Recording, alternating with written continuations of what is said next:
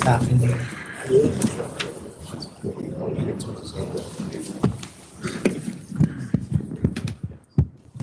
All right, good morning, everybody. Today's date is June 25th, 2025. This is a regular meeting of the members of the State Liquor Authority being conducted in our New York City office with video conferencing to our offices in Albany and Buffalo. This meeting is also being live streamed on the Authority's YouTube channel, where you can find the recordings of all of our past meetings.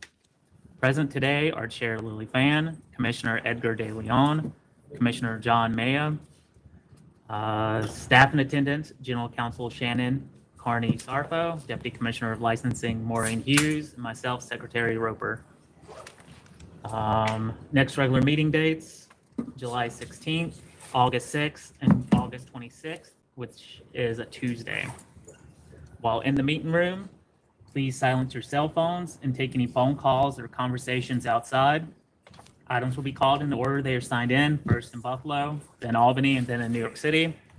There are exceptions, such as items that need an interpreter. They will be called when the interpreter arrives. For New York City, we will call items early if they have a representative from the community board present to promote community input. When your item is called, please approach the podium and identify yourself. Representatives should also identify their clients who are present. Chair, do you have any announcements? Yes, thank you to the staff in the back of the room. I also want to introduce to all of you our new licensing lawyer, Christina Topper, who's sitting in the corner over here.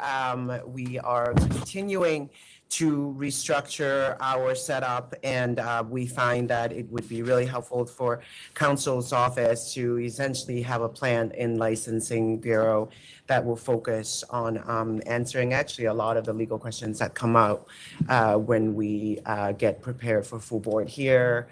I'm trying to build a quarterback in each of our bureaus to quarterback full board so that this process continue to be oiled and that we continue to move quickly and also give it the best consideration that we can before we get here. With that, you guys see a lot of people behind you. It breaks my heart.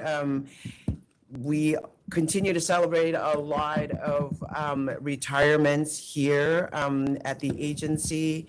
Today, we are actually honoring two people. One have been at the agency, Debra Mitchell, for 38 years.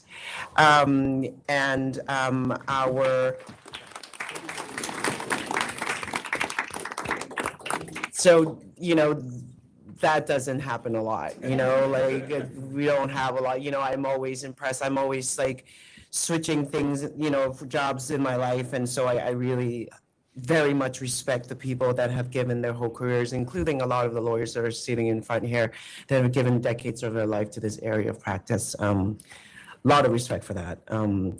I also want to honor Gary Bartikofsky, who has been with the agency for 37 years, and he was our, wait, what?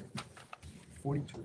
Oh, sorry. It's actually 42 years. I don't know why I thought that. 42 with the state, 36 with us, I think. Oh, okay. 36 with the SLA, 42 with the state. Donald clarifies it for us.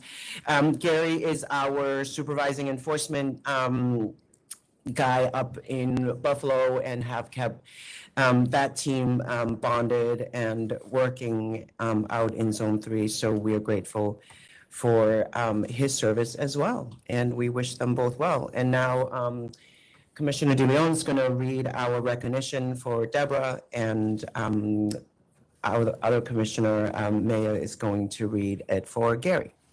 I'm actually going to do Gary.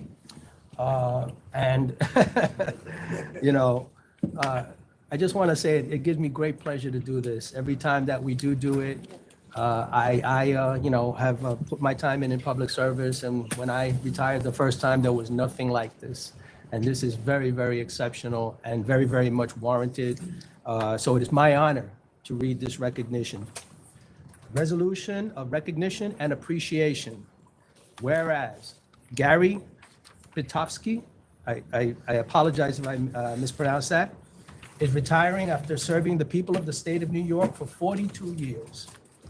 Whereas Gary began his career with the state in 1983, starting with the Attorney General's Consumer Frauds and Organized Crime Task Force, Department of Labor, and Department of Tax and Finance, then serving 36 years with the State Liquor Authority. Whereas Gary joined the State Liquor Authority as an investigator and worked his way up to senior investigator in 2005 and supervising investigator of the Buffalo Enforcement Unit in 2007. Whereas Gary had many contributions and accomplishments during his long career with the State Liquor Authority and always represented the agency in a professional and respectful manner.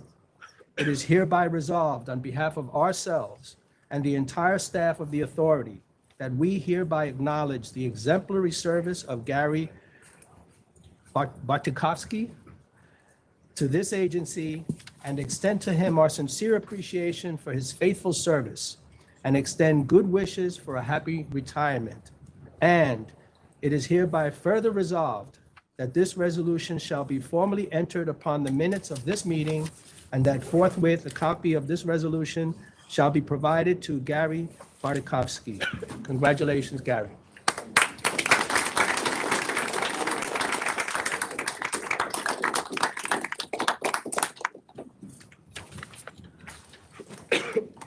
Then for Debra, you want Debra to come up?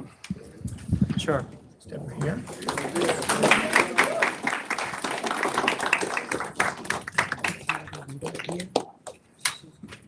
Okay. We ready? Go ahead and read. Okay, Debra Mitchell, I've not met you, but I guess I meet you right now. So congratulations, and it's my privilege to meet you personally. And I'll be privileged to read this resolution to the room here. Whereas Debra Mitchell, in her 37th year with the State Liquor Authority, is retiring after a long and admirable career in public service. Whereas Debra joined the State Liquor Authority in September 1987 and has been a dedicated member of the team ever since. Whereas Debra is commended for her diligent and capable contribution to ensuring Council's office was able to operate, her attention to detail, her conscientious approach to dealing with police witnesses, licensees, mail handling, and information sharing with staff, and her invaluable familiarity with Zone 1. Whereas Debra is recognized for quietly making the extra effort, for double-checking details, and for identifying and highlighting potential issues with the communications and mail received by Council's office that may impact the workings of the office. Whereas Debra has earned the position of a reliable supporter of the agency's long-term interest, sharing in everyone's good news and difficulties, and cheering all of us on like a true friend. It is hereby resolved on behalf of ourselves and the entire staff of the authority that we hereby acknowledge the exemplary service of Debra Mitchell to this agency and extend to her our sincere appreciation for her many years of commitment to the State Liquor Authority, wishing her a long, healthy, and fulfilling retirement. And it is hereby further resolved that this resolution shall be formally entered upon the minutes of this meeting and that forthwith a copy of this resolution shall be provided to Debra Mitchell. Congratulations to you.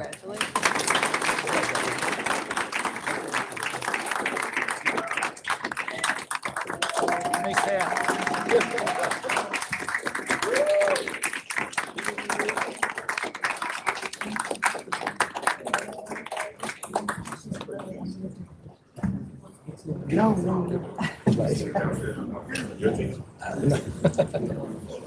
No?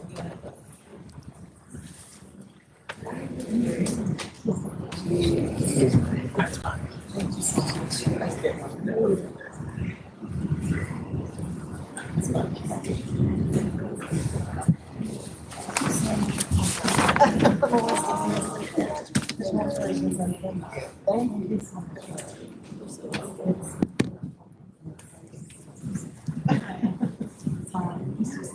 Relax now.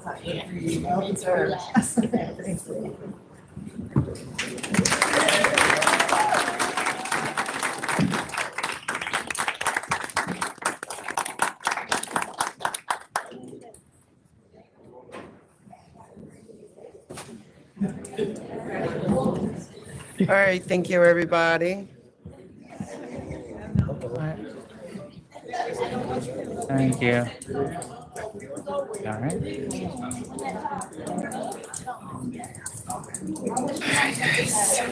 All right.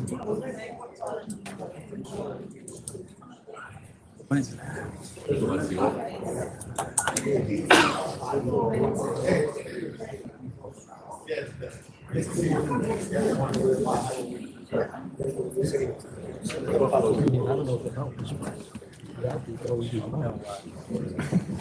All right. So for our items, before we move on to Buffalo, I do have one item here in New York City. It's number 26, ECKERSON DELI Corp. I was told that his representative, you can come up. His representative cannot make it, and he wishes to ask for an adjournment. Again, it's 26 ECKERSON DELI Corp. You can go up and introduce yourself. Hello, my name is Miguel Lopez. And All his, right, July 16th. well, what date do you actually want? and why? August 26th, was it not? August 20. August 26th. Why is that? They won't be here and they're not feeling well, and they're currently taking care of their health, and they will not be here until that day. Okay. All right. If they still can't make it, you can ask them to ask for another adjournment.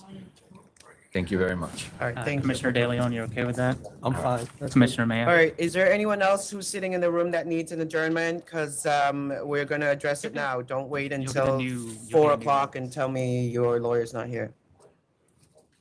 All right. Anybody else? Anybody else? All right.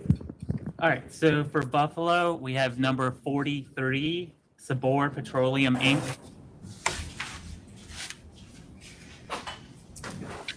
Good morning, Tracy Jong here on behalf of the licensee, and I'm here with Amjad Mughal, the sole principal of the entity.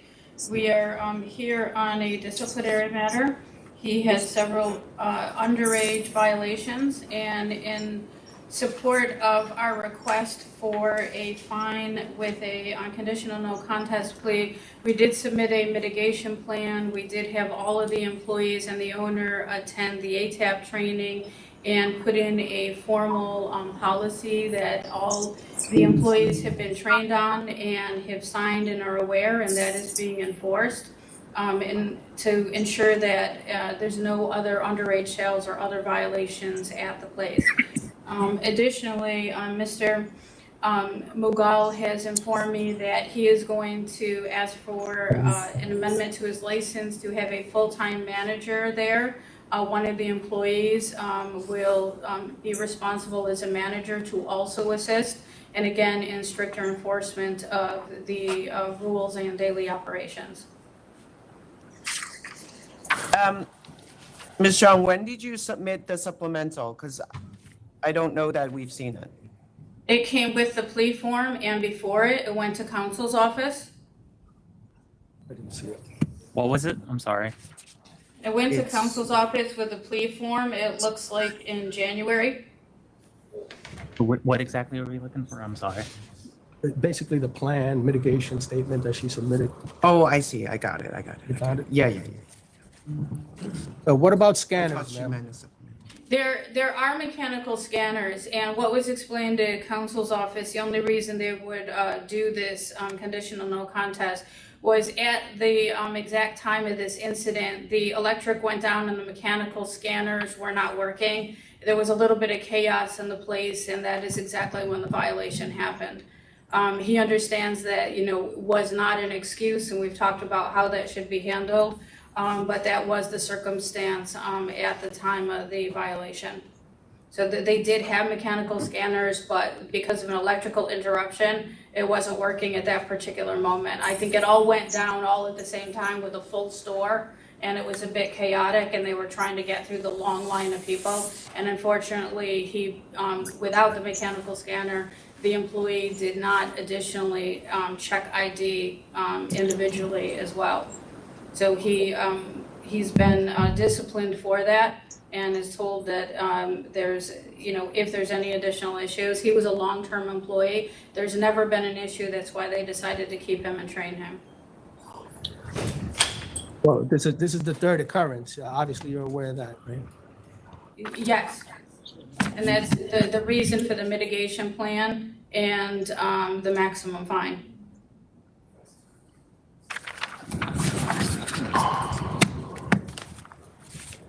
All right, I mean, your mitigation plan is basically saying that they're gonna follow the law, which is really just baseline here. As long as your client is aware that if there is a for sale, this is gonna be a cancellation, is that?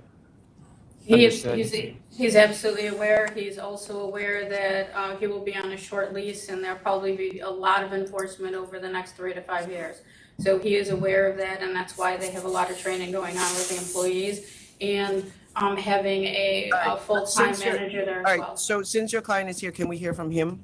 Absolutely. Yes, sir. My name is Amjad. Yeah,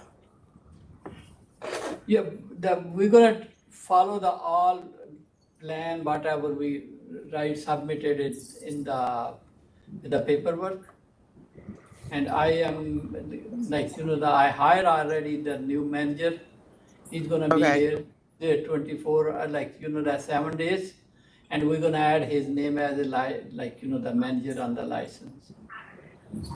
okay, I mean, it's ultimately your responsibility. You can hire a manager, but Yes. you have to just try you have to stop selling to minor. Yeah, I will. There's no do other way more. to skin this because as your lawyer said, you're gonna be on a list. I don't get to decide how the operation happens. Like the local police is gonna have you on their list. They're gonna be coming back. So, and if there is a for sale, like I don't have discretion at that point, sir. I'm just trying to make sure that you understand that. Yes, So you gotta go 5 years without another sale, sir. Like seriously, okay? yes, we will do. Okay. Do you have anything else? No, I mean, I read your mitigation statement. It does reference the scanners, but it doesn't say anything about them not working on the last day in question. I'm ready to vote if everybody else is. All right, Commissioner De Leon, I'll accept the $10,000 penalty. Commissioner Maya, 10,000. and Chair. All right, 10,000. Thank you for coming. Thank you. Thank you. Thank you. And Nicole, there's no one else there? No, nobody else has arrived. All right, I know we were told one more item is supposed to show up. There's at Right. least one more. So if you can just stay on, if you want to, at 10:30 or as ever long as you want, but you may have to log back on at some point, Okay, but 10:30 at least. Thank you. sure. Thanks, Yeah. Nicole. Yeah. So moving to Albany, the first item is number 35, 10 Mile Table LLC. Good morning. I'm Erica De Silva. And are you the applicant? Yes, 10 Mile Table is my small business.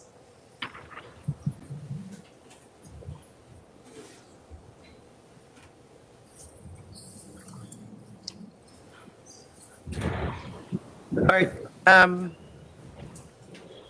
is there any protest in the room? No. Okay, is there any protest in this room in the city? Anybody? Number 35. 10 Mile Table LLC, All right, number 35.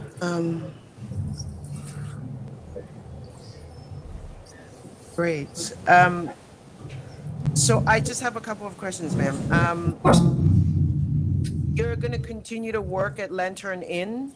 The Lantern Inn is the restaurant that I've been at for the past 9 years. I've been training our very capable and lovely bar manager.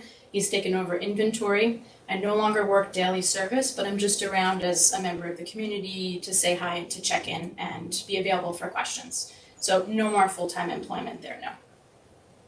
Okay. So you're gonna be full-time at the store? Yes, indeed. Okay. And then you also have a different business where you do events and design and cookbooks? It's personal. I've printed 2 community cookbooks for our general region, celebrating the bakers, the artists, the makers and different recipes that they've contributed, and both have been donated to various local food security charities. Yes. Okay, so I just want to clarify that there is a law that prohibits you from having what we call a second business where the package store is. Okay. So technically, you shouldn't be running your second business out of the store. It's not a second business. We printed 2 cookbooks. One was during COVID as a celebration of our community, but I actually don't have the time to self-publish, edit, gather Okay. recipes. So those were one-offs, Okay. but very Okay, happy. but you understand what I'm saying is that if you're, I appreciate that you're multi-talented and you can do a lot of things, but it's got to be like a sort of outside of the liquor store business and, you know, and not branded the same and all of that. I That's- understand. That's all. Okay. Thank you. Yep. Do you have any questions? Yeah, the numbers that we received from the stores, 1, 2, 3, 4, 5, 6, 7, are not really good. Only one of them showing an upswing in sales in 2024 over 2023, but they're all very far away from your location. The closest one being almost 4 miles, the farthest one being 12 miles.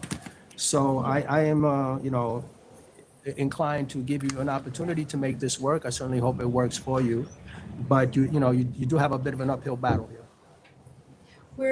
You should definitely come visit, but Mosaic is a very uniquely positioned hamlet, and we're really lucky. We've been very supported by all the towns nearby, but I completely understand that it is going to be a challenge. Yeah, I'll note also for the record that you did submit letters of support from residents and as well as a business owner, I believe. Indeed.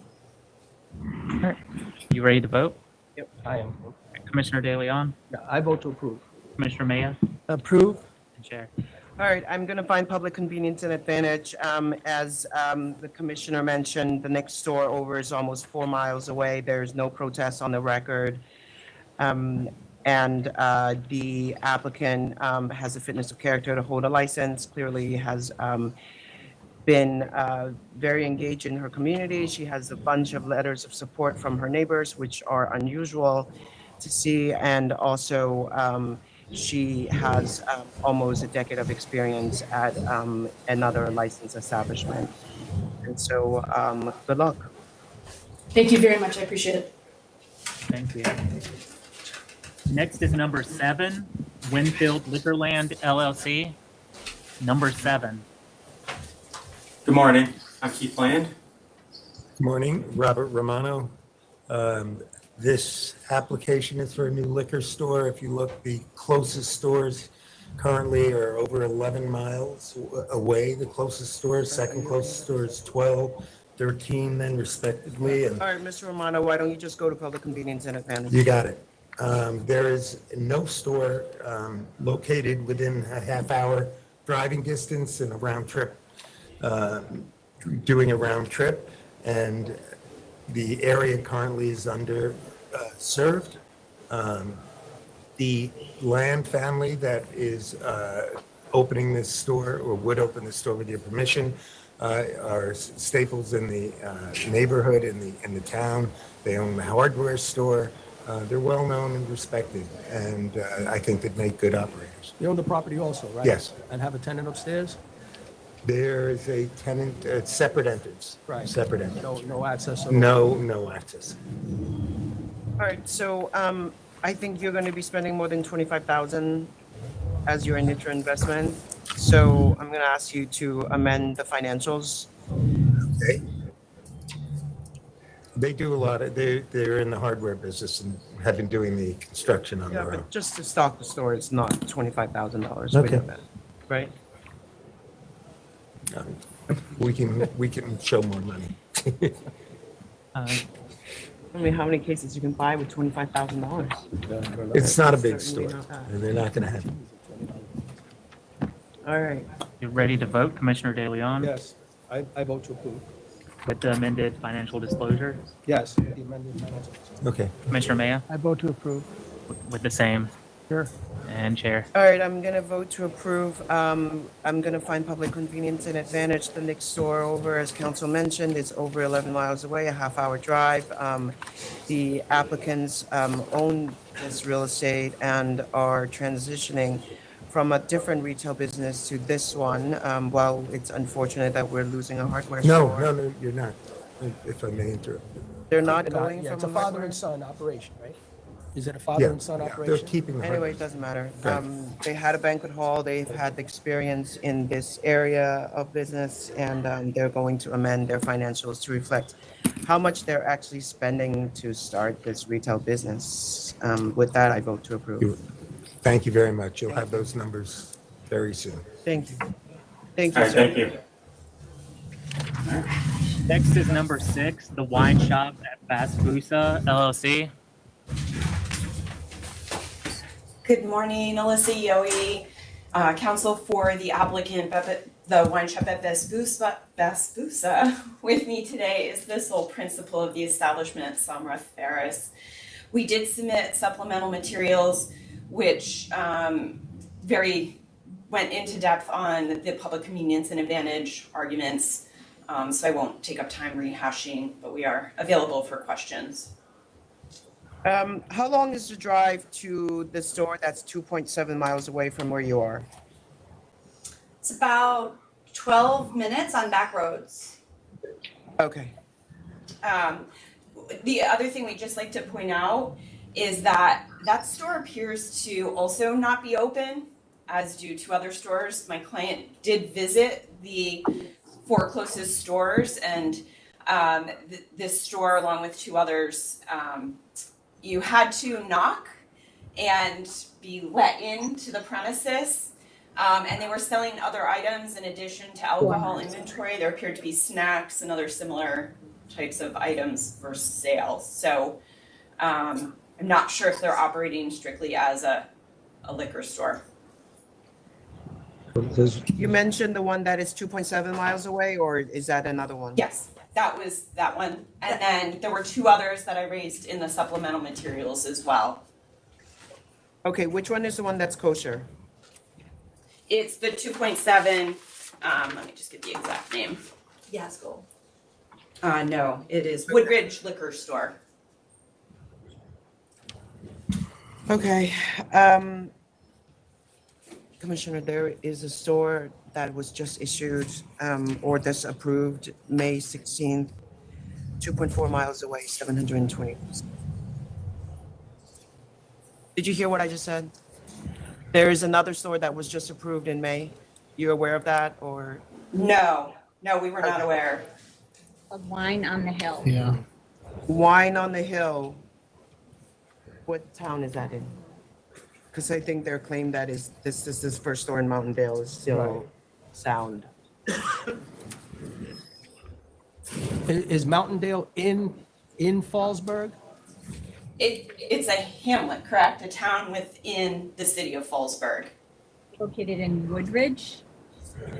Woodridge is next door to Mountaindale. It's a different town. In the city of Fallsburg? Yes. There are no other liquor stores in Mountaindale, no. All right, can you discuss your financial disclosure here, what you've put as the amount you're using to open the store?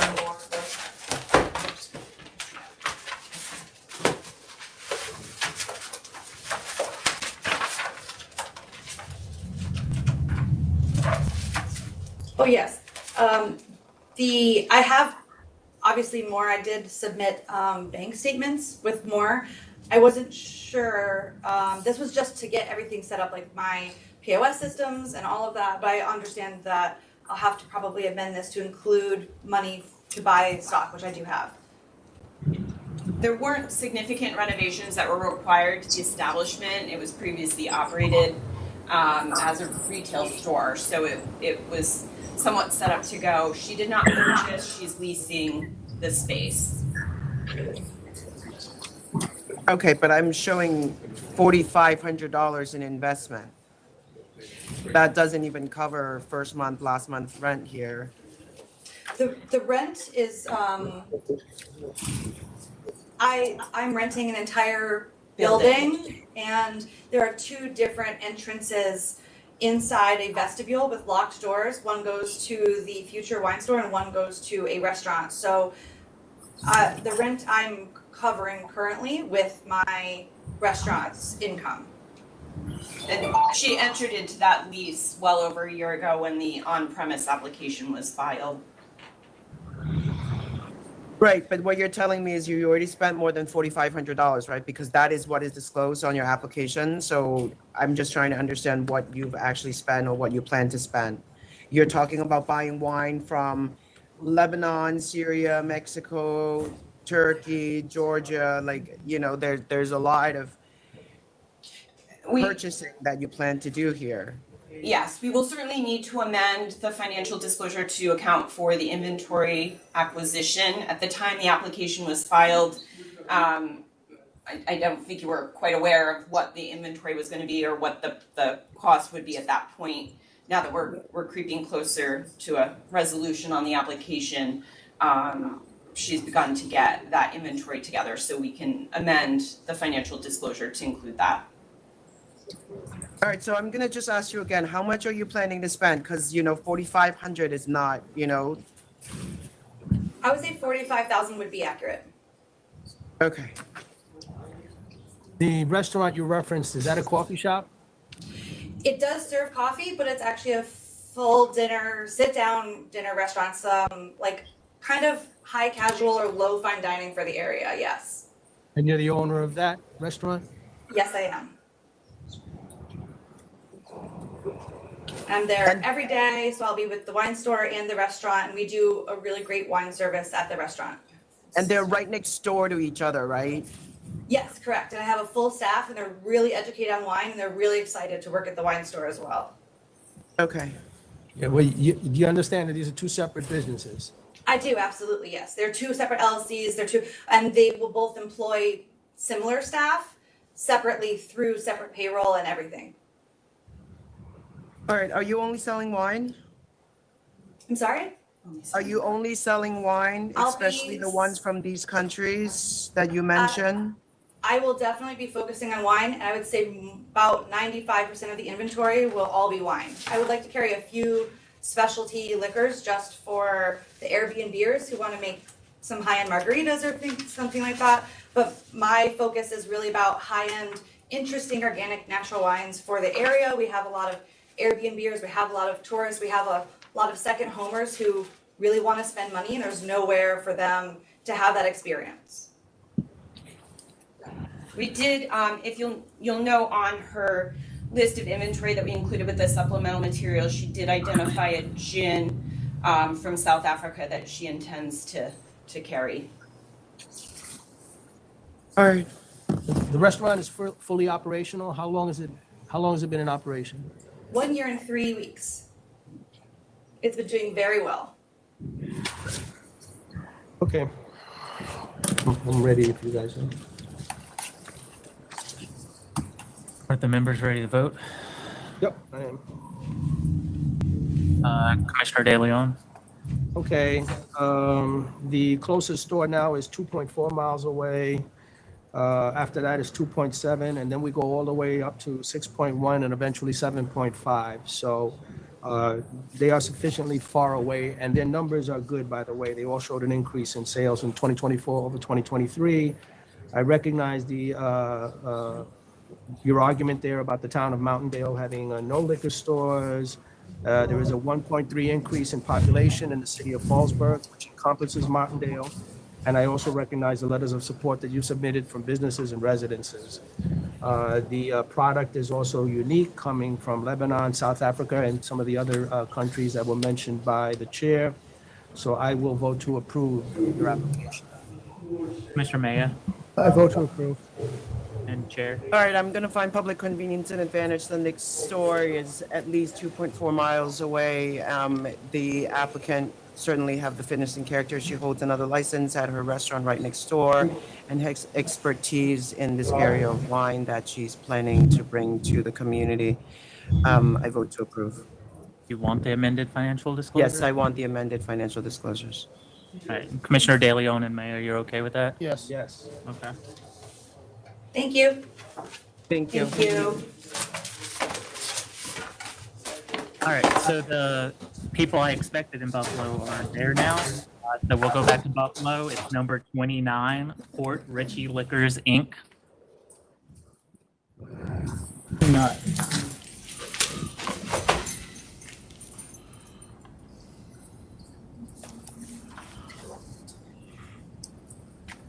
So if you could just go ahead and introduce yourselves. David A. Quintana. Xavier A. Quintana. The applicants. I am the applicant, yes, sir. What's happening here? My understanding is that this was already, This is a, this is a recon? yeah.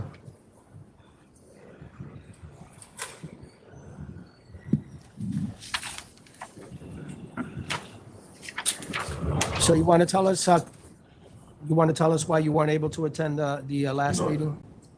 Well, your initial meeting, you guys, I guess, rescheduled it. Then the second meeting, well, I know one meeting I could not come because my daughter had an EEG. She suffers from seizures.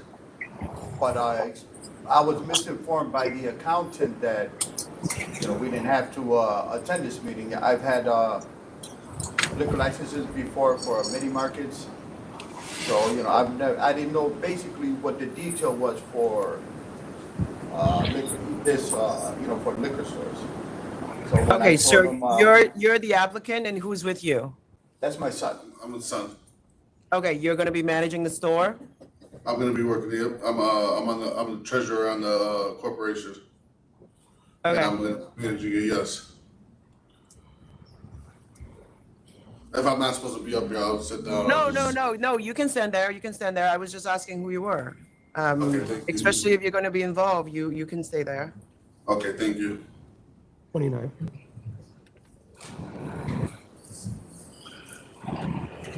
Yeah, that was the original reason when council has recommended it now because.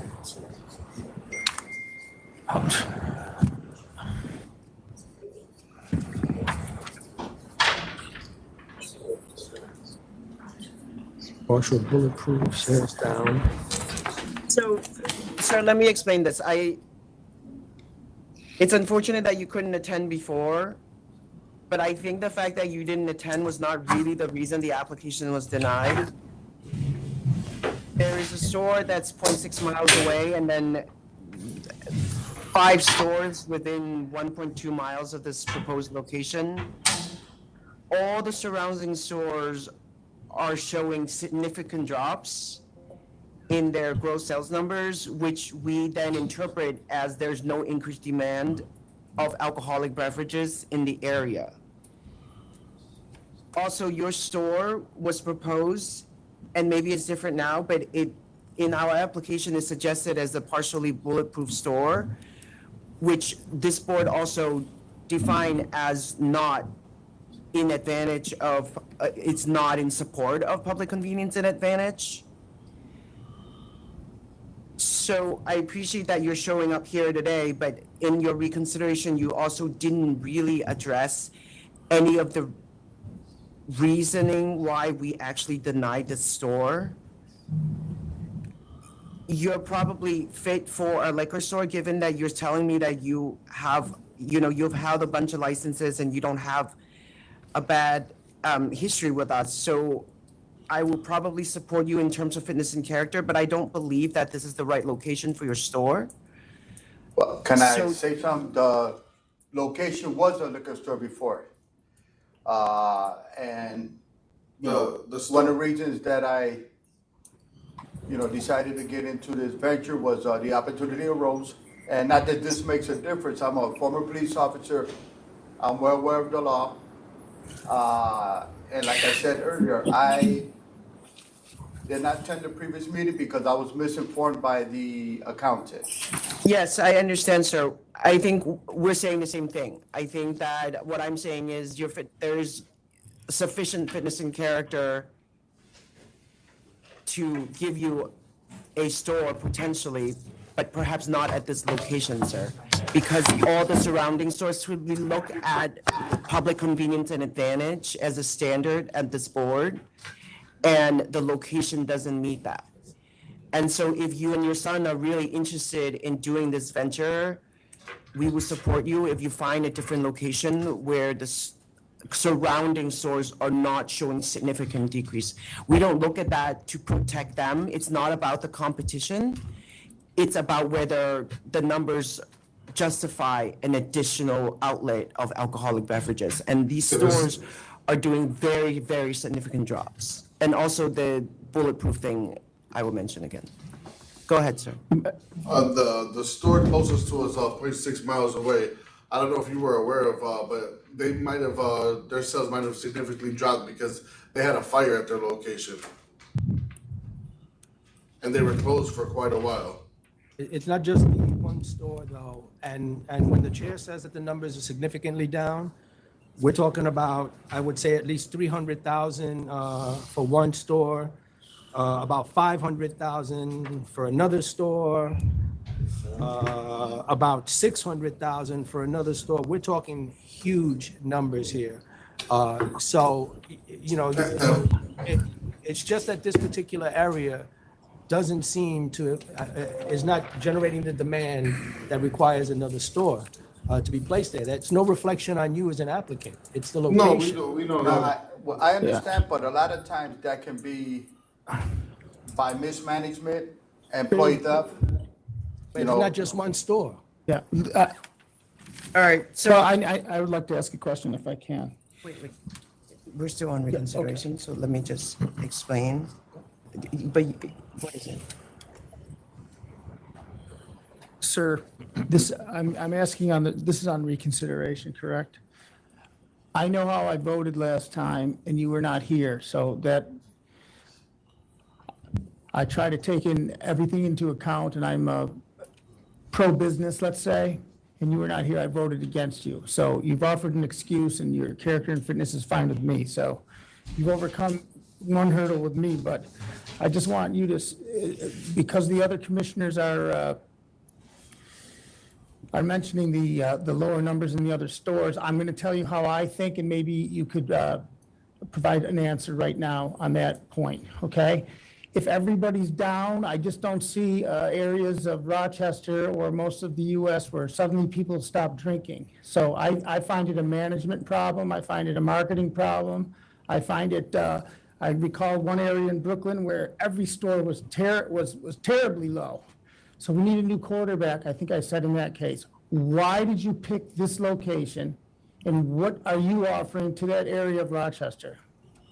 Well, I picked the location because it was previously a liquor store. Prime location. And that's Portland Street, there's no liquor store at all. Granted, you said there are stores around us. Closest liquor store is on Norton and Portland. We've had our eye on this store for a long time, and the previous owner, Roma, she did not want to give it up. We talked to her for about almost 7 to 8 years on taking over that liquor store, and then she became a nurse, registered nurse, and she presented the opportunity to us. She did not want to give it to nobody else because it was her mother's building, and it was a prized possession to her. She knew that we were family oriented and that we were going to run it together as a father and son. Yeah, but here's my question to you. When there's low numbers, what's so special about your place? How are you going to change the business demographic there? Well, let me tell you something. Any business that I've gotten into, I take pride in it. Like I tell my son, if you're going to be a garbage man, you be the best there ever is. You're going to be a bottle collector, you be the best. So, and we get this liquor store, we're going to do our best to be the best liquor store around there. All right, sir. Marketing. Let me just explain the process here. You're asking for reconsideration. This application was previously denied. That's correct. You were on the calendar. We rescheduled it based on your request. You did not show up the second time. Today you're here, and so, However, to meet the standard of allowing the board to reconsider, you actually have to state that some situation has actually changed. And so we can vote on reconsideration first. Okay, I Do you understand what like I'm saying? Yeah, I understand. Like I stated earlier, reason we did not come to the meeting was because we were misinformed by the accountant. Had he said, no, you definitely have to show up, I would have showed up. And also too, on the question that he had, we have good connections in the radio So stations. here's what I'm gonna do. Let's vote on reconsideration and I'll explain. Okay, on request for reconsideration, Commissioner De Leon. Okay, I don't believe the applicant has argued any new facts that were not available at the time that we had the hearing. There's been no change in the law that's been cited by the applicant. No facts that have been overlooked or misapprehended. I don't find a basis for reconsideration. I will note that I'm sorry to hear about the condition of your daughter, sir, but the second meeting was rescheduled at your request and you didn't attend that meeting either. So No, I unfortunately. didn't request, We didn't request. I didn't request a second hearing. If You I guys may, changed the date, and that's when I told the accountant that you guys changed the date. And when I told him if I had to attend that meeting, he said no. That's when I said I was misinformed. okay, well, then, I don't know that you want to be represented by an accountant in these matters, but that's your decision. Respectfully, I vote to deny on reconsideration. Commissioner Maya. All right, gentlemen, I voted against you the first time because of, that you weren't here. I didn't have to get to any other issues. Of course, we didn't get to the other issues that I made maybe some comment today that was maybe not for reconsideration. I am buying your excuse. So as a civil lawyer, you have a reasonable excuse for me. Do you have a meritorious claim to the extent that that law applies in this hearing? I think there's a management problem there, which you might be able to elaborate on. So I'm going to vote to reconsider. I'm voting for you to reconsider this matter. And Chair. All right. Here's what I'm gonna do. I believe that given the materials that you submitted, you didn't actually present any new facts. So I can't support you for reconsideration because honestly, like we serve everybody. I gotta be principled in what I do here. And so as much as I understand your situation is that I have to vote no on reconsideration because there are no new facts. However, I'm gonna offer you this. You haven't actually gotten the denial decision yet. And so soon enough, you're gonna get in writing why the board voted no the first time. And I invite you to read that carefully and then respond to that with facts, with what you think is different, and you can come back again. I'm saying to you, this is the best I can do, is to give you another reconsideration once you receive the written decision. Okay. Alternatively is I'm saying that you guys should perhaps find a different location where all the numbers are not completely down, management issue or not. We just don't issue stores when everyone is doing 50% of what they're doing. It's just the way, this board is extremely generous. If you've been listening, we basically hand them out like candy, so if you find a different location where the stores are not doing so poorly, you'll probably get it. So those are your two ways forward. I would also consult with whoever is advising you. There are a lot of practitioners here that are very professional and have done this for a long time and deal with us like for their living. I can't really accept that it was the consultant's mistake. That's like not, we can't operate like that. You got to find a professional that knows what's going on to give you advice on something that's really this important. Can I say something? Yes, With- look, with you're all- not represented. I've already spent a lot of time. I have a room full of people here, but I respect you. You can say one more thing. But we've already voted. With all due respect, we put this application and we didn't know that the numbers were down at other stores. This was a prime location for a long time, more than 10 years. And like he had a question, what could we do different? We have ties with with the radio station. We have ties with a lot of marketing that we can do to make this business work. Okay, so we already voted. I understand you have all those facts. You can present all of that in writing when you make the reconsideration request, because we have a process too. When you request a reconsideration, then council's office goes look at it, and then the board gets a recommendation. And so you could have presented all of that in writing. I mean, if you should request the documents that's related to this case. You can look at everything before you come here. You should know what you're arguing when you're coming in. You understand what I'm saying? Yeah, we understand, but the thing also is What about the you know, the length of time this has taken. I- It's been almost 2 years, you know, which is, Sir, I get it. sir, yeah, I understand, yeah. but that's the process we have to follow. Again, everybody is doing down numbers. It's just a. yeah, I it look- understand, but you know, the store, the location was a regular liquor store for years, so it's not like it was a new building. Sir, we know, voted, What about the bulletproof? The members have already voted, recon's denied, so the application's still disapproved. Again, the chair has invited you to wait for the reasons for the disapproval, and then you can try to request again or file a new application at a different location. You can also request the documents, like all documents that the members have considered while voting. So we do have to move on. Okay, I just got one quick comment. When we submitted all the application, you guys requested us to pay for a temporary liquor license. Not a temporary, And but you you guys did get an charged us- application fee. No, you guys charged us for a temporary liquor license and then sent us a letter stating that it did not qualify for a temporary liquor license. So why True. would you guys charge us for a temporary liquor license? We need to move We on. didn't charge you for a temporary, you applied for it. No, And you guys, no. Sir, Yeah, sir, but they took the money. sir, we do have to move on. If you have questions about Yeah, the if you have a fees- question, go to the desk and you can ask to speak to someone in licensing and they will talk to you about the refund process. Thank you. You will get a refund for every dollar that you pay the state. We don't keep your money when your application gets denied. Thank you. Thank you so much. All right, one more person appeared in Buffalo. It's number 40, LEKOJOKO LLC. Number 40. 40.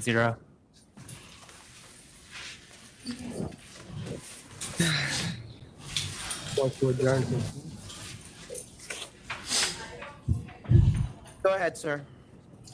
Yeah, my name is DELI. I am the rep assisting LEKOJOKO LLC.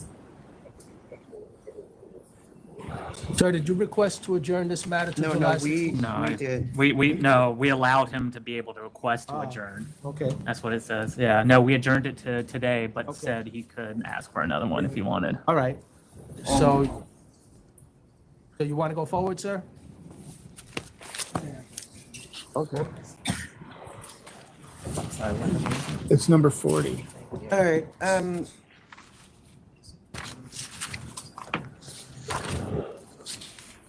is the 10th renewed?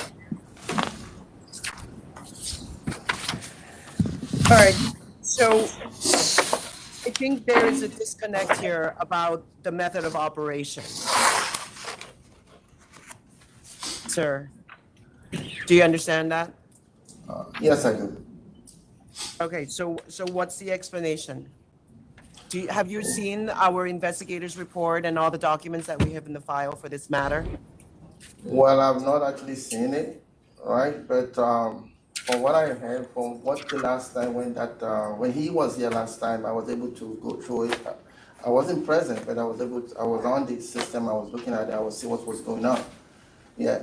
So this is a restaurant plus bar, a lounge. They do sell food there. So when the application was sent in initial time, it was set up like a restaurant and also like a lounge together. Because of the food that they sell there, so that's why we also consider it kind of a restaurant. Plus, All right, so are you aware that our investigator visited the location and was told that there are some nights at this location, the doors open at 10 p.m.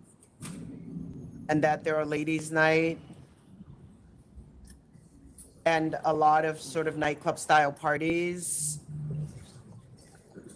Advertising. Are you aware of that, sir? No, I'm not aware of that, but Okay, so I can't move forward. He has to see these documents. Sir, if you're gonna come and represent your client, you have to make a FOIA request for everything we have in the file for him, because it seems like you're not aware of what the disconnect here is. He came by himself last time, and I didn't want to deny his right to have this business without your involvement. But now Yes. you're showing up, but you don't seem to know what the problem is. No, I do understand. This location essentially operates as a nightclub, and you say that, you know, he serves food, but he's door dashing food. You're saying in your materials that there's no live music, no DJ, but all the advertising says otherwise.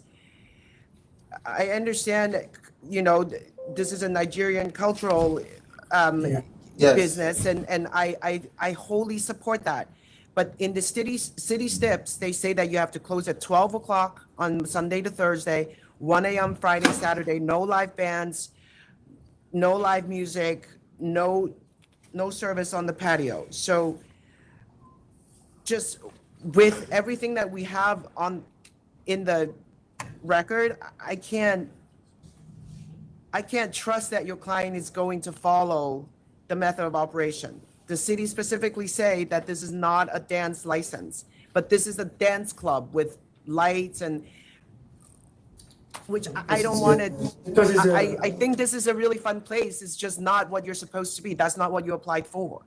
Well, this is kind of a Nigerian cultural place. It's owned by a Nigerian. So once in a while they do have a party, right? Mostly Nigerians party.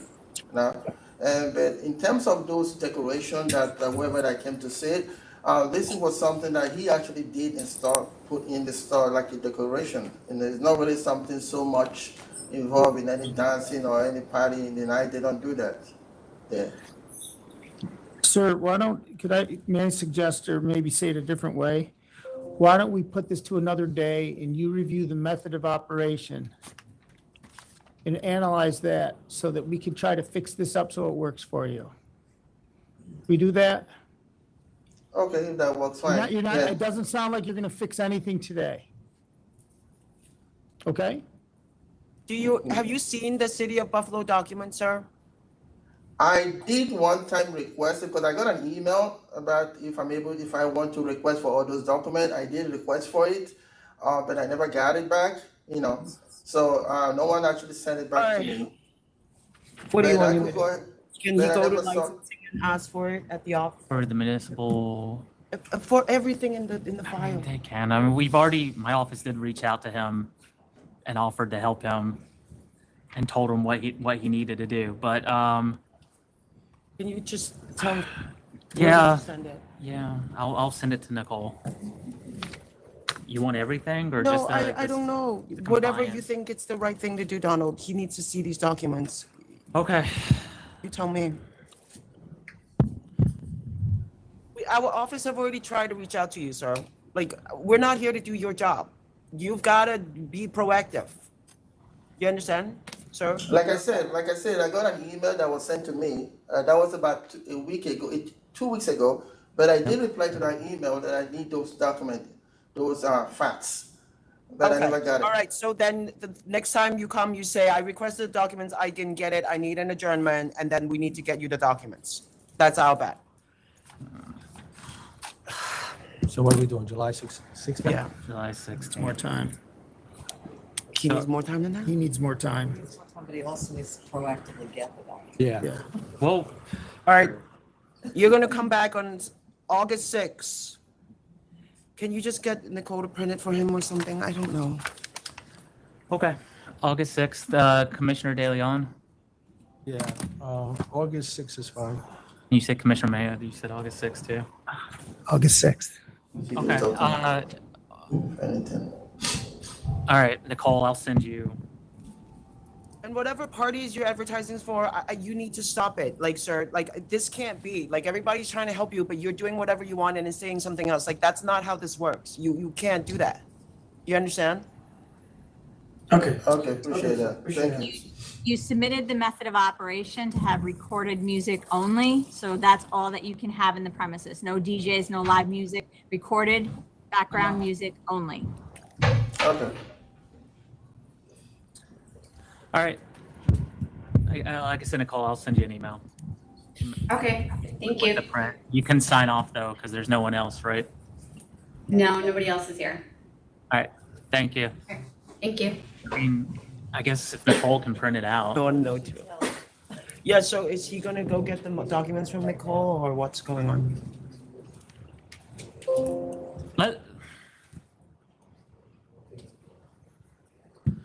Hold on 1 second.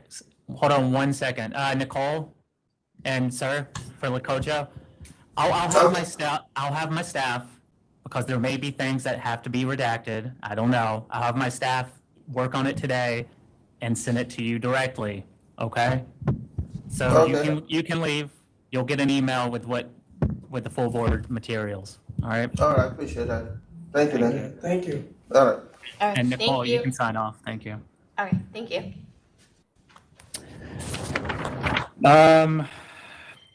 Back to Albany. That's number 54, Hometown Liquors, Inc. Hometown Liquors, Inc. What number? 54. Is that not who's next? Yes, good morning. Thank you. Before. May I proceed? Yeah. Yes, ma'am. All right, thank you. First of all, I'm Carolyn George. I'm an attorney with Cooper, Irving, and Savage here in Albany. Our law firm is representing Hometown Liquors, Inc., DBA, or also known as Hometown Wine and Liquors. I'm here with David Bushnell. He is a native of Nassau and is the licensee of Hometown Liquors, Inc. We're here with reference to the disciplinary matter before the board concerning the conditional plea was already entered on this matter, and we're here to address a request for mitigation of the civil penalty. Why would you do that when you agreed to pay $3,500?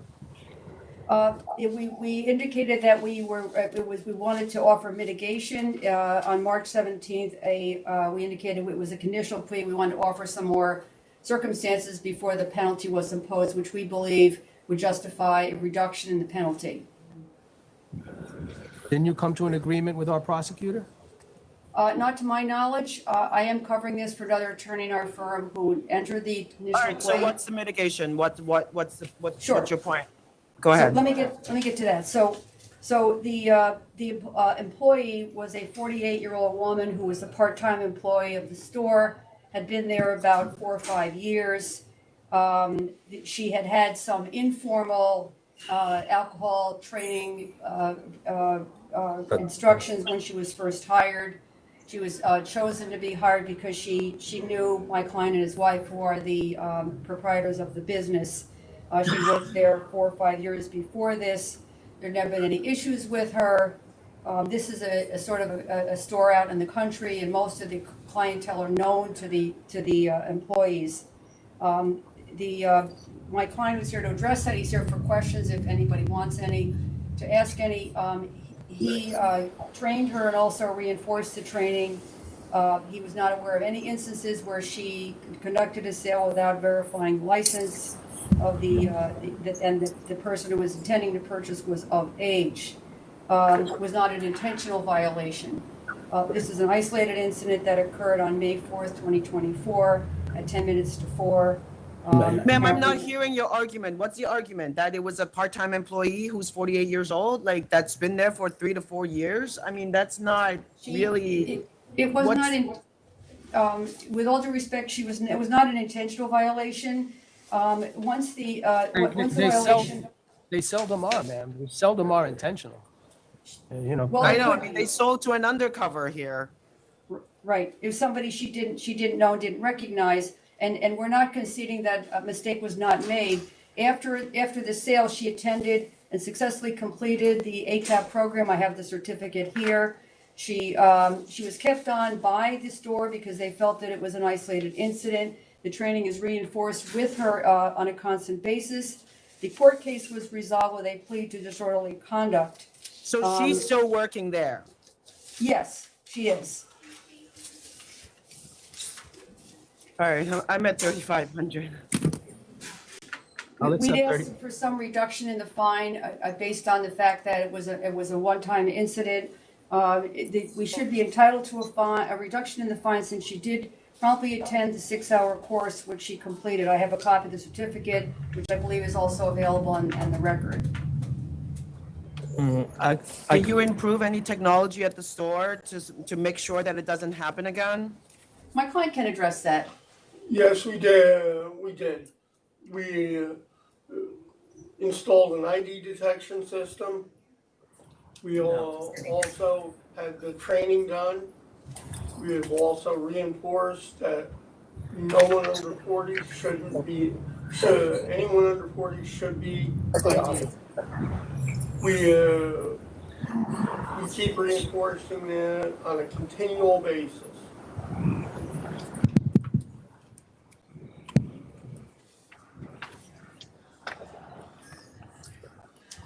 You make this agreement with, they offered 3,500, right? Yeah. Well, you know how I am when you wouldn't know this, but sometimes I tangle a little bit because an offer's made and I don't like to change it, so, and that goes against the state. So if you offered 3,500, it's 3,500. You It's offered my, that. it's, with all due respect, it's my understanding that the letter dated March 17th of 2025 indicated that mitigation evidence would be considered. For example, as stated, the client had implemented procedures going forward to prevent such violation from occurring in the future. There was no previous violation by this individual. So we believe under the case of Vitagliano versus SLA, 149 AD 2nd 426, 2nd Department 1989, the imposition of a less severe penalty is appropriate where the licensee has implemented procedures to prevent violations and the violation itself was not intentional. So what's your offer then? What would you like it to be? Well, we'd like a minimum fine.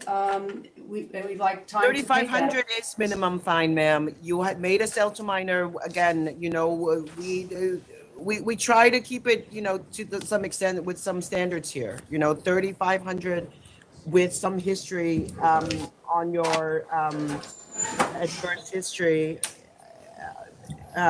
your liquor store, and you know, we really actually don't see a lot of sale to minor at liquor stores. They generally are very, very keen on checking ID. To the extent that your employee is still there, I'm not sure whether there is anything that you're saying that would convince us that things are going to change now. Usually people come in saying it was a person who was there for just that day and they are fired now. Like that may help, but that's not what you said. You said the complete opposite of that. So, but you did offer 3,500. Would the board consider you can a also, $1,000? if you're, Would the board consider a $1,000 fine?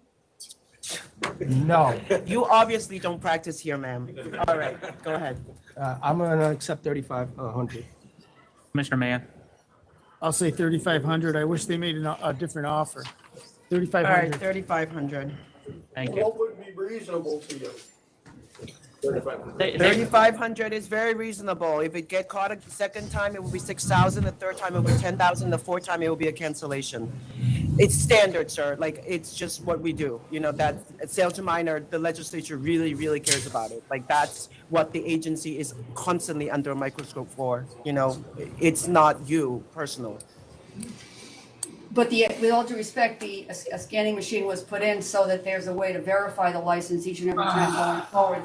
Well, thank you, sir. Then Look, hopefully if you're we don't not see happy you with again. it, you can ask for a reconsideration. There is a process for that. You can send us pictures of the machines. You can provide evidence of that as part of your mitigation. You can submit that as written evidence, and then we will consider that. I'm happy to reconsider it again if you want to provide more documents, ma'am. That's the process. Thank you. Thank you. Well, thank you. Okay.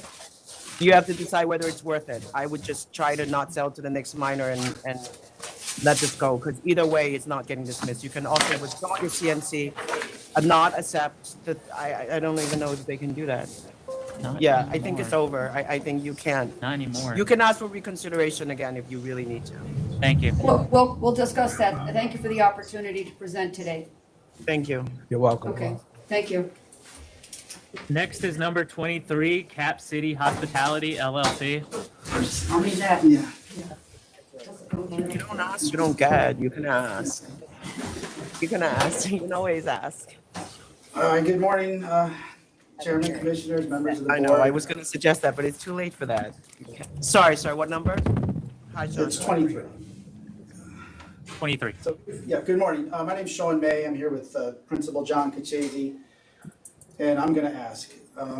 This is a conditional no contest offer that was entered on these violations from 2023.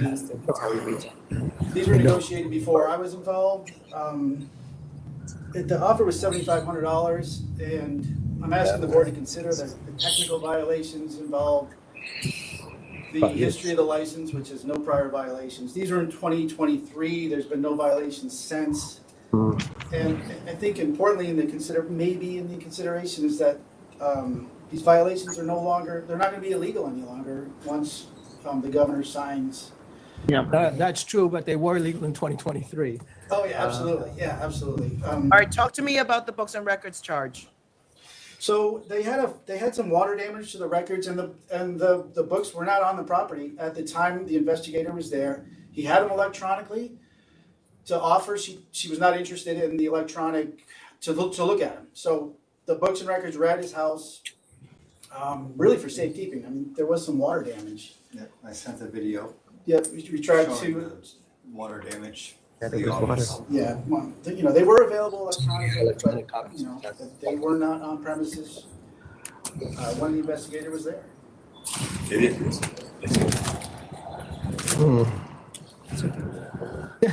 No, it's all right. No, if you feel about it, okay. Yeah, go ahead. Yeah, I'm okay with it.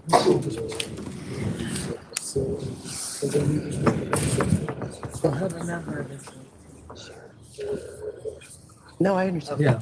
I think we're okay. I checked. What was that, Shannon? No, yeah. All right, you're right. All right, you're right.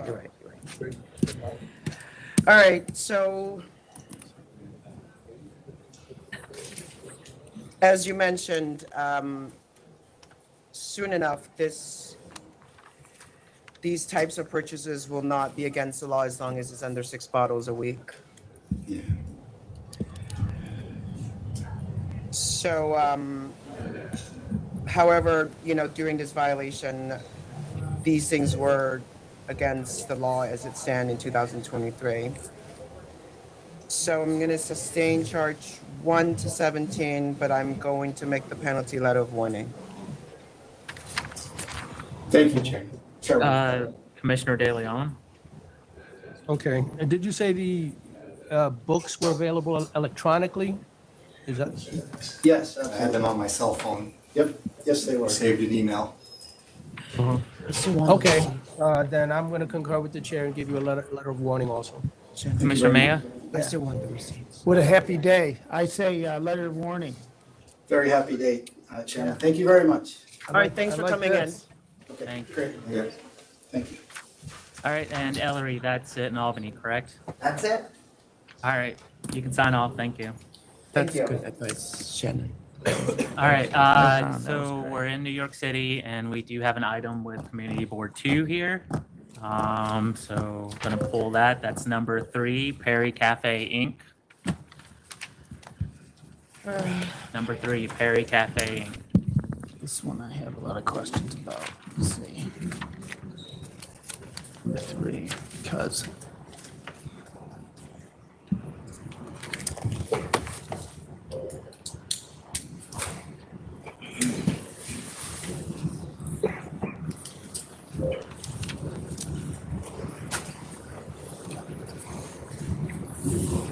Good morning, Chair and Commissioners. Donald Bernstein from Bernstein, Rado, and Savitsky on behalf of the applicant Perry Cafe Inc. for a new beer and wine license application. With me is Metoja Mihajlov. Did I say that right? Metoja Mikhailov, yes. Oh, close enough. And his wife, Marina. They own this together with Metoja's brother and his wife. So this is a family-owned business.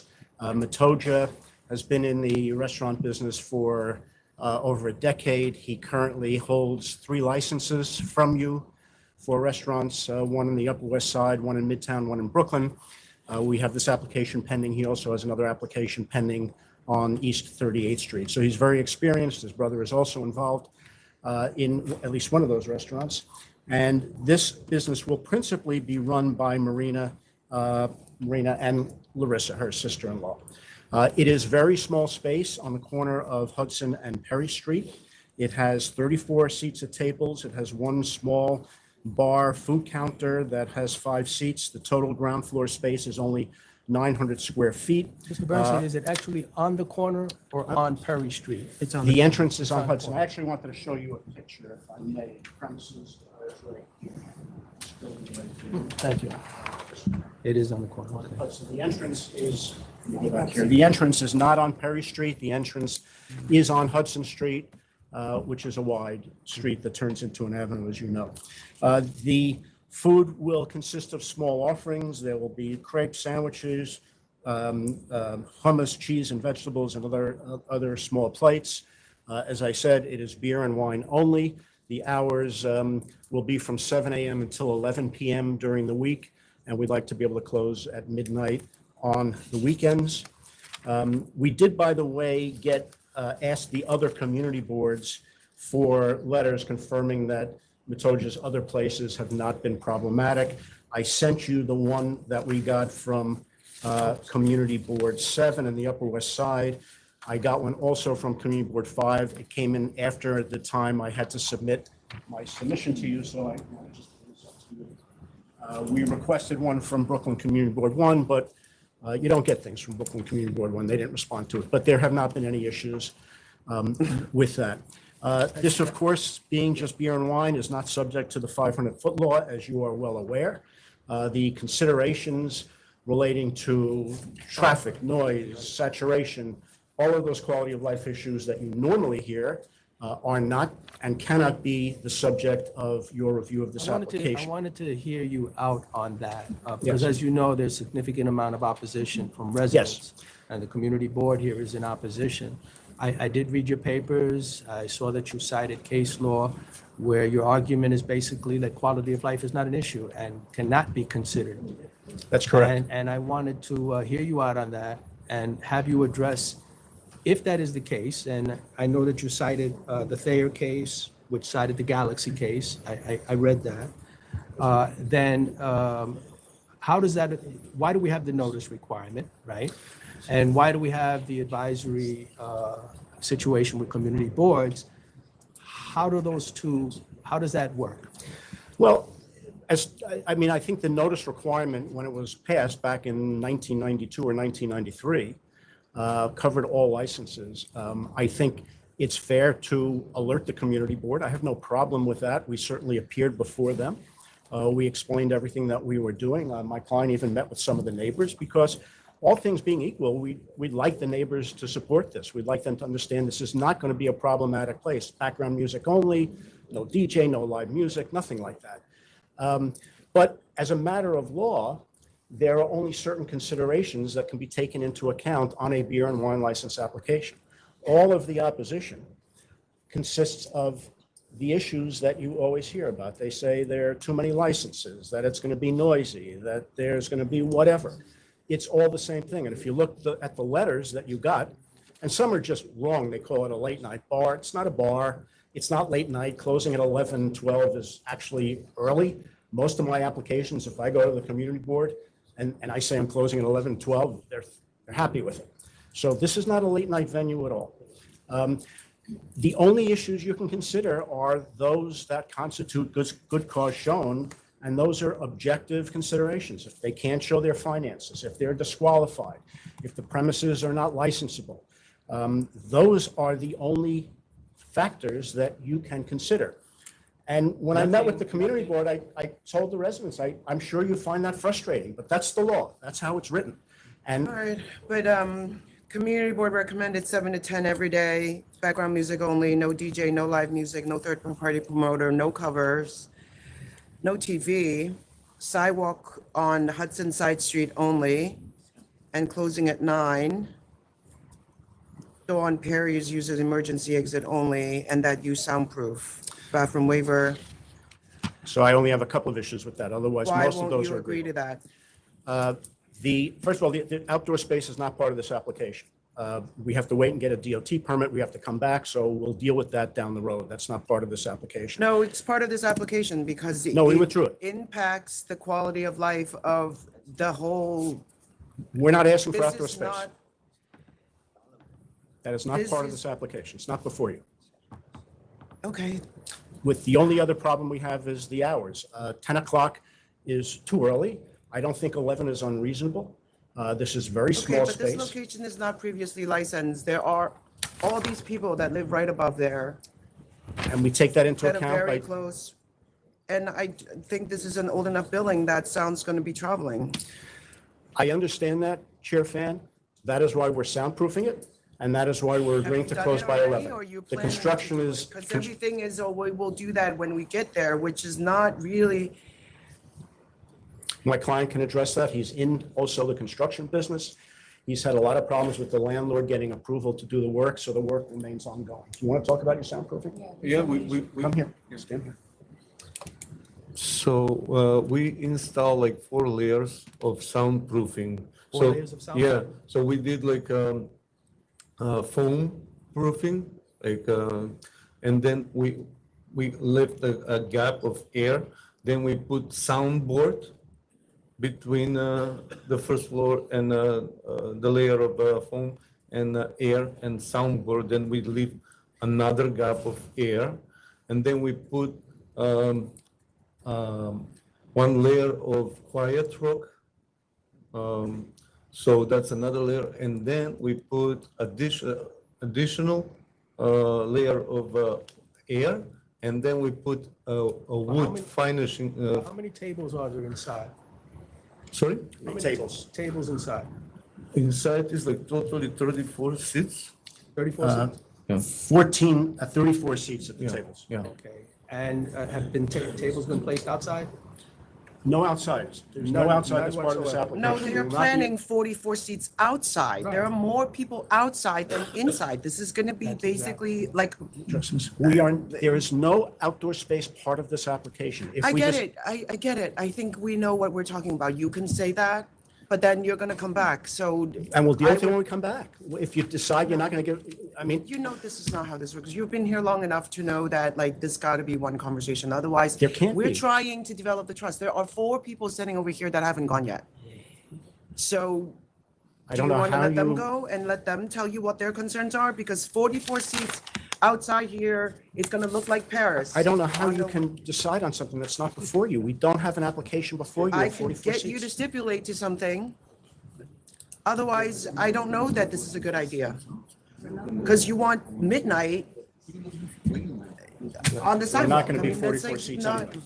And there's no other establishment on Perry. There's no other I mean, establishment on this Perry is, Street, right? this is a residential There- street there- here. There's not going to, first of all, there's not going to be 44 seats. Whenever we come back for the outdoor seating, it will not be 44 seats. There was original drawing that they thought they made. They're not going to do that.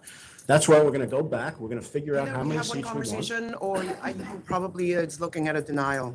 I don't know how you could possibly deny a beer and wine license where there's no good car shown. This Because cannot I be don't denied. find that to be good faith, like negotiation. Chair Fan, I can't apply for an outdoor cafe until I have a health permit and we're open.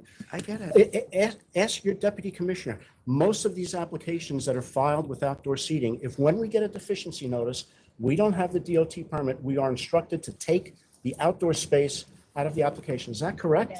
That's correct, and that's what we did. Well, We you don't, could also have just taken 10 PM and not be here at all. This is your choice to come no, here. they denied this outright. All right, That's go not ahead. true. Go ahead. Hi, Donna Raftery, Chair of Community Board 2's SLA Licensing Committee. So the first thing, there was a letter from Kate Quinn. She intended to be here today. I have copies of it with me addressing all the law cases that you were asking about.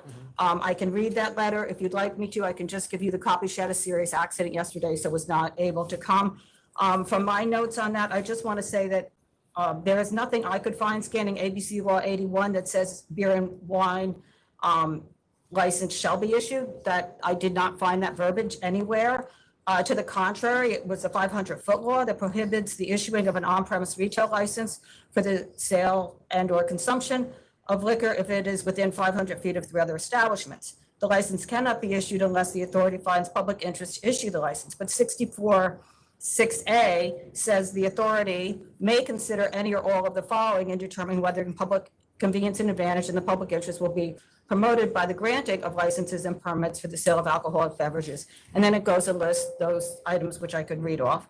And section 81(1) of the ABC law states that the procedures set forth in section 64 hereof shall apply so far as applicable to application to serve wine at retail for consumption of the premises. So it doesn't say these things are not considered. It says that you cannot issue it unless you find public interest for the 500-foot rule. So that's my summary of that. I'm not the expert on it. Should I hand you the letters that? Please, yeah. Which? Thank you.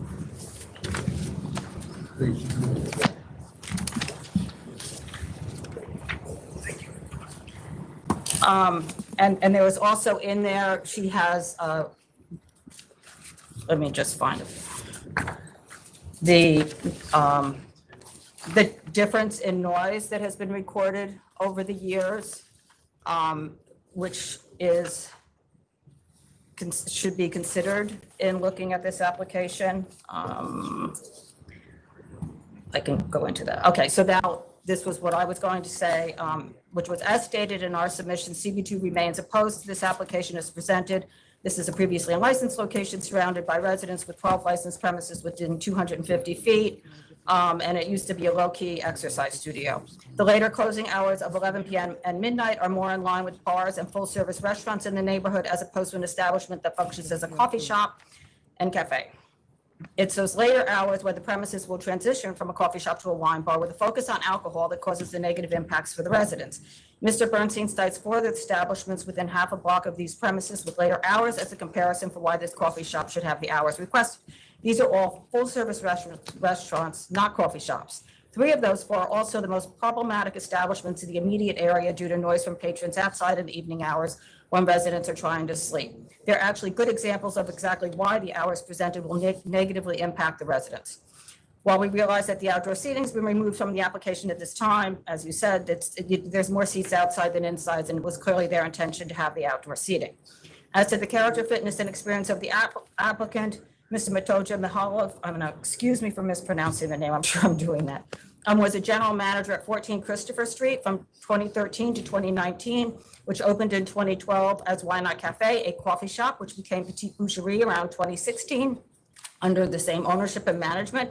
CB2 has extensive resolutions during that time period outlining the many complaints from residents, which included not following the rules, places extensive seating outside, taking over the entire sidewalk without permits, extension of hours, loud music. All this while Mr. Mihalov was the general manager. His other experience being at all. This is 14 Christopher Street? 14 Christopher Street. It's now called Petite Boucherie. It was Why Not That's Cafe. also a super narrow corner there. It's a really narrow corner. There were seats. I mean, I wasn't on the community board then. I was just reading the resolutions actually last week. There was a time when you were not on the community No, board? believe it or not, I was here as coming up here as a resident and not on the community board.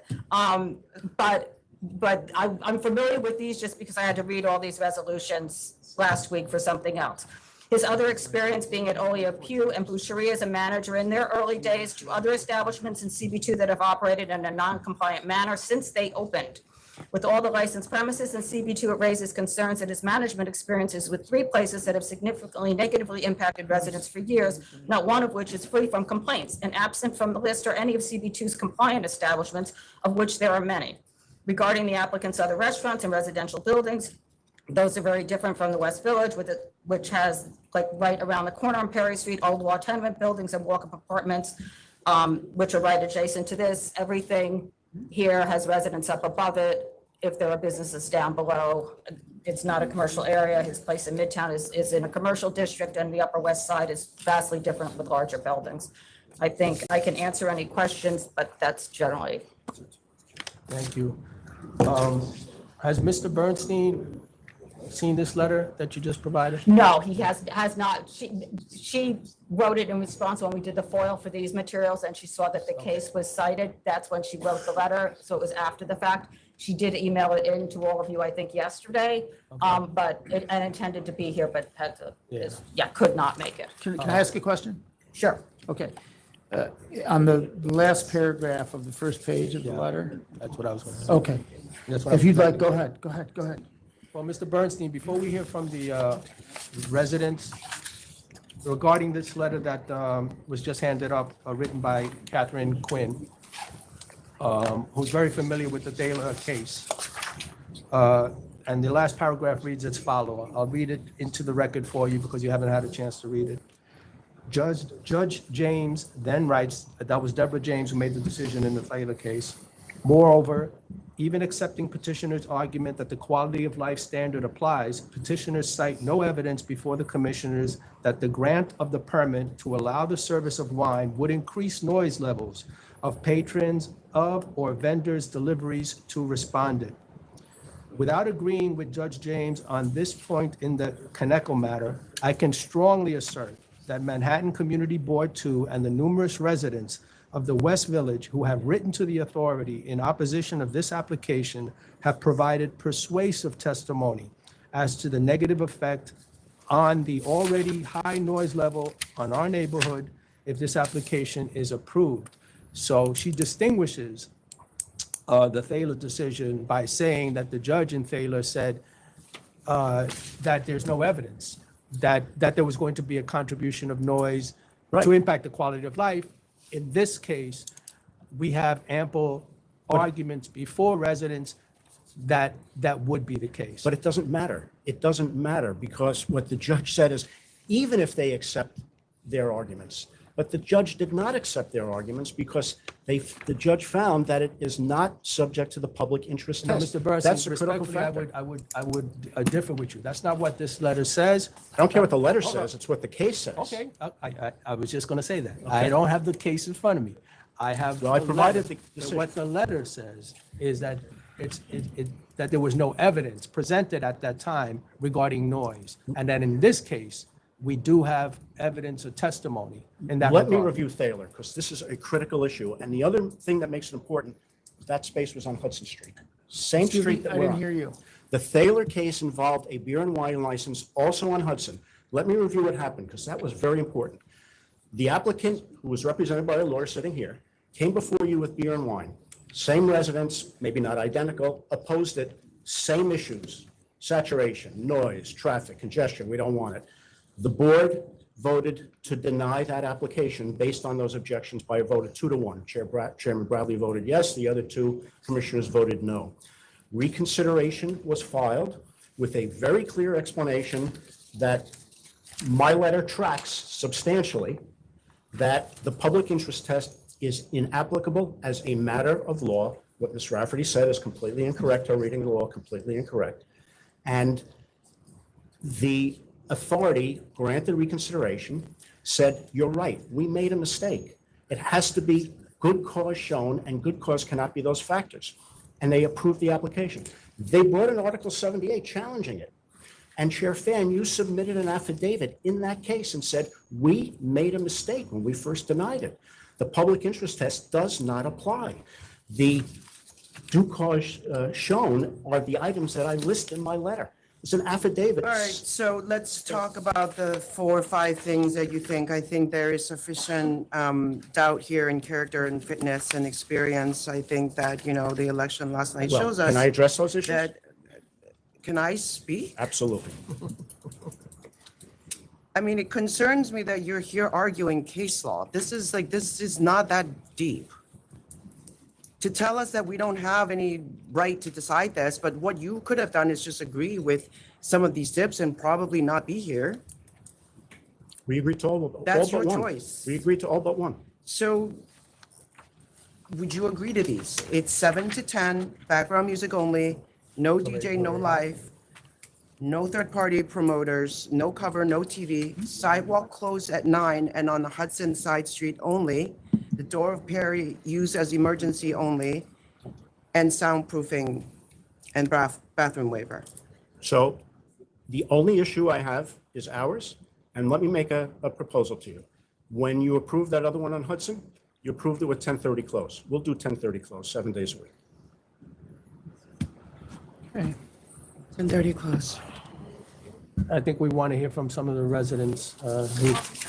It's not a coffee shop, it's a cafe. I have a question I've been waiting to ask Mr. Aftery. Could I ask you a question, please? Yeah.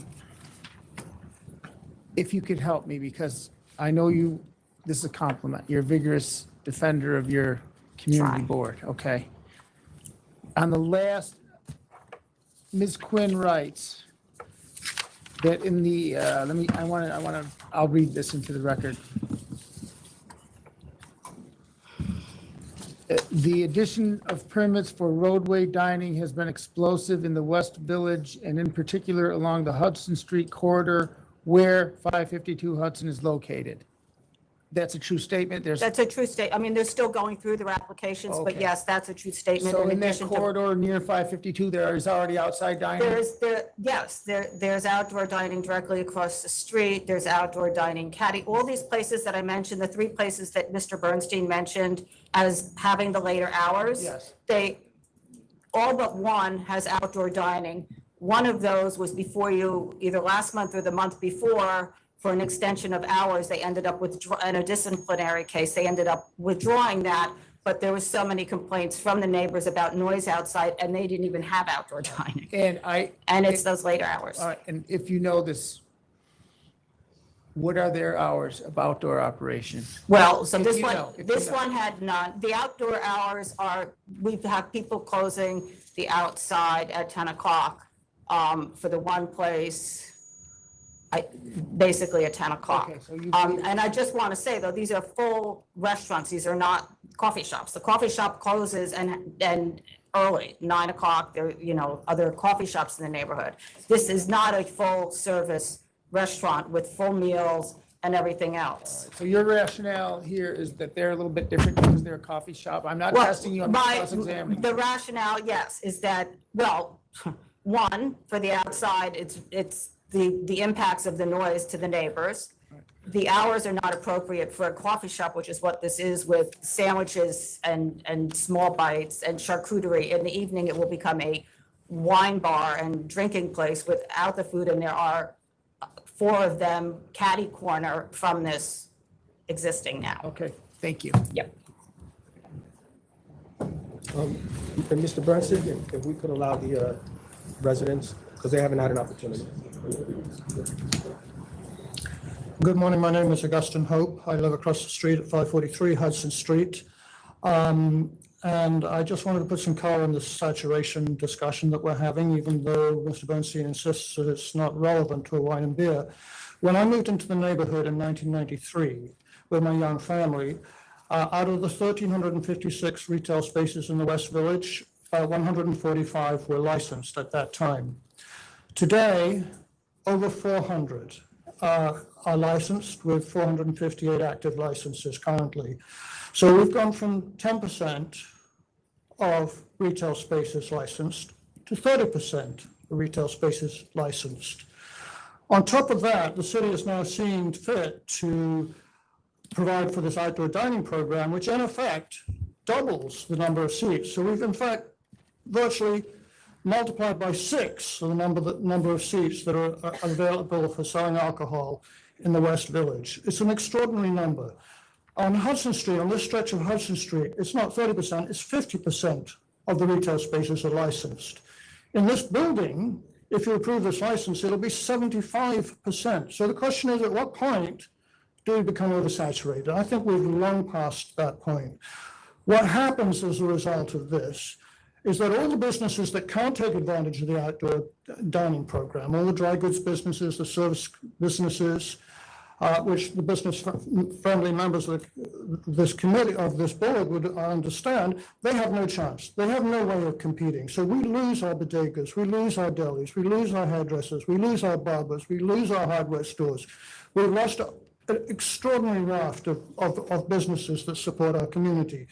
In return, what we're getting is a transition from a daytime economy to a nighttime economy, with all the noise, with the crowding, with the alcohol that goes with it, and our lives become increasingly difficult. We can't navigate our own streets. We have to double glaze every single window in our home. We have restaurant vents. I have 3 different restaurant vents within 25 feet of my bedroom window. There's absolutely nothing I can do about it. This keeps on happening. I have to have an exterminator come to my building monthly now because we've had rat infestations from all this outdoor dining and the inability of restaurants to get on top of these issues. And DOT does not seem to be able to handle this program effectively. The city does not seem to have any interest in our concerns about noise, about trash, about all these problems that these businesses create to our community. So I ask, why do we need another wine bar on this spot? We're already packed with them in the West Village. We have more seats than there are residents, and each of these seats can be sold 3 to 5 times a day. So we're completely overwhelmed. These people, I don't know why they want to do this. I don't know why they have to come to our neighborhood to do this, but I'm wondering about their future intent. And this may be immaterial, but they said to us, not only are they going to have sidewalk, but they intend to apply for roadway. That's what they told us when 25 of our community met with them in person.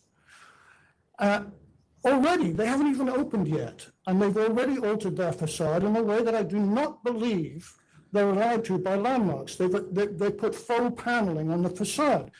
This is indicative of their behavior, and I do wish you would stop this right now, completely, please.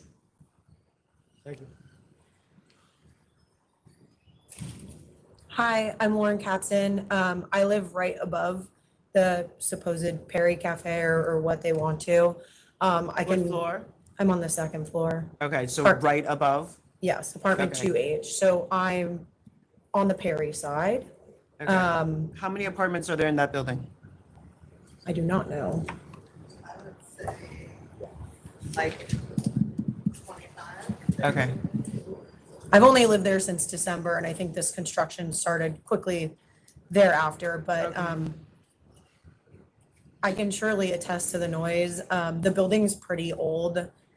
I can hear the workers as they're working now today. I've already sent a letter Meaning about. You hear them moving things or you hear them No, I talking? can hear them talking. You can hear them talking? Can hear them talking. I have video footage of this. It's not just Are they sound. screaming or just talking? They're talking. Okay. It's not just soundproofing a ceiling, it's also soundproofing the walls. I think when the late night bars are letting out and all these things are happening, what happens is cabs pull up, they all have like traffic jams of Ubers and all these things, and then they start honking. And just based on the hours of this, and I think about my corporate America job, the fact they've also been doing construction on Saturdays is like pretty frustrating from my perspective and like is not really a habitable living situation. I also have now a pest problem of a lot of rodents and pests in my apartment, and I have the exterminator there weekly, which is also a great inconvenience for me, and it was not there when I moved in. I think that as everyone That's from like just like construction and moving things around. It might be. It might be. I'm not sure. I don't know. But I think regardless, it's been an inconvenience for me. It's incredibly loud. I already have double lined blinds in my apartment. I'm not going to pay to double glaze my windows because I don't own the place. I already have a noise machine that I sleep with and earplugs. Like the thought of adding people like yapping outside my window, which I can already hear, literally living above it is like quite possibly my worst nightmare. I know that they applied for outdoor seating. By all means, I'm 34. Like I love going out and doing things. Do I want to live above this? Like absolutely not. It's also such like a quaint, quiet street. The last thing I want is to hear people's sidewalk conversations through my living room window. And so I don't know, I think that like the hours of operations for what's quote unquote a coffee bar is a bit egregious. It's really like turning into a wine bar. And yeah, I live right above it. So I, for what it's worth, have not had anyone contact me about soundproofing and actually seeing or testing any sound engineering in my apartment to see if that is actually the case. So anyways, thank you so Okay, much. Thank you. Hi, my name is Marla Klinger and I live at 101 Perry Street. I'm 2A, so I'm across the hallway from Lauren and I live above the coffee shop as well. I've actually been in the building for 20 years, so I've seen the change in the neighborhood. I just want to say that we can hear everything. The neighborhood has become just inundated with bars, people, the amount of trash. I can't believe that they would say they're going to be at a coffee shop, but they're applying for a wine application, a liquor application. I just don't have good faith that what they're saying is actually true. I don't know also why they have to be open at 7 a.m. to midnight. I mean, that does not sound like a coffee shop to me. So I just want to stress that I strongly oppose this.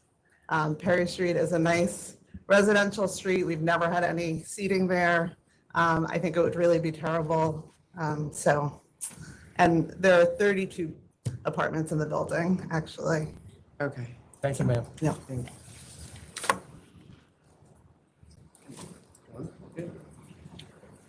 So I just want to talk a little bit about me and what we do actually in the other locations. So all our locations, which we have three, they're in residential buildings.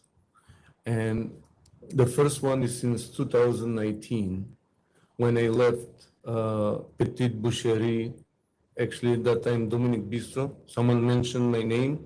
At that time, Petite Boucherie and Dominic Bistro did not have outdoor seating. The outdoor seating for that location, as much as I know, happened during the pandemic, and that was it.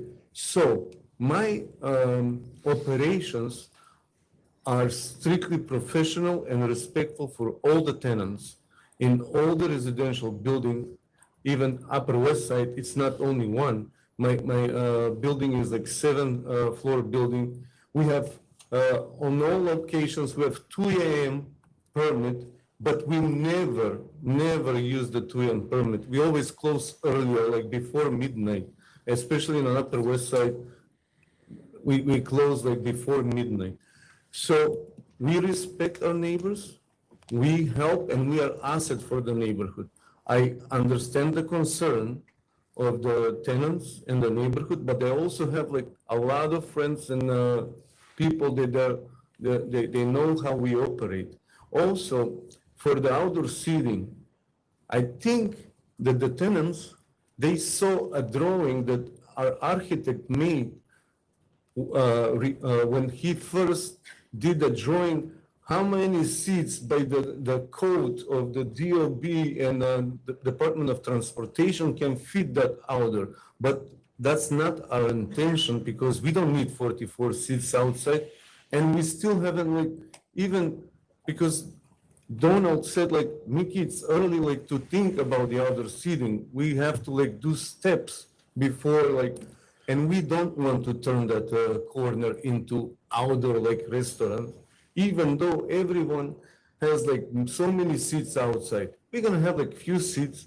I don't know exactly how many. And first of all, we got to be approved. We are still not approved. So I just wanted to mention that this family is highly respected in all the buildings and neighborhoods where we operate. That's all I wanted to say. Thank you. Thank you. Thank you. So as I said, I think we'll close at 10:30. There's no DJs, no live music, no All right, promoters. so the offer is 7 to 10 every day, background music only, no DJ, no live, no TTP, third-party promoters, no cover, no TV. Sidewalk, less than 10 seats on Hudson Side Street only, closing at 9. door period emergency only, soundproofing bathroom waiver. Do you understand what you said? No, this is. You want to have a discussion? You want to? Yes. Go ahead. Yes. You want to have a discussion? All right, we'll call you back. Yes, ma'am. Just one question. One thing is a 7 a.m. opening. I mean, that just seems very, very early for a coffee shop, but, We generally don't decide what time they open. okay. To the extent that they want to do breakfast service, we let them do breakfast service. So to my neighbor's question about the soundproofing, that like, They can't serve alcohol until 8 a.m. till 8 a.m. But to my neighbor's question about the soundproofing, like, how do we know that it's soundproofed? Like, I'll put soundproofing as one of the steps that it has to be to the satisfaction of the neighbors. Okay, thank you, because The soundproofing, sir. To the satisfaction of the neighbors? Look, I mean, this sound travels, we all know this. It's, I mean, you're trying to license an unlicensed, not previously licensed location. That's the problem in a really old building. They're saying that people can hear people talking.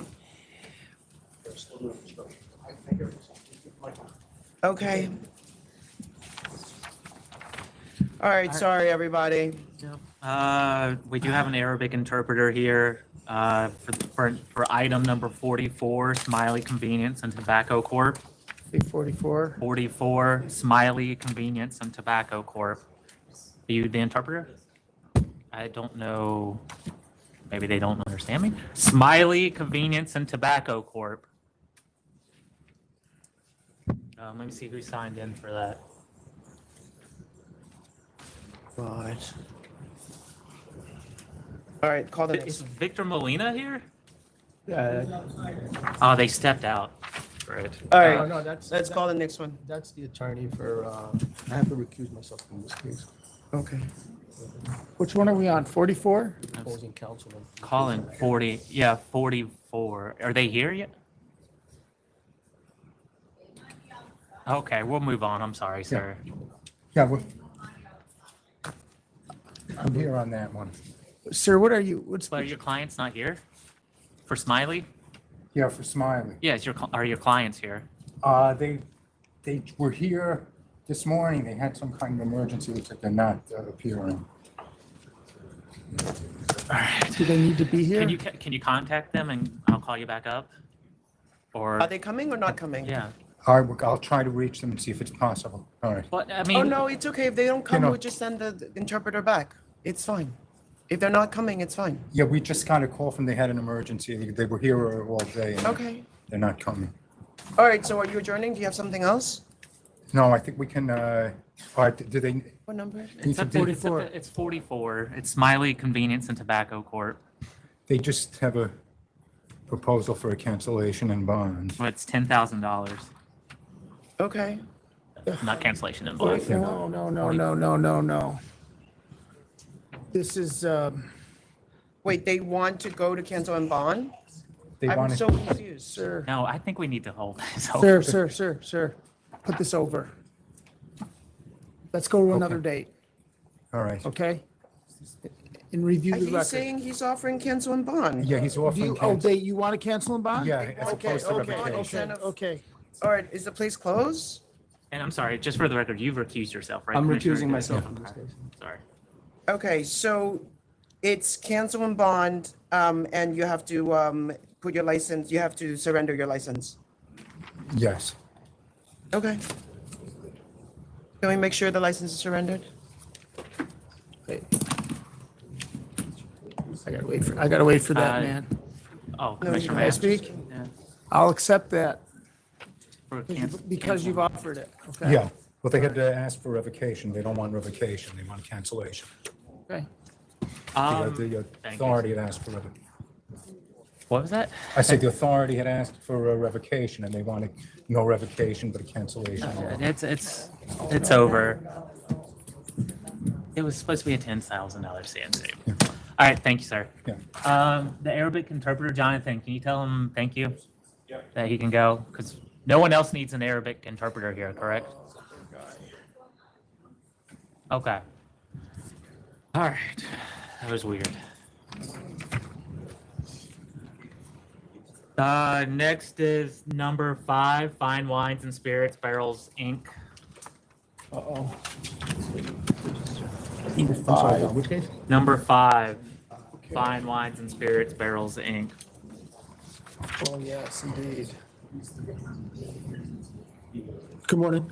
John Springer for the applicant. With me is the applicant. I believe there's opposition here on this new package store. Okay.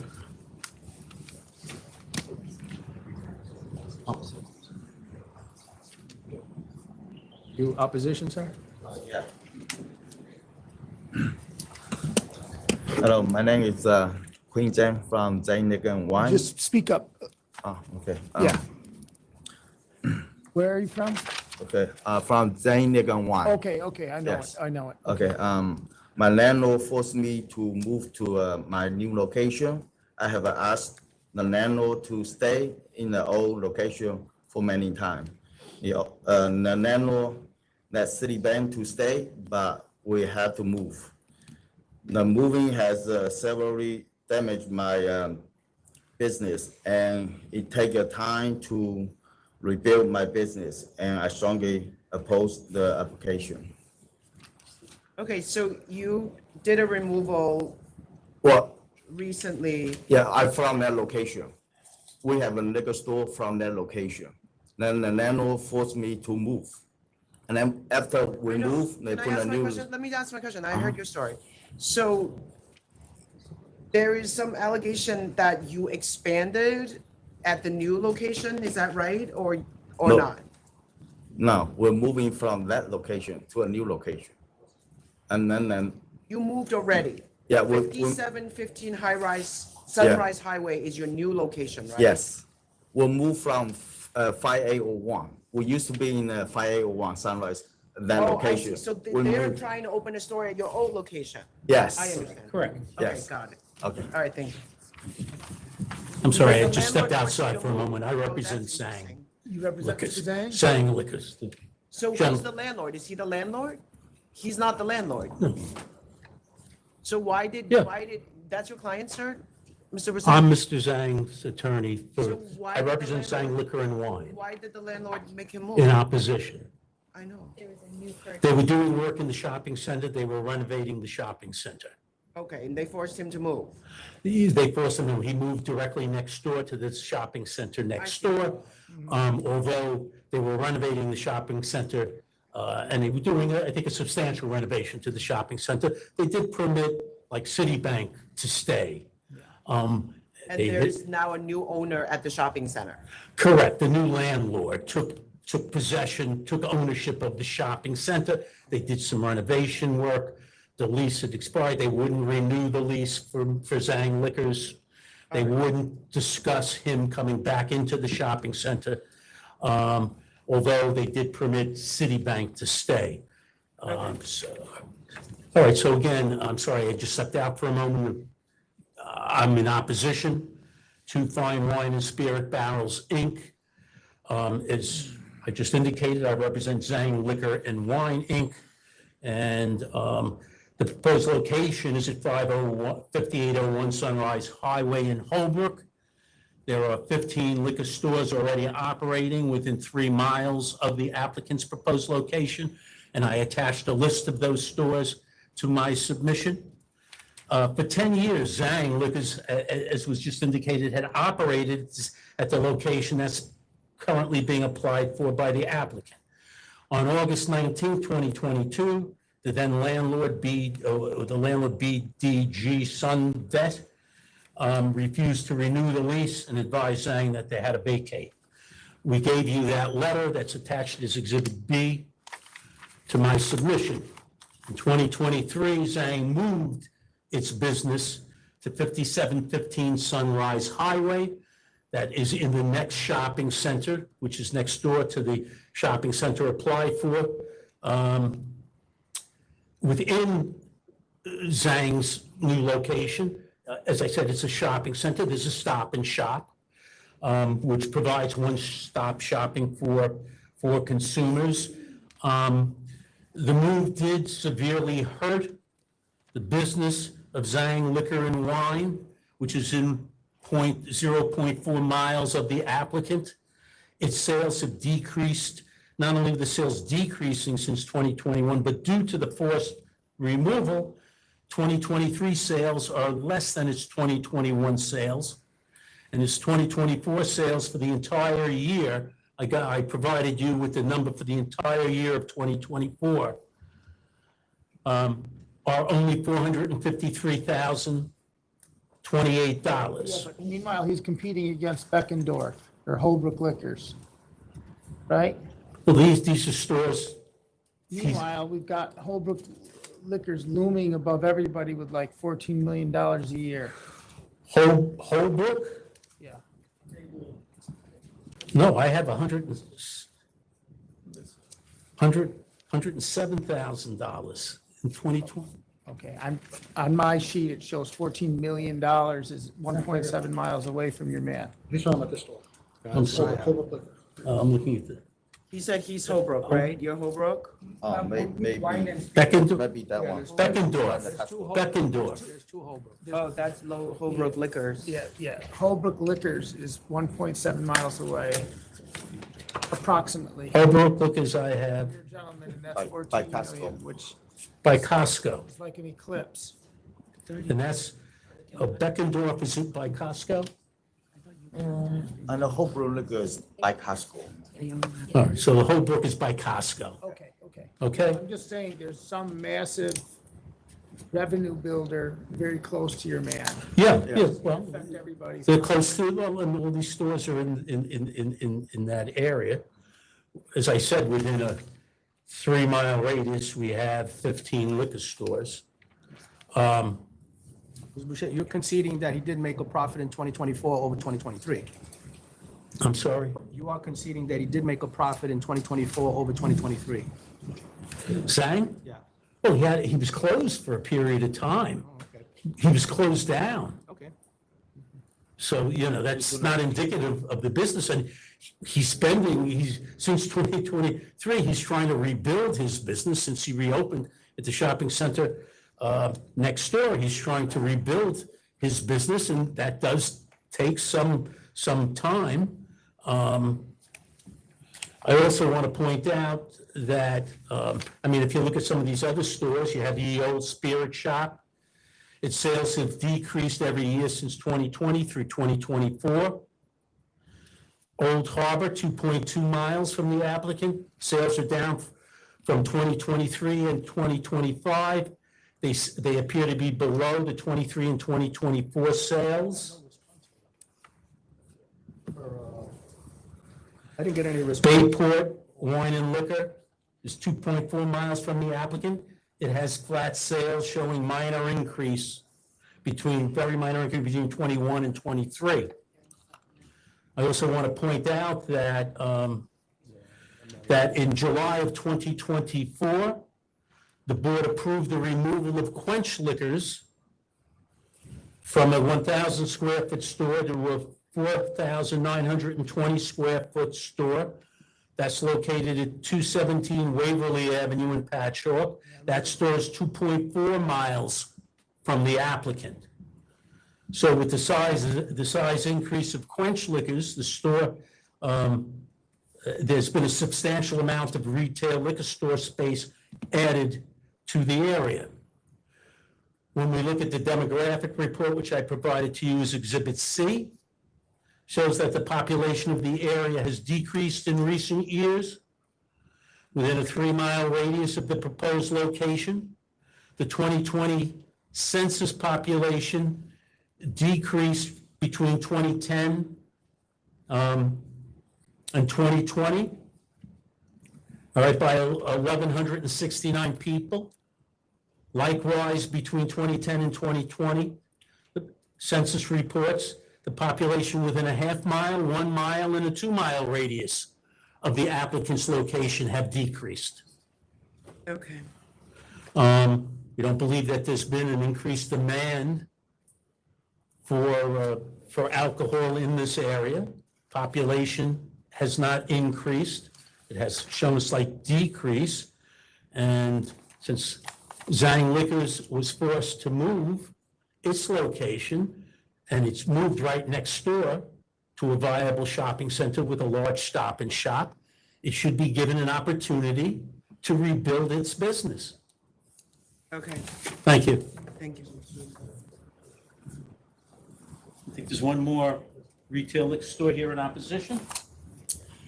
Hi, I'm the Holbrook Wine and Spirit. You are who, sir? Holbrook Wine and Spirit. Okay, Holbrook. From yes. that location to I'm like 3 mile far, Okay, about like 7 or 8 minutes from them. And I just like to start in September 23rd. And I just rebuild the business and they come in the another location like that. I hope they not can hurt me in the future. So I'm just stable right now the business. And in case they open their location and they take the business from the town for they back to us. And maybe in the future I can stable my business. And that's the only one income source I have for that. Sir, do I have this right? Correct me if I have it wrong. Did you report making $583,000 in 1 month? Yeah, but that business is run down. And I bought the location is run down business and we just rebuilt that business. And if the new business coming in the town, so then I can going to increase my business and I can going to survive for that. Okay, I got it. Thank you. you're competing with that big giant place, Holbrook, though, right? Not big giant. I'm the small store, like, I know, but that Holbrook Liquors is a big factor, yeah, right? yeah. It's not Holbrook. It's not, they're just doing really well. It doesn't mean that they're giant. They're not giant. They're What? It's buffered by the DBA. Oh. they're doing something. You're talking about the DBA on that. All right, I was looking, I'm sorry. There was confusion here, and I just want to clarify, Commissioner. There's a Holbrook Wine and Spirits, Inc. Yes, I know that. Okay, and that's doing its sales, and I go by the corporate names. So Holbrook Wine and Liquors, Inc., Yes. for the 4 months of 2023, it's had $107,000 in sales. When you refer, and the sales for 2024, about $540,000 total. So when you're referencing Holbrook, that's Beckendorf Liquors, Yes. okay? And that's the one that's in the Costco Center. Beckendorf is DBA Holbrook. Holbrook, right, and that particular store is in the Costco Center. Yes, sir. So it's that's the drawer with Costco. I'm looking for Quench. I hope you all had a chance to read my written submission. Yes. There's two things here. Can I just interrupt you before you start? Because this is all that I'm going to be thinking about, and I'm leaning your way. What are you going to do to compete against $15 million store that's obliterating everybody else? We're piggybacking on the Whole Foods concept, higher end, Yeah. organic. The people that took over this failing shopping center, Yes. they know about these demographics. They did the work. They wanted to be near 2 major highways. Demographics for your gentleman? I don't mean to point at you. He had the demographics? No, done? the landlord of the shopping center who spent $100 million or more. Basically, it was an outdoor mall, and they converted it into a more traditional shopping center, All right. but with more high-end tenants, including a Whole Foods. And that's why we wanted to be here. Okay. We're not concerned about Holbrook Liquors, Beckendorf. First of all, they're 2 miles away in Suffolk County. I've been doing this work since 2009, and most of my liquor stores have been in Suffolk County. And 2 miles is always considered a good distance. Yeah, Yes, that's not helping your argument from where I'm standing. Yeah. I want to see new places come in, all competing against Holbrook. Yes. So now you're telling me that you're in a separate zone? No, what I'm saying is we have a different target audience than Holbrook Liquors. Okay. They buy in bulk and they heavily discount. We're going for the discerning, higher end, higher income people that are going to be drawn to this new shopping center. As far as Zangs goes, you talked about management issues. There are some management issues there. First of all, you have to ask yourself, why wasn't he offered the chance to come back into the new shopping center after? We can only speculate. If he was there since 2013 and he only moved to the shopping center next door, why didn't his clientele come with him? He doesn't have a website. His windows are covered over. And if you look at the photos that I supplied, there's nothing between that Stop and Shop and the liquor store. They're all papered over. There's nothing in that shopping center. He went from one failing shopping center, which is now being rejuvenated, to another failing shopping center. And that's why he's struggling. If he was adequately serving any marketplace, he wouldn't be struggling so much.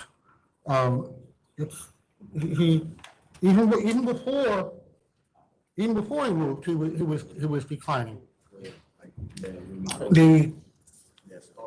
It's a major renovation. Newsday's been writing about it a lot. 2 major highways, the Whole Foods concept. We're not going for the local neighborhood. We're not looking to compete with. How about if your gentleman could tell us about himself? Sure. Hi, my name is Ahmad Nafis. I'm a doctor of pharmacy by profession. Are you also a pharmacist, or were you? Yes. Okay. Yes. So what I am trying to do is largely, I want to have large selection of. Please, yeah, just speak up. Okay, sorry. So I want to cater Whole Foods clientele. So for that, I want to have organic wines, large selection of it. I'm going to run cross promotions with Amex and Whole Foods. That way we can benefit each other.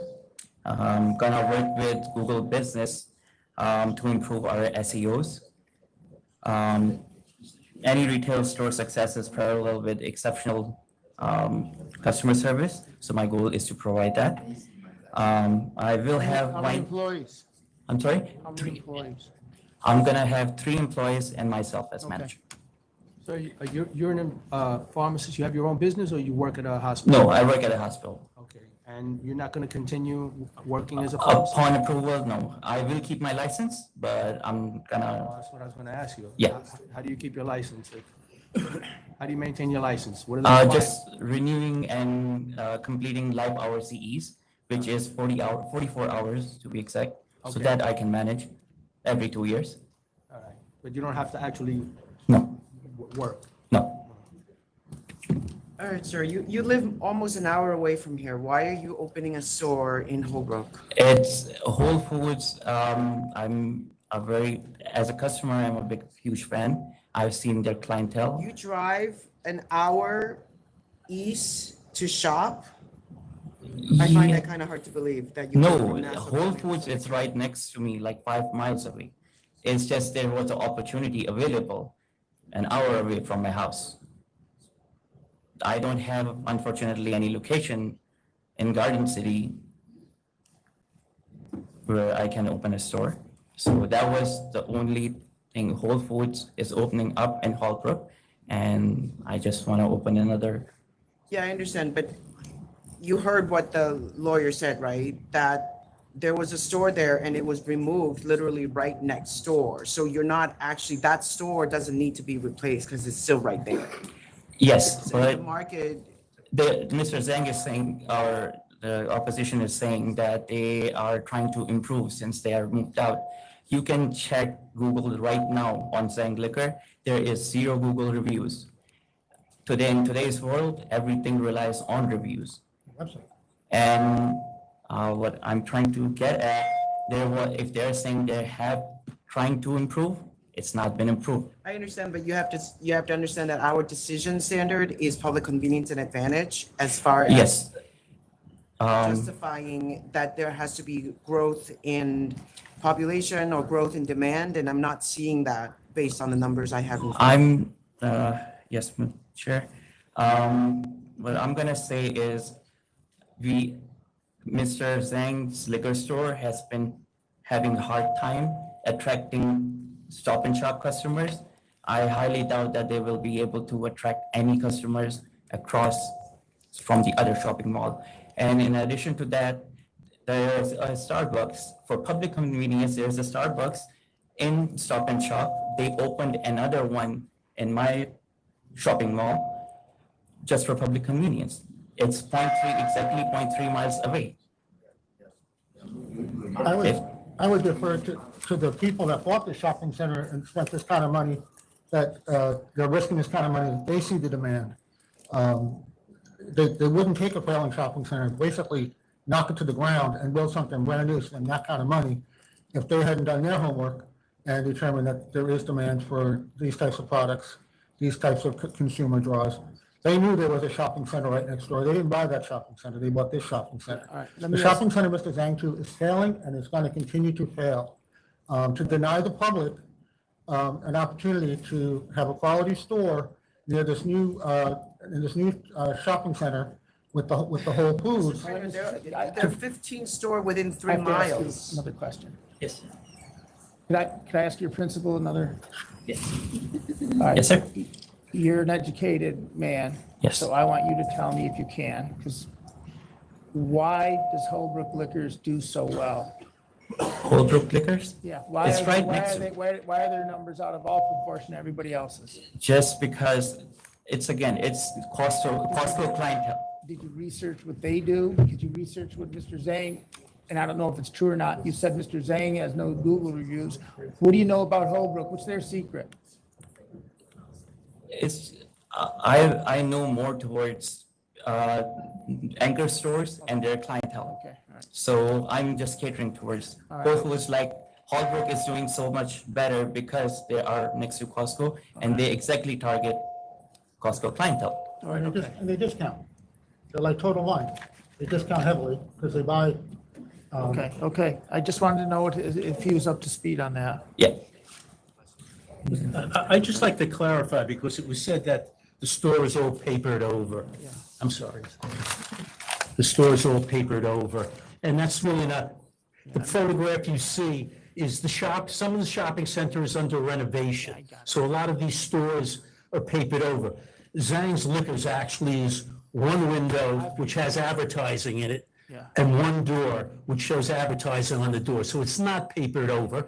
And again, the fact that some of these stores are temporarily closed and doing renovations, further makes it difficult for Zhang until, once that's completed, business should be better. But some of these stores are not in operation in the shopping center it had to move to.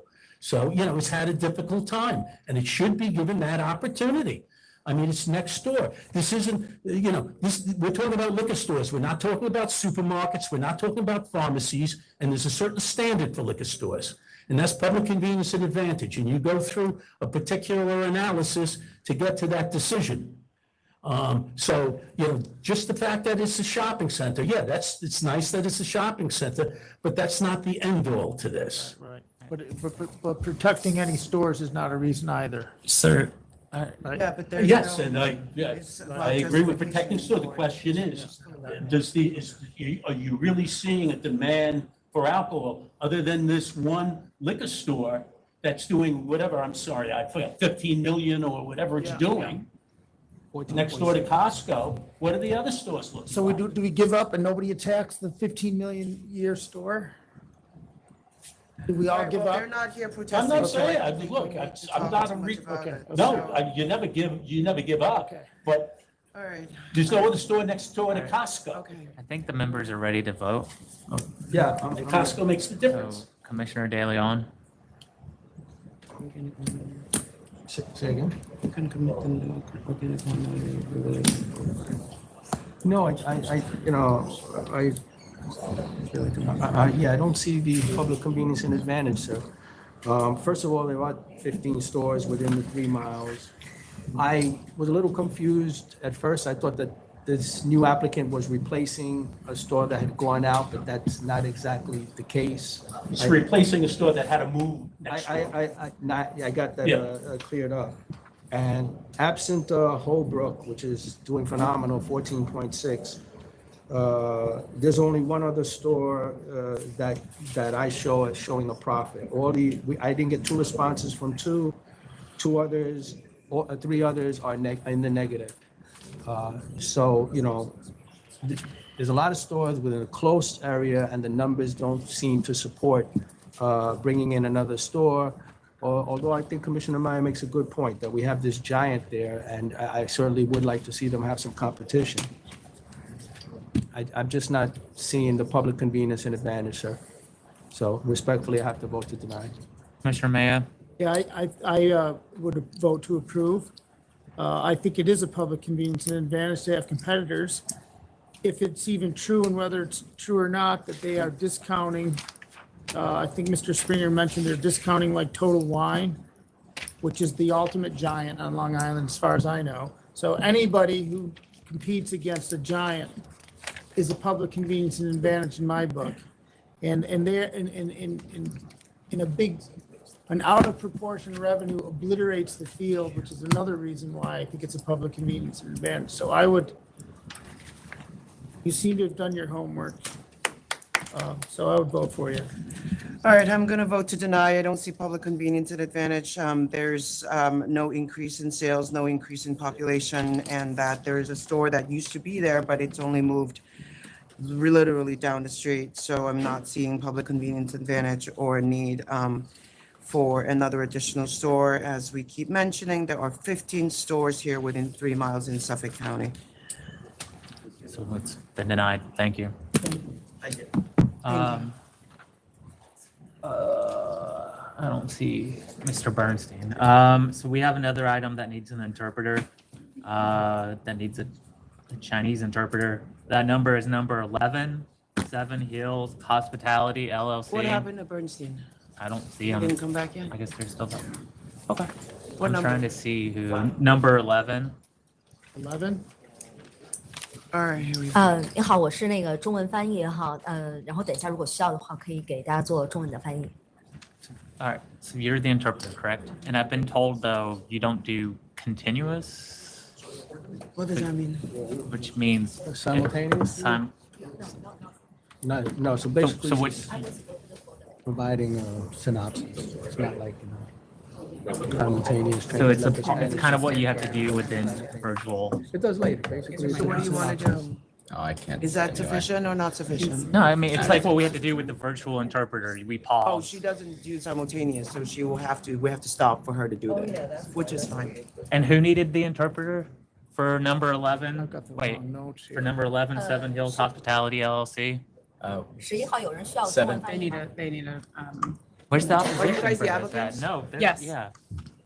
Seven Hills Hospitality LLC? Yes. we're right here. We're- We're right here.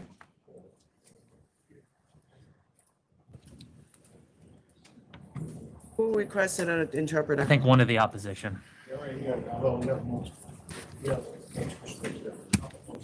Okay. And I think one of you guys needed the interpreter. I know what it is. Right here. And the whole file.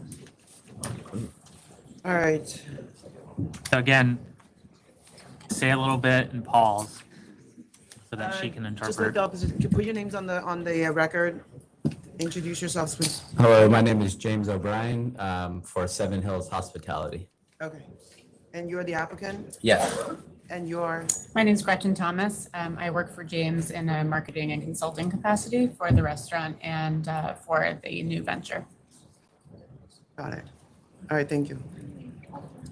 All right, opposition, Just come up and want to say something or no?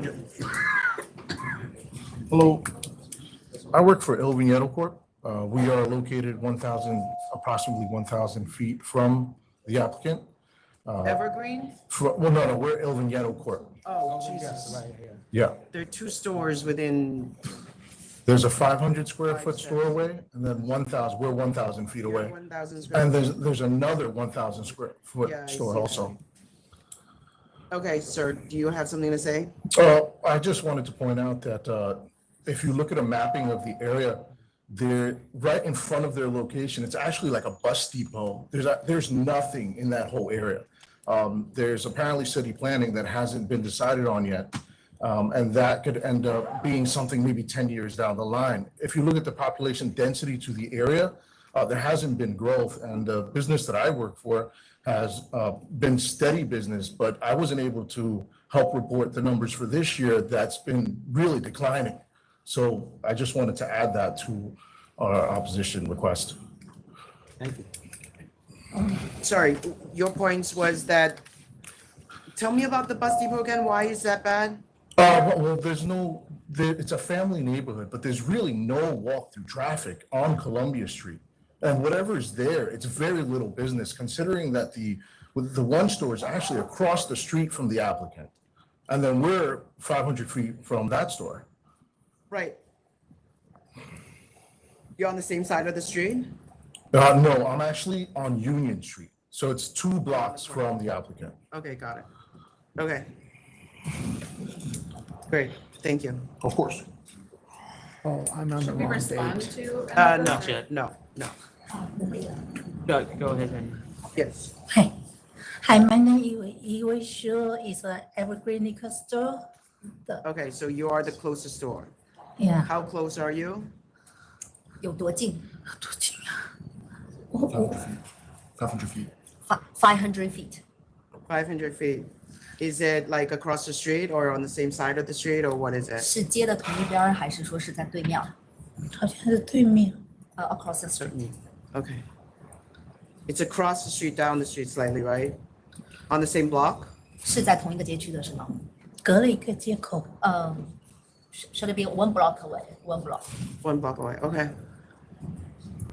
All right, so tell me about the sales numbers and if you have any information about population growth in the area. 说一下你们的这边的销售情况和每一年的这个增长的情况。每年我们每一年都在下降，就 sales 的下降。对。The sales actually every year is decreasing. Right. And you've been there since 2014? 2014年开始你就一直在那边了是吗 ？Yes.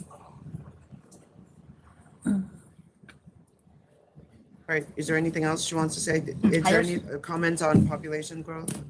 还有什么想说的吗？就是说一下这个人口那边，比如说增长的这些情况。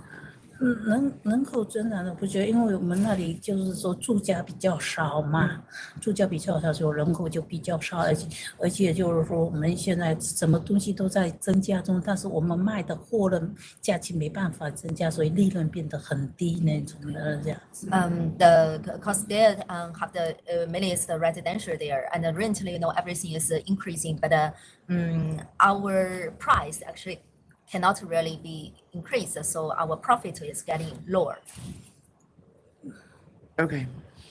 All right. You guys have any questions? So, Not for the opposition, I don't.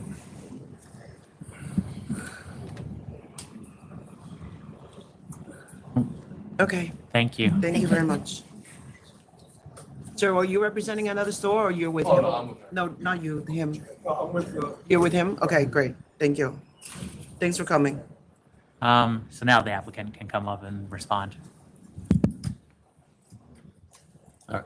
So I run a restaurant on the same block called Popina, and we've been there for 8 years, and we're, I believe, a pillar of the community. We support the community. We support the schools and the nonprofits, and I don't think this is a matter of competition, because I don't think that we're going after the same demographic, the same clientele.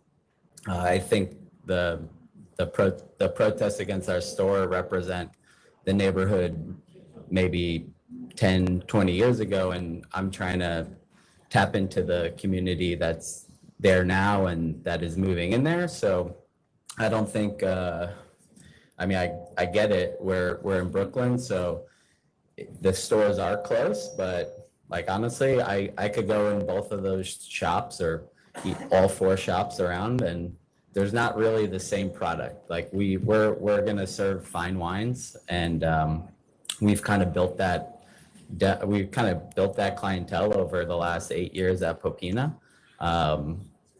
Popina has like a very wine-focused reputation, as cited in a lot of culinary publications.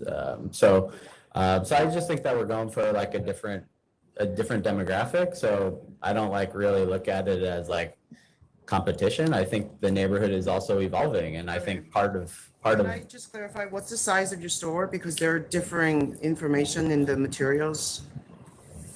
Is it 850 square feet or 450 square feet? 800. It's 850. Okay. Yeah. And thus far, it's been licensed as a catering establishment as an extension of Popina. And since that license has lapsed, we've been utilizing it, keeping the lease, utilizing it as an office and meeting space for the restaurant and storage.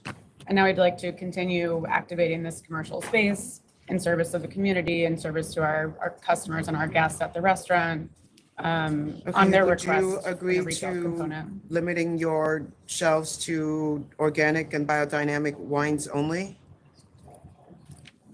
I mean, the wine shop's gonna reflect the same ethos at the restaurant. So we focus on producers that are always doing the right thing, whether they have a label or stamp on the back of the bottle that says organic or biodynamic. That's like, some winemakers that we get, like, they can't afford those.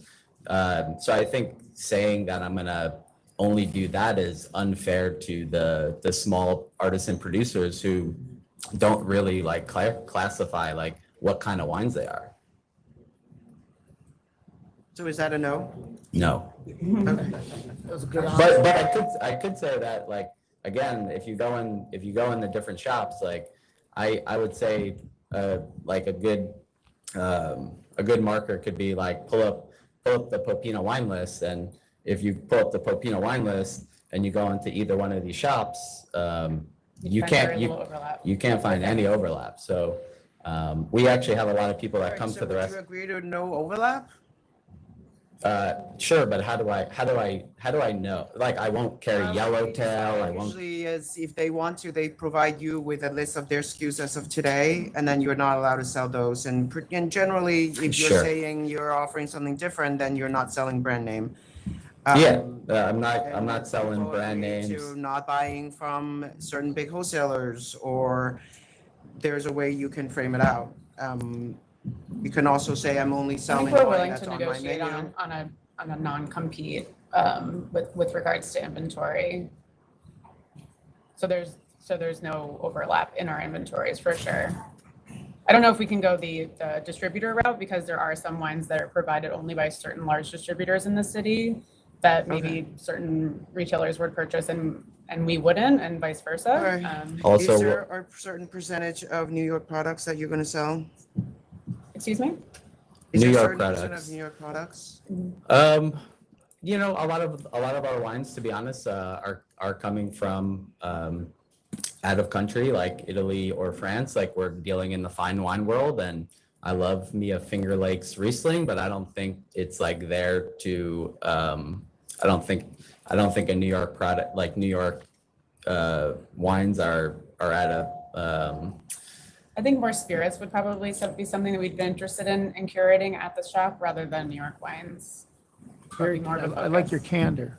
I mean, it's like Blockbuster versus has a very Netflix. strong Like, perspective on the we need to, like, the neighborhood's evolving, right? And I think, like, people come into the restaurant all the time and say, hey, I just had this awesome wine from Abruzzo. Can I get it? Where can I get it? And I was like, well, you have to go into Manhattan, because none of the shops in the neighborhood could like have that wine, you know? So I don't think we're going after the same thing Or here. we sell it at the restaurant, but we don't have the opportunity to sell it at All right, so retail. how would you state the conditions that the chair is alluding to? How would you be different? How would you state the I stipulation? mean, I could be wrong, but I don't even think any of the people in the neighborhood even offer a website that like their guests could like navigate and like buy wine off of a website. So right there, we're already public convenience. We're giving people No, something. I'm asking, the questions had to do with New York wine, no common SKUs, things like that. How would you state the condition? You gave it a good college. I mean, I don't think, we're not trying to cannibalize anybody else's business. I think we're trying to be additive to the community. And we're, like I said, trying to elevate the experience of living on the Columbia Street waterfront, operating in the Columbia Street waterfront, or in the neighborhood surrounding. So we don't want to, hurt anybody's business. We want to make it more of a community experience. So if it means not selling certain SKUs that other stores would prefer to sell, then I think we can make that adjustment. If they provide like a list of everything that's in their shop and say, don't sell this, I'm happy to do that. Well, that's a little bit. Well, I'm saying, how do we follow how do we follow, like, I don't know exactly what's in their Maybe shop. within so- reason, I don't Here's a know. question I've never asked. On the spirits, put some New York stuff there. Yep. I don't like asking that question because I think it should be an open field. Okay, all right. I'm sure possibly there might be someone. I think we some are other willing to statement sell there. some, Okay. some local spirits. For sure. Are the members ready to vote? Freeman. All right, let me get this straight. We have a commitment to get a list from your competitors as of today, and you are not going to sell anything that they are selling as of today. To that? So, he said that he doesn't believe that stores carry fine wines and spirits. I've studied and mastered wine for over 27 years. I work with over 100 different distributors. We've had a website since the second year that the store's been there. So it's going to be difficult to say, here's a list of what we have. We rotate over 1,000 SKUs a year. It's what you have as of today. As of today? Okay. Today. Okay. Just, if you have 1,000 SKUs, then send them the 1,000 SKUs. Okay. There's no overlap allowed. Because So- we are a fine wine store, and I will say, if they're saying they're gonna be different, that's fine, but I've seen their wine list, and that wine list is super high-end premium. If they wanna do that, go ahead. There's no market in the neighborhood. If they bring their customers from another neighborhood, okay. That's a risk that they are willing to take. Sure. but That's fine. I think they're making a significant concession here. Okay. And that's helpful. Okay, so for the vote. You want to lay out the condition? Do you have any? So is that like a normal, like, is? Concession? Yeah, like, Yes, it is. When you're opening a store that's across the street from someone else's store, and there are two stores that are both within like 1,000 feet, yeah, that is what we do. Or you can withdraw your application. I've been told that the Okay. other store in opposition It's- would like to add it's up to something, you. so. Okay. We can also vote against it because there is no demand. Everybody is doing lower numbers, like significant drop. That is true. Significant drop. I mean, we've seen growth at the restaurant and requests specifically for retail in the neighborhood, but It's know, only we can't- because we you don't have a numbers restaurant to that we are present. We don't saying you that have some expertise, but it's got to be limited to what you're in your documents claiming to be your expertise. To the extent that he's now saying there is a fine wine store, I find it a little bit also, disingenuous that that was not addressed, right? So. I mean, I think the definition of like the fine wine environment is open for, debate, but I think what James is, I think we're specializing in something, and I don't think we're saying they have fine wine and they don't have fine wine, we do. We're trying to find a way to say that you're offering public convenience and advantage. Of One of the course. ways is to say you're offering something that nobody else Yep. is offering. We're offering Right? something that Evergreen wouldn't, Your and competitors seem to it would think give it's us not an going to work, opportunity it's not to going to sell. compete. You think it is. That's not necessarily my consideration. I certainly wish you success. Thank you. But to get past the issue that we have here, the chair was on point. The numbers are not good here, and you are really close to each other. I mean, we're trying to help you. I think you Exactly. think that we're not, because if No, it no, were I any think other we're just trying to situation, if you don't understand have a fully. restaurant here, we would have already voted to deny because Yes. it's so close, like you're right on top of them. Like, Would there be any concession to say that we could maybe not compete with the SKUs of the restaurant or the store that's within 1,000 feet of us, but not the one that's outside of 1,000 feet? Because it is. No, there are two stores. There's two stores, and I believe they wanted to say something else? Yes. Okay. Let's give them an opportunity to say what they do.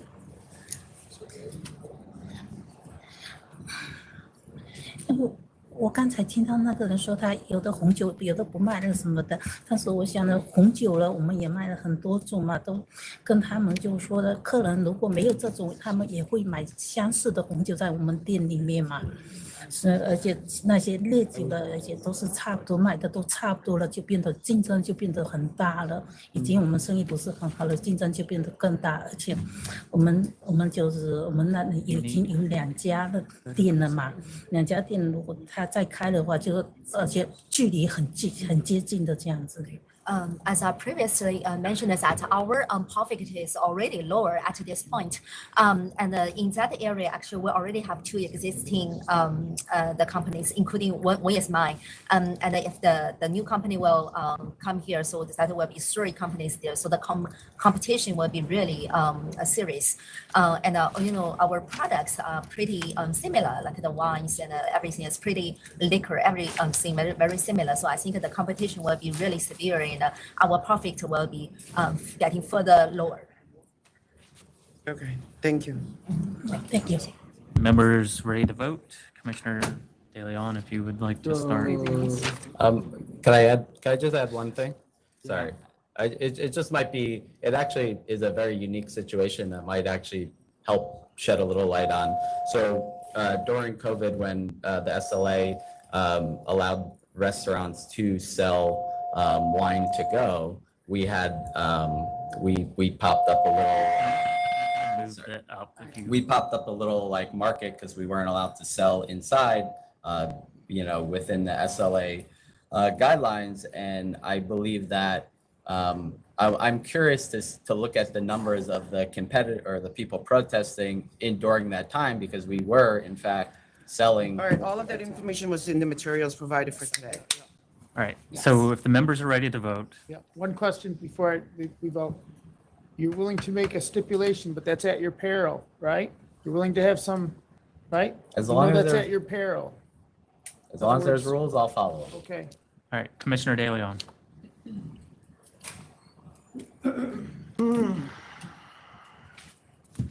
Okay, you guys are literally on top of each other. I have your closest store down by like 40,000. Second closest showing a profit of about 20,000. The third showing a decrease of about 20,000. And the fourth, brand new as of October 30th, 2024, not really consequential. It's a close vote. It's a close vote for me. You are willing to get lists and not compete with both of these stores. Is that an affirmative? Yes. Yes. Okay. And you guys are willing to provide that list as of today? Sure. Okay. She understands that too, right? Sorry, translator, were you able to get that, or? Yes. You're okay with that?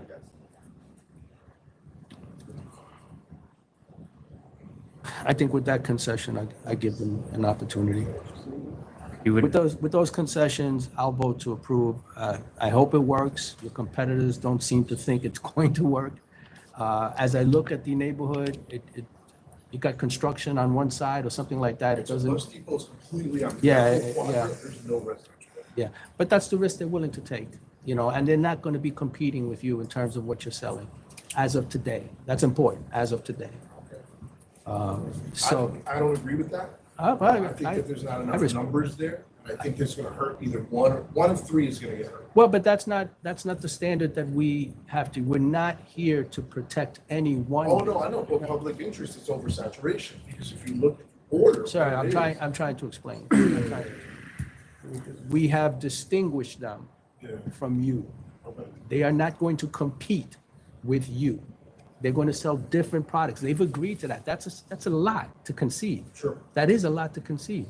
And I wish them success. I don't wish anybody failure, but they may not. That's a risk they're willing to take. Okay, so that's my vote. Commissioner Mann. Okay. To the extent that Commissioner De Leon made any conditions on that, I will agree with the conditions. I don't generally have the same compunctions about licensing new stores that others have. The numbers could go down in an area. I think it's because somebody's not doing something right. I don't think that we're Utah where everyone just stopped drinking in that rural community. I mean that, okay? So I don't have such troubles with the numbers. So I'm going to go through a few reasons why you might see how I see things differently. The character of your license is a little bit distinguishable from them. In fact, you've agreed to it. And one of the things that I find very impressive about both of you, the character and fitness of the principals. When we've asked you a question and you didn't like it, you told us you weren't saying an answer, by my impression, just to get a head nod. One factor is whether the store will carry specialized products, high-end wines, kosher products for religious community, etc. Okay, you got it. You got the high-end wines, right? Okay, if you're stuck, you're stuck. It's at your peril. You understand that, right? Okay, and then things that nobody ever says, except for a few council here. We heard nothing about traffic. We heard nothing about how the size of the store compares. Noise levels, things like that don't generally come up with a liquor store sometimes. We don't hear any of that. I'm voting for you. I know you're going to be at your peril on your stipulation. That's up to you. Thank you. Thank you. Chair. All right, I'm gonna find public convenience advantage with the commitment that they're not gonna sell what is being sold currently at the two other stores. And I'm gonna ask you to focus on New York products. We are the #2 wine producing states. So if you could get your interest, you clearly are capable and can find a wine that you do like that sells. Will do. Thank you. Made in New York City. So it's on you. It's on you too. So I would recommend you give them some way to contact you and then send them a list of what's being sold as of today. Liquor and wine? Liquor Yes. and wine, because that's what Everything that is on your shelves and, in your order list, you can, if you see that they're in violation, you can file a complaint on our website and send us pictures. All right. And then what about moving forward? How does it work to? I mean, it's Does just it- as of, you can't just as sell of that, today? you're just set in stone for Can that. only do it as of product. today. As of today. Or Okay. you can't do those products. Yep. Thank All you. right, thank you. Thank you. Thank you. Don, give me a minute. All right, so we're going on a brief recess. We'll be back shortly.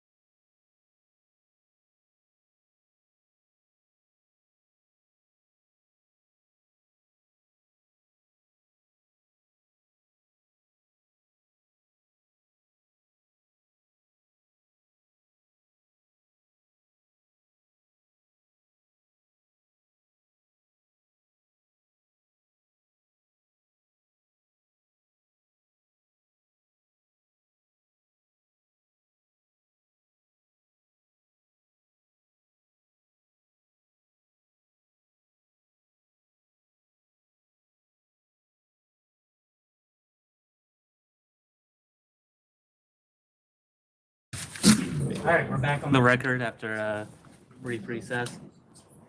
So number 3 is ready. That's Perry Cafe Inc.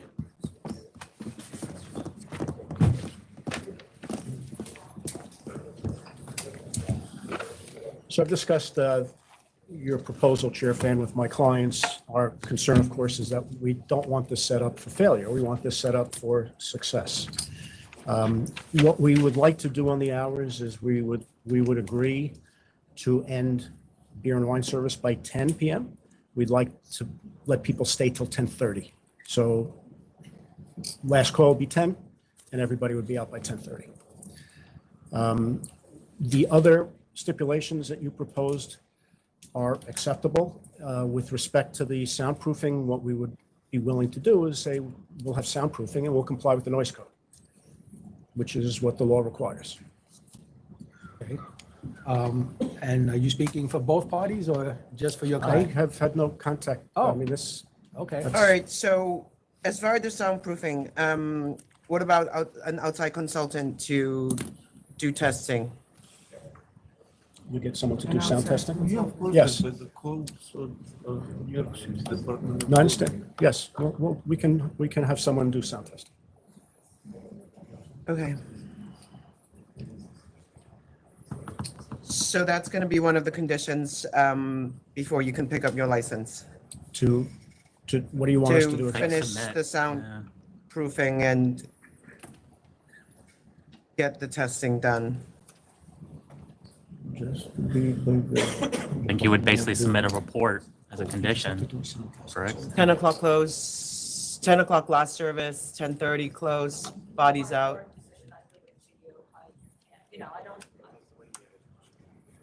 I mean, I just want to stress again, it's a coffee shop. Why It's not a would coffee it be shop. open until 10:30? It's a cafe. Actually, in Mr. Bernstein's description, he calls it a coffee shop. In the letter that he sent in to the board, he calls it a coffee shop, so you can't just change. I call it a small neighborhood cafe. Yeah, but what's the intent? It's a wine bar, right? It's a cafe with wine bar. Okay, It's a so cafe then with wine and let's beer. just call it what it is. Yeah. I don't know why we need to go back and forth. They're saying the wine bar, it's a wine bar. So 10 o'clock last service, 10:30 out. Okay. And the outside. And outside, I limited to 10 or less seats on Hudson Street only. Close at. Close at 9. That's what you agreed to, right? We don't appear to have a choice. It's not, yes. I mean, Okay. It's not No, before you can withdraw too. That's a choice. Withdraw, we've If you withdrawn don't the, think that this is going to work for you, it's fine. we're not going to withdraw. We've withdrawn the outdoor space. I don't want to get into a debate about it. There's no outdoor space, but if you're telling us that's what you're going to approve when we come back, so we have to come back on an alteration. I just want you to know what to anticipate, right? I we- don't want to you've made then it lay very that clear. on you next time. That would be unfair as well. I mean, you are calculating your revenue based on the number of seats you have. You have 34 seats outside and 10 or less outside. I understand. It does make a difference to me. I think it is important because this is a street that has no other establishment on it. If it were not on the corner of Hudson and Perry, if it was actually on Perry, I think I would have a real concern. But the fact that it isn't, and with the stipulation that the chair just put on the record, then I'm okay with that. But, you know, it troubled me a little bit when I thought that it was going to be on Perry when there's nothing else there but residences. Seating's just going to be on Hudson. The outdoor seating is just going to be on Hudson. Yeah, I'm okay. sorry, I didn't hear you, Mr. The outdoor seating, be on when we Hudson. get to it, will be on Hudson. Okay, Not so Perry. let me just repeat this. It's going to be 10 p.m. last service, 10:30 close. That's everybody out. No one standing on the sidewalk talking, partying, laughing, none of that, because there are people that live there. Background music only, no DJ, no live music, no third-party promoters, no cover charges, no TV. There will be less than 10 seats on the sidewalk on the Hudson side street only. The door on Perry Street will be used only as an emergency exit. Yes. There will be soundproofing and testing done by a reputable company, and that will become a condition of the license being issued.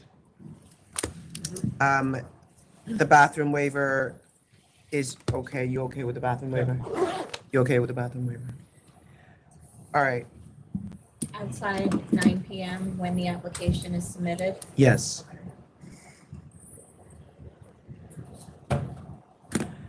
All right, and if you can get them to reopen the conversation on the sidewalk, that's between you and them. With that, I'm going to, you agree to all of that, right? Yes. Okay. Yeah, I also vote to approve with the conditions so stated by the chair. And Commissioner Maya. Mr. Bernstein, you agree, your clients agree, right? Yes, they have. Okay. I'm sorry, what did I say? I just asked them, I wanted to make sure by asking them that they agree, and if they agree, I'm good with this. Thank you. All right, thank you. All right, I'm gonna vote to approve as well with the conditions. Thank you. Thank you.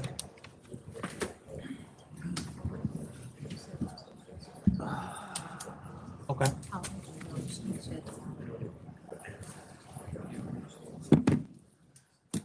We don't know when he's coming back? Okay. Okay. I have ID on you if that's what you need. Yes. All right, we have a Spanish interpreter. So number 59, E&M Deli Grocery Corp. 59. 59.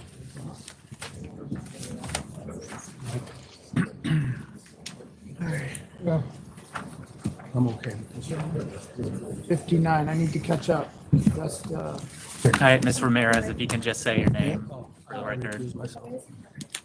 Yeah. I'm gonna state my name for the record. All right, Commissioner De Leon's recusal. Hello, my name is Stephanie Ramirez. I'm the Spanish English interpreter. Thank you. And Commissioner De Leon, you're recused? I'm recused on this matter. Benjamin Sharav, appearing also for Law Officer Victor Molina for the respondent E&M Deli and Mr. Victor Marmolejos.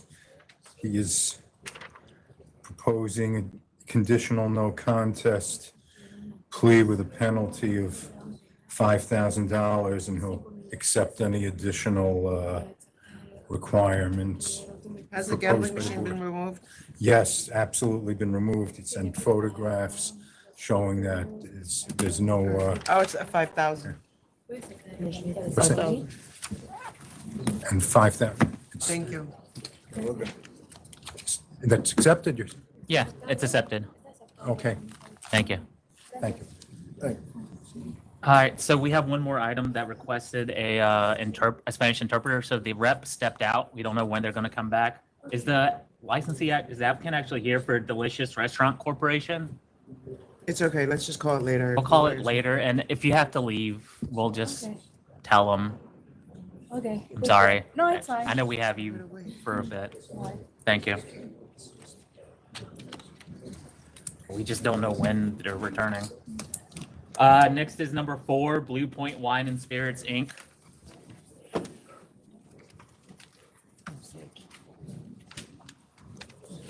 Mr. Buscemi on this.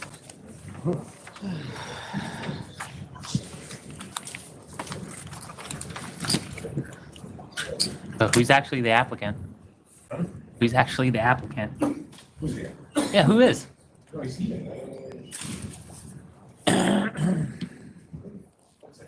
Okay. Apparently people can't get their stuff together All right, can today. you call the next one?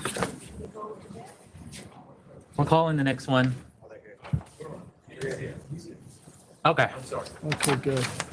All right, Martin Mailer, Mailer Buscemi. I'm the attorney representing the applicant. The applicant is here. His name is Surinder Singh. There is opposition, so I'll let them go first.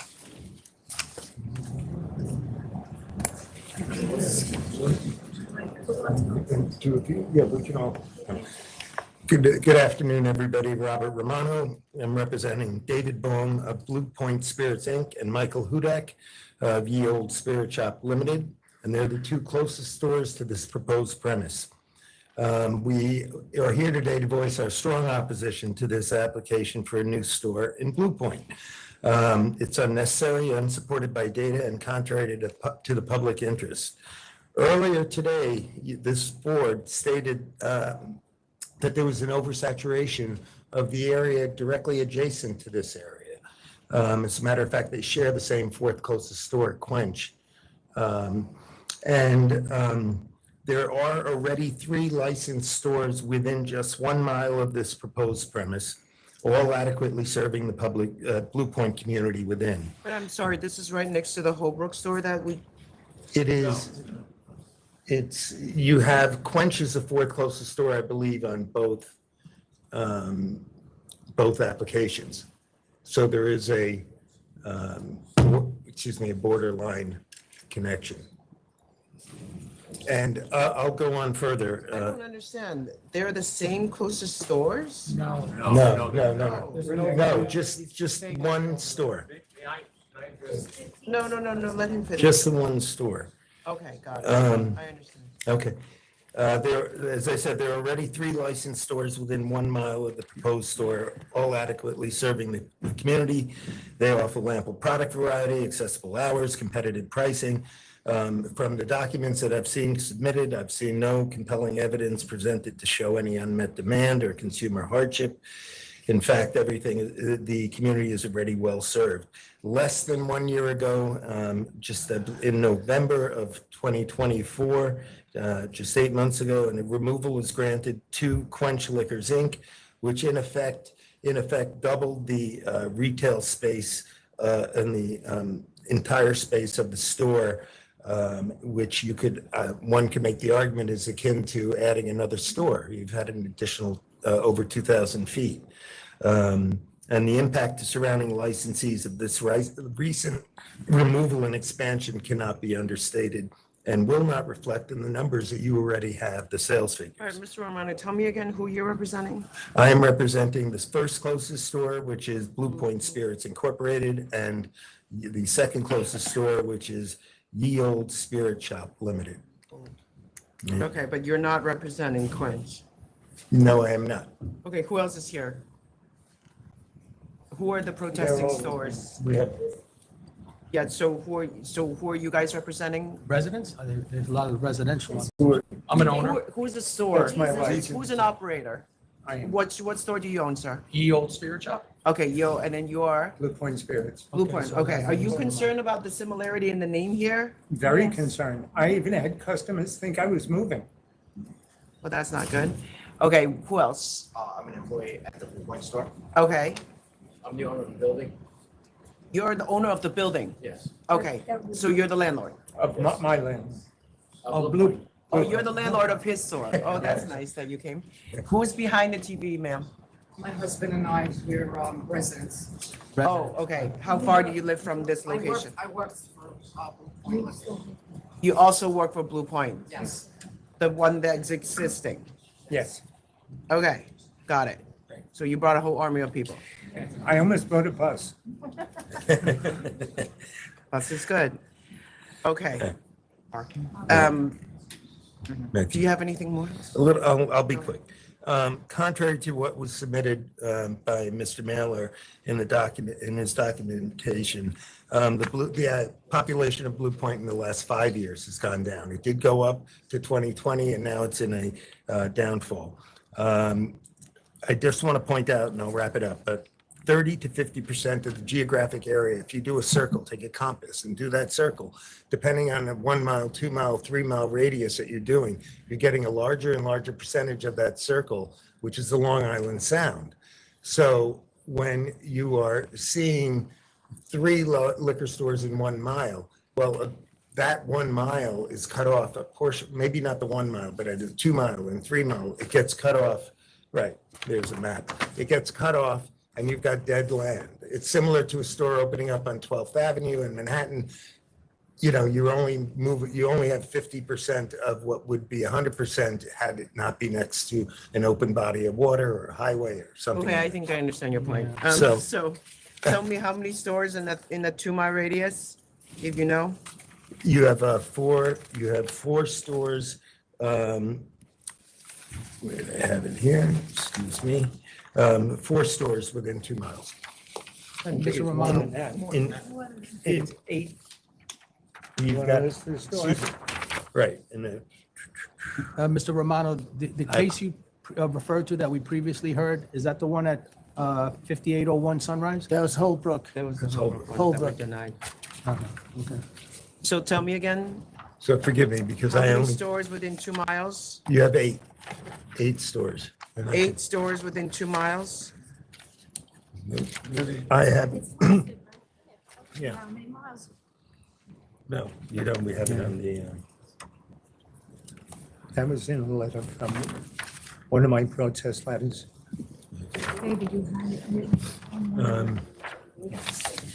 All right, okay. so, As I said, the population in the last 5 years has been declining the sales. The figures are a little misleading because you do have that new store, Quench's new store, which is significantly larger than their old store was. Now my clients would like to speak a little bit about what's happening to their sales, because I think you'll find that sales have not increased and are not flat. They're going down significantly, at least, and even more so in the last 12 months. Hello, I'm Michael Hodak, Yield Spirit Shop in Bayport. okay. Just like to give you a brief synopsis of what, we're looking at with our town. Bayport Blue Point is really one town. It's small, the communities. Matter of fact, we just share one high school, Bayport Blue Point High School. Population has been going down, unfortunately. The classes are getting smaller. There's talk about consolidating our school with the Sable School next town over. Hopefully that doesn't happen. But just to show you what's going on in our Okay, so when community. you say population is going down, can you just clarify what that is? Because from some of the information that's in the record, I am seeing slight increase, but I only see it from 2000 to 2020. I'm not seeing. 3.4%. I had some numbers here. This helps. Sorry. Yes, 3.4% decrease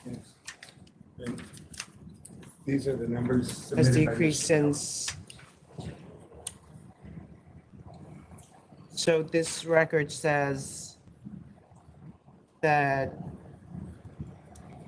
2025 population is 4,577, and it's decreased by 3.42% since the census.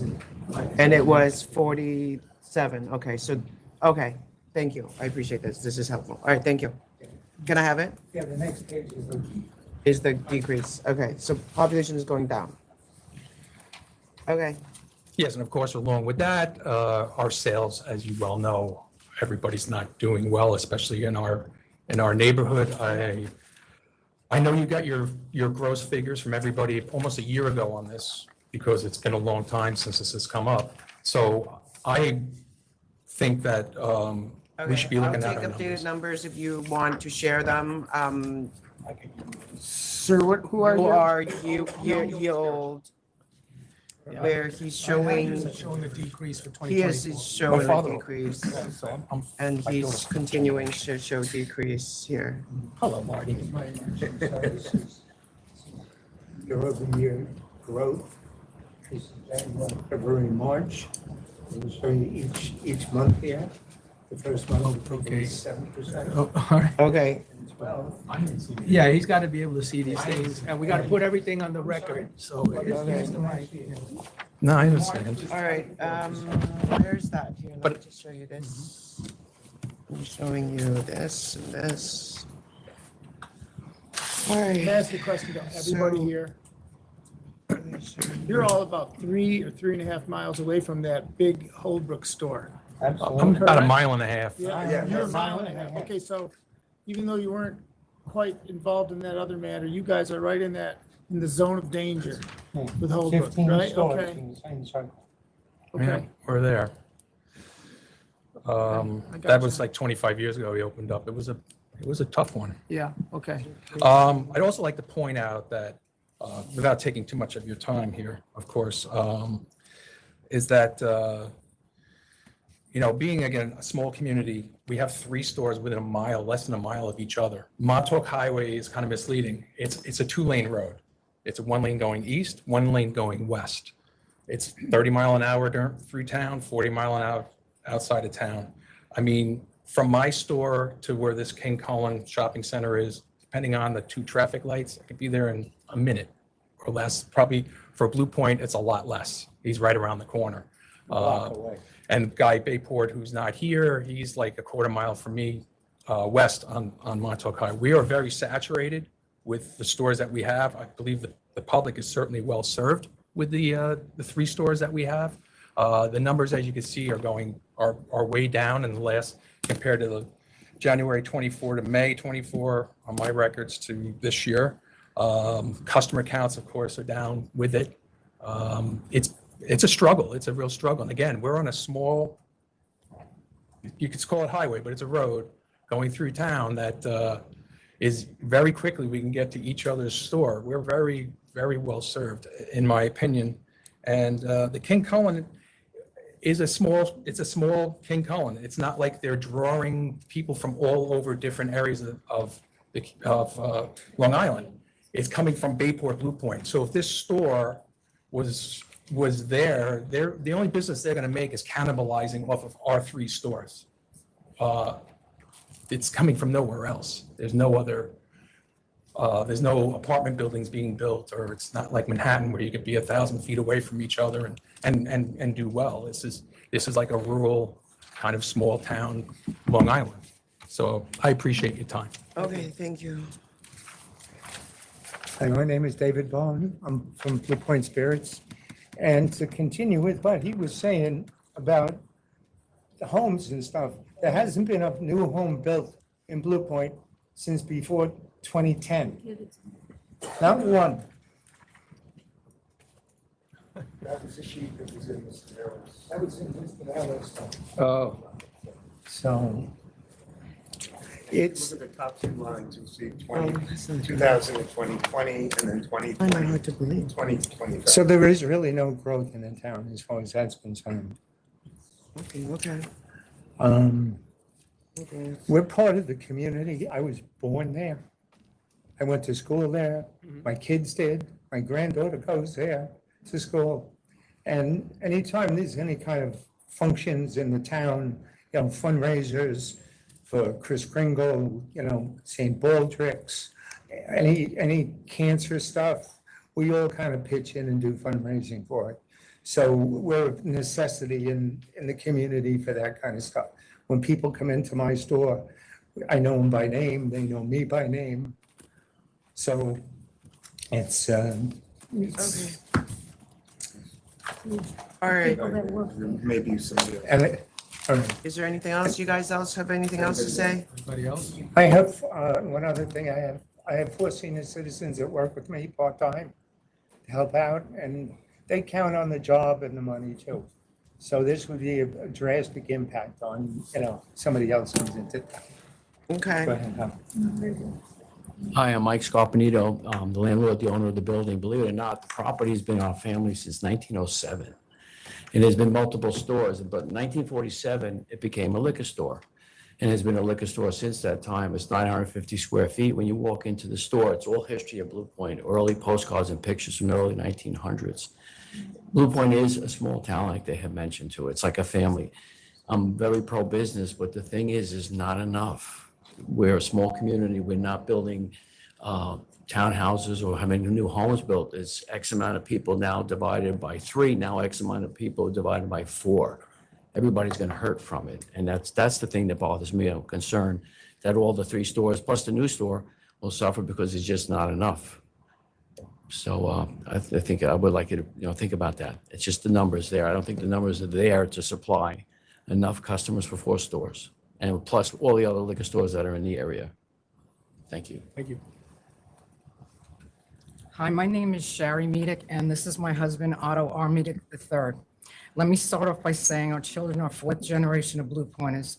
Many families in this small town of 4,600 residents have chosen to do the same, such as David Bone, who owns Blue Point Liquor Store, and Mike Hodak, who owns Yield Liquor. wait a minute, what is it called now? EO? It used to be Hodex. Okay. They're your friend, get their name. I know, right? The hereby proposal to put another liquor store in our small town of 4,600 residents will put them out of business. This is their livelihood. This will impact their personal lives and the lives of their families. Thank you for allowing my husband and myself this time. Thank you. Thank you. Good afternoon. My name is Daniel Khan. I'm an employee at BLUEPOINT Spirits. While in between careers, David is a neighbor of mine, needed some help. So for the past couple of months, I've been working there, and I just want to come up here and say the testament of the community and the environment over there is incredible. The history, and I would definitely believe that if another shop were to open that close, it would just kind of put a big cloud over the community and something that we don't need right now. Thank you. Okay, thank you. Anybody else? Is there anybody else? Hold on. One other thing, I don't know if you got to read all the letters of protest. Yes, we Yes. did. There are 4 individuals. Did you get the one from the Civic Association? You should. No, I don't. Yeah, right, they don't take it. Oh, that's awesome. Was submitted before the meeting.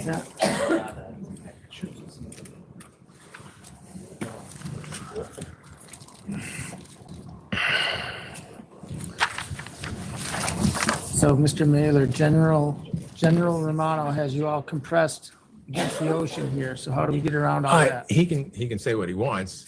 The problem is the facts don't justify his conclusions. First of all, let's get the big one out of the way. All these protests about how it will confuse everybody if they both had the word BLUEPOINT Spirits in their name.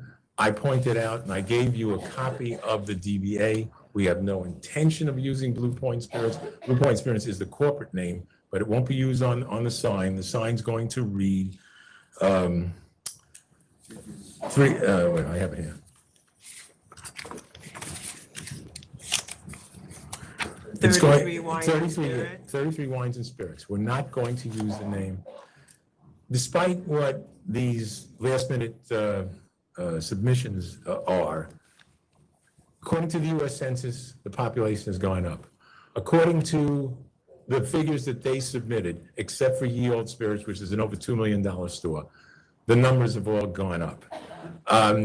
No, I think, look, I want to clarify on the population. Your submission shows that there was a growth until 2020. What he's showing is that there's a drop since 2020. I see that, but it's not the census is not verifying anything they're saying. You want me to draw something that goes straight up? I'll draw something that goes straight up. I don't know. I got that from somewhere. Well, they got it from somewhere is right. You can, in today's world, you can get anything you want on the internet, whether there's any backing of it is something else. I'm giving you Do statistics. you want time to respond to this and say that? No, I don't need time to respond to it because it's just something they're submitting that has no verification on it. I So know, but you understand what I'm saying is that it is your, I think you guys are actually in agreement because his is also showing growth. No. Until 2020, but it's gone down since 2020. No, That's the that's not, point. excuse me.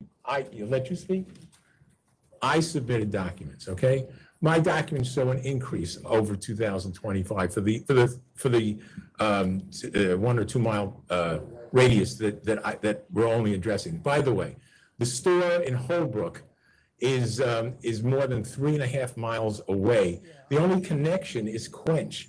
In other words, Quench is the furthest store from this application, and it's whatever, I don't know how many feet away it is from the Holbrook conglomeration, but it has nothing to do with this. And Holbrook is a perfect example of somebody in a small village that's not doing well, doubling its size, and then having an increase of over $400,000 or $500,000. That's right, because based on the documents that you submitted, I only see census data until 2020. All right, wait, If hold you on. want to use Yeah. census data. Yes. The last census was in 2020, so there's I- nothing since then. What they're showing what I is that since 2020, it's gone down. I know what you're saying. So they're not in dispute from each other. No, they are.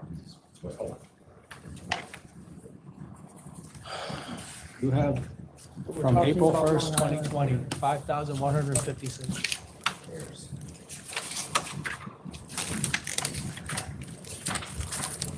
No, but that's what we. No, I know, but it's notional. Yeah, let me Okay. show you. It's not, I mean, it's a It's 4,000 historical annual growth, That's why. 2005. I mean, This is an increase of 9.8%. This is what Mr. Ramirez just said, right? I know, I'm showing you what is that. Not according to the overall growth, 9.8%. We're talking about, wait, let me get into it. We're talking about competitors coming in here and complaining about competition. That's what we're talking about. We're talking about stores that have shown growth except for ye old, but it's doing over $2.5 million anyway. And I'm not poo-pooing the fact that it was a decrease, because it's the only one of the 4 stores that's showing a decrease. And then maybe you can attribute it to Quench doubling its numbers. But that's not the point. The point is you cannot take the complaints of existing stores which were attempting to protect their own turf and use that as a reason for disapproval. It's public convenience advantage. We have a store going into a shopping center that has an anchor, it has a supermarket. We have figures going up on all the other stores except for one. And this is a classic example of the authority looking at the numbers and approving. I mean, I don't really have to, I hope, have to explain this to any great degree. We're not using their name. Numbers are going up. We don't need, we're past the name. Well, that seemed to be the bulk of the, That's public convenience and advantage because. we have a store going into a shopping center that has 90 cars in it, that has an anchor of a supermarket. None of the other stores can say that. As such, you can do your one-stop shopping in one store if you want to. You don't have to go from place to place to place to place. And look, let's face it. The stores that are in existence, they're going to do their numbers. They're going to have their loyal customers come in. If what is being said is true and the loyalty and all this, they're not going away. We're merely going in to add to the competition of the area, which only adds to the public being given a better advantage as to what they can pick and choose within a given area. And there's one other thing. So why would they pick and choose your place? They'll pick and choose my place because my guy's got 15 years experience. He has a great relationship with the stores out east. I mean, with the wineries out east. And I didn't include this because you generally don't want to see that. But I have a letter from one of the wineries out east welcoming another store into the area because it increases the ability to sell its product. And if you want, we'll give you a percentage. No, I know you don't want it. I'm saying, but we'll give you a percentage of the fact that they'll sell New York products. I think he said 25%, right? He would sell 25% New York products if you want to make that a condition. All we're trying to do is add to the competition of a vibrant area. And despite what they're trying to tell you about how close-knit it is and how it's decreasing, it's not. The numbers are not decreasing. The numbers in Holbrook were decreasing. I know, but you showed us in your own document that there is not one new home built. I didn't say there were new homes, but the population seems to be increasing. 2,000 people. But the population seems to be increasing based on the United States Census statistics. I think all of you are missing, all of the parties here are missing a point. What difference does it make if a population goes up and down there when you have 10 million cars on all these highways? I agree with you. They were all going out to the Hamptons. This is a vibrant area. This is an area that demands another store. It's not as if everything is declining. And despite the growth. The highway off ramp is this gentleman here. Well, there's no highway there. It's for myself, sir. No, but it's not the street itself. It's not a highway, but that's the main road in the area. Okay, yeah, the Montauk. Montauk Highway. How far is he from the Montauk Highway? No, it's on the Montauk Highway. Okay, I'm sorry. All right. I'm looking at too many maps. I don't blame you. It gets confusing at this time. I'm kind of tired myself. But the point being, this is a classic example of granting a store because all of the indications are positive, and as such, a store should be granted in the area. And that's it in a nutshell. Let me ask you another question. Wait a minute. Let me get my bearings here. All right. He's right on top of that, what do you call the north-south highway? What's that called? The north, North-south highway. So it's a Montauk Highway? no, Montauk Highway is an east-west, no, that's an east-west highway. Sunrise, okay. So you're right, basically on Sunrise. Okay. Yeah. We're below it. Excuse me? The highway is actually 495, which is Yeah, not. 495, okay. That's And then we've got 27, okay. Okay.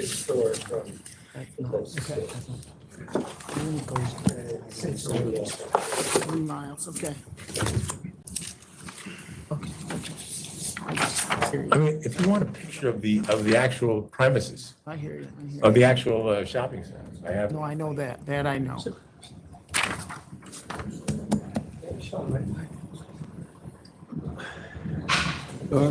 I mean, if this helps you any, this is a photograph of the actual shop. Okay, yeah. All right, I'll see, I'll take it, sir. I'm sorry. And the only store that's open there besides the King Colony is Relevate Dance, a dance studio. And the dance studio, where it's proposing, is right next to the dance studio with 3-year-olds to 16-year-old dance, and they share the same wall. Right, the liquor store is which one? The old card store. Is the one on the corner? That's Dunkin' Donuts. That's not there anymore. This is Dunkin' Donuts. They moved. They're gone. This is the liquor card store? Yeah, that's where the liquor store is supposed to go. And that's the dry cleaners, which is empty too. So it's all empty. King Cullen is an anchor, all right. It's like an anchor when you go swimming. Nobody goes shopping. Then he, Water going what around he's there. saying is food for fighter for the applicant. Sir. If what they say is true, we're gonna die our own death. But this is just competition, worried about another store coming into the area. That's all this is. Okay, I, Keep the personal. you know how we do it here. In a gallery. It's about the sales, population, We don't have much parking space. economic Yeah, growth. I mean, you know, That's what we're looking at, and there's none of that, so you can't deny that. and one other thing my client just mentioned, the other stores have no parking in front of them, Have for no the most what? part. The other stores, Have no what? parking, no great parking in front of them. All right. That's it. What are you doing? All right. Go ahead. Mr. De Leon, if you're ready to vote. Okay. You know, having heard the arguments from both sides, I have to believe that what both sides have submitted indicates to me that the population is somewhat decreasing.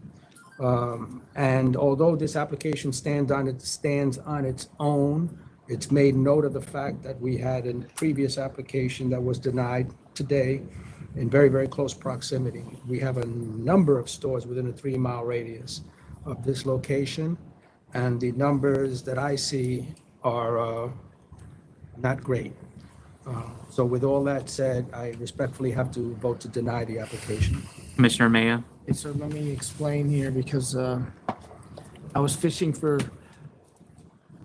you're 3 miles away from that big giant store, and a half hour ago, I voted for another store that was on this 454 road and north of 27. That's why I have a Google map in front of me.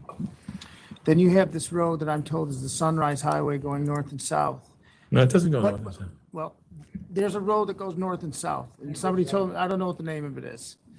And your man is to the east of that, north, right on Montauk Highway. But he doesn't talk, when I threw the softball out there, nobody talks about going after this Holbrook Liquors. If he's not competing with Holbrook Liquors, then what do we need another store for on Montauk Highway is my point here. So I'm going to deny this one. Chair. All right, I'm gonna agree with the commissioners. There's no public convenience and advantage to have another store. There are 8 stores within 2 miles. There has not been anything said about how this store is unique to the existing stores. I don't see population growth. There's no new homes being built from applicants' council's documentation. Population is decreasing. And so I think there's also a slight public safety issue considering the children's dance studio. While that's not a determining factor, it certainly doesn't help to public convenience and advantage. Thank you. It's denied. Thank you. Thanks for coming. Thanks. Good luck. All right. So the application that needed a Spanish interpreter is here. That's number 2, Delicious Restaurant Corporation.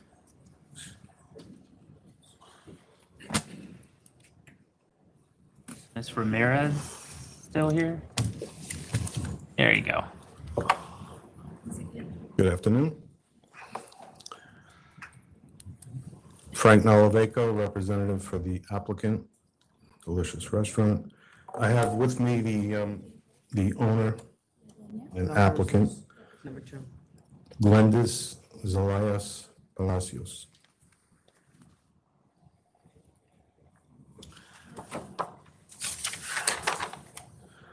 I did submit an overview. I need to make a clarification on that. It has to do with employment dates. And just for ease of conversation, I'm going to use Glendis' first name. Glendis never worked for La Nueva. Give me a second.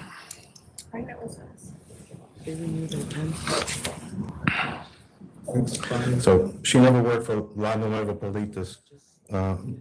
Reina Gonzalez is the landlady. So the landlord had owned the place in 2019.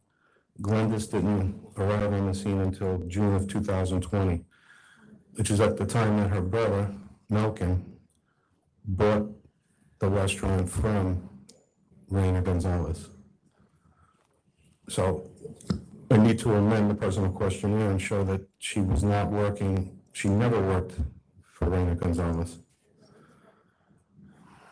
All right, so are you aware that she's been operating on an expired temp and selling alcohol on an expired temp? We discussed the issue, the temporary was expired and she ceased selling the alcohol beverage, which I explained to her. I said, there's no longer a temp. She would need to stop.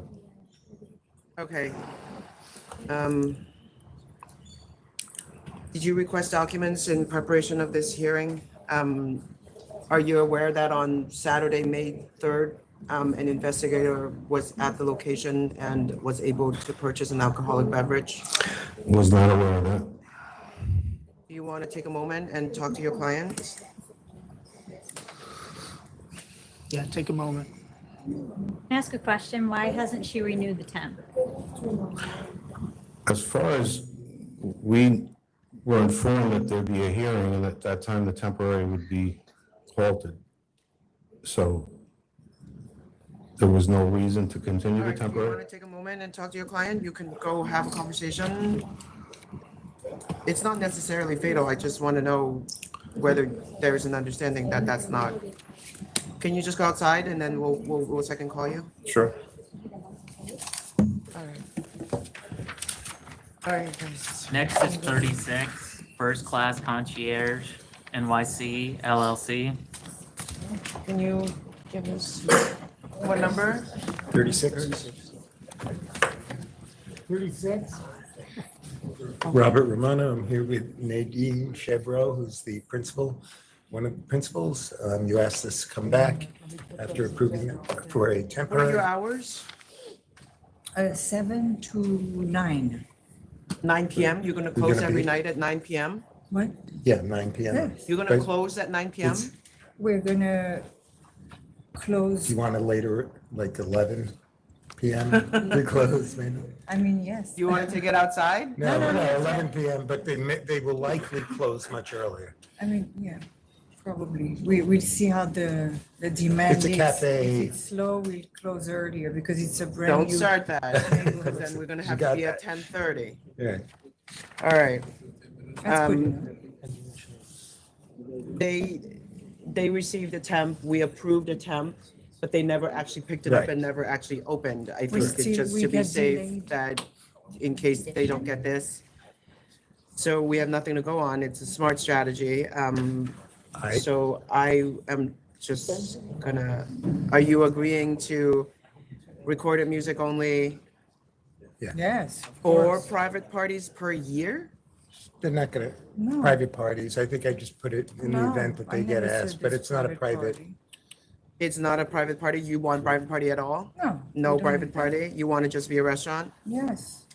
Okay. All right. I'm easy. For the record, it was not a strategy. If she doesn't want it, she doesn't want it. Okay. Was there any insurance that you were required to get last time?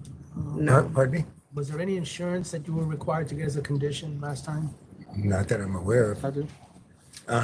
But I would ask for private parties, if you could put 2 or 4 a year, just in case. In case we have a birthday Very party. good, very good. It's a conditional. All right. approved.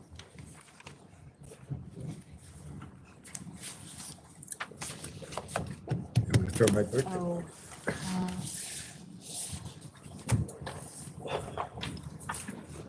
I think that is.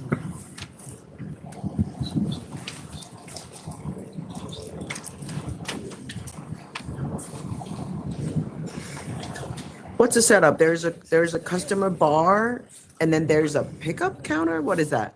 There's a bar inside. The pickup is to-go orders. It's not, there won't be any alcohol going whatsoever on that counter. But if someone order drinks to go, wouldn't it be picked up from the pickup counter?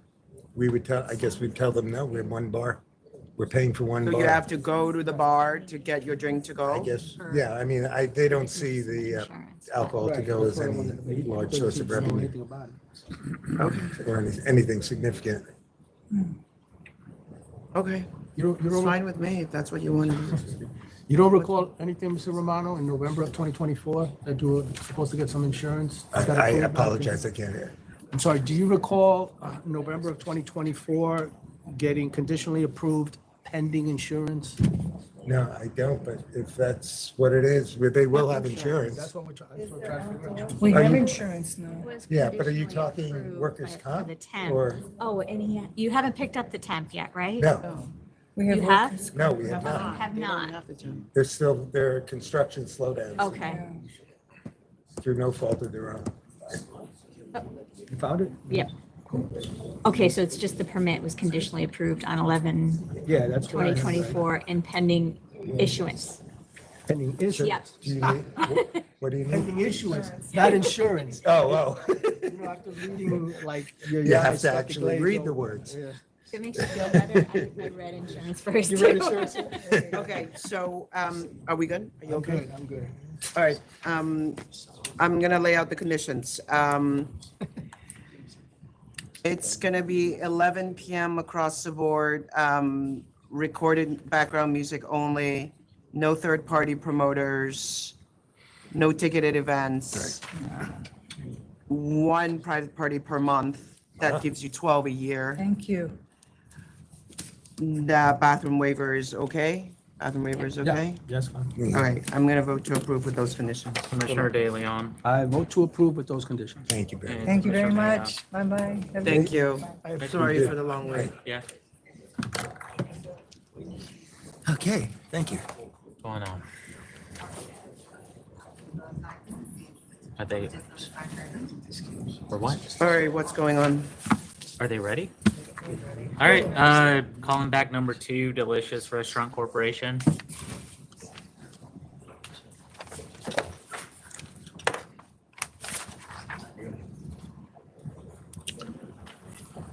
Okay, so as to the sale of May 3rd, she wasn't present, but she was also under the assumption that the temporary was still active and that there was no concern as far as the sales go. That I take responsibility for because I didn't step up and renew. I didn't do anything with the temporary. So she was unaware. So it's fair to say she's probably been doing it, but she's unaware, right? I would have to assume that. The truth will set you free category. Mm-hmm, yeah, All right. true. Okay, good. Thank you. All right. Where are you at? So there's karaoke Friday and Saturday that ends at 10 p.m. Karaoke? No karaoke. There's no karaoke. No. What is it? Is this a nightclub? No, it's a straight restaurant. So it's recorded music only? Correct. Okay. What are the hours? The hours 7 a.m. So 7 a.m. to 10 p.m. Sunday through Wednesday. Thursday through Saturday is 7 a.m. until 12 midnight.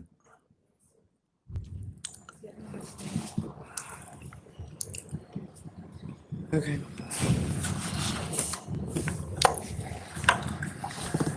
I have that she obtained this location with a new lease Correct.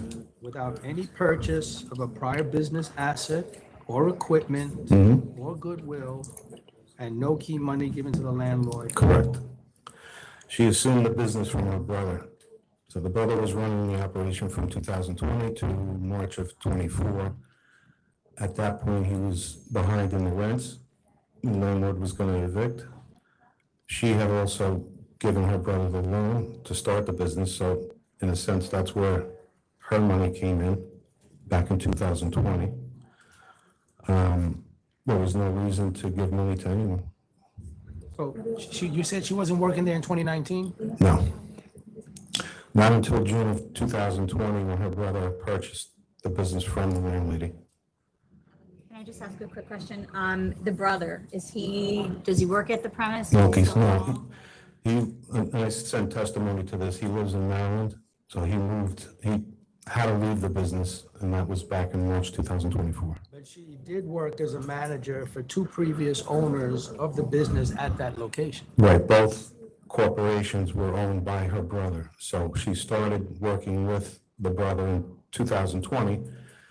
And then they decided that they were going to change the corporation and maybe she would take over. That didn't happen.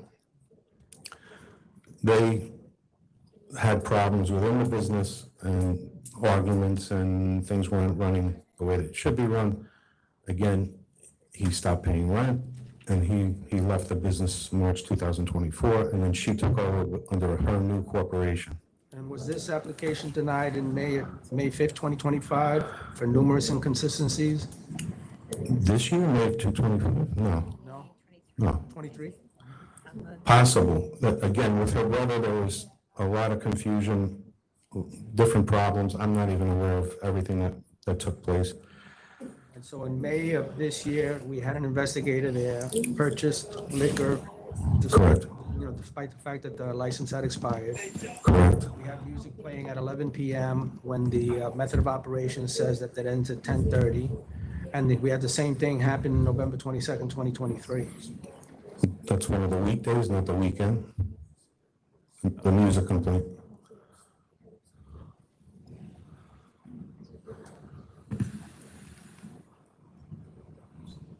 And also, apparently she had security, and on her method of operation, it does not say that she's going to employ security. Yeah, I'm not aware of any security. We did put no security, no New York State licensed guards, so I'm not sure if it's one of the employees that's working there. Has extensive adverse history with fines of over $30,000. Right, but there should be a line drawn as far as when she got involved in the business and who the prior owners were. Back in early 2020 and 2019, there were extensive problems, but she was not associated with the location at all, nor her brother, who took the business over in 2020. How long did she have the temp or any other violations?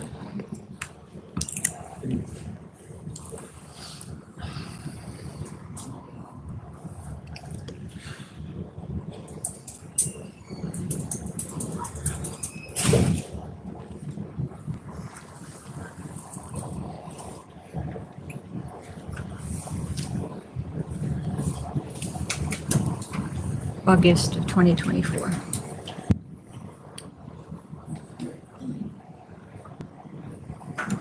were extensions filed except for the last one.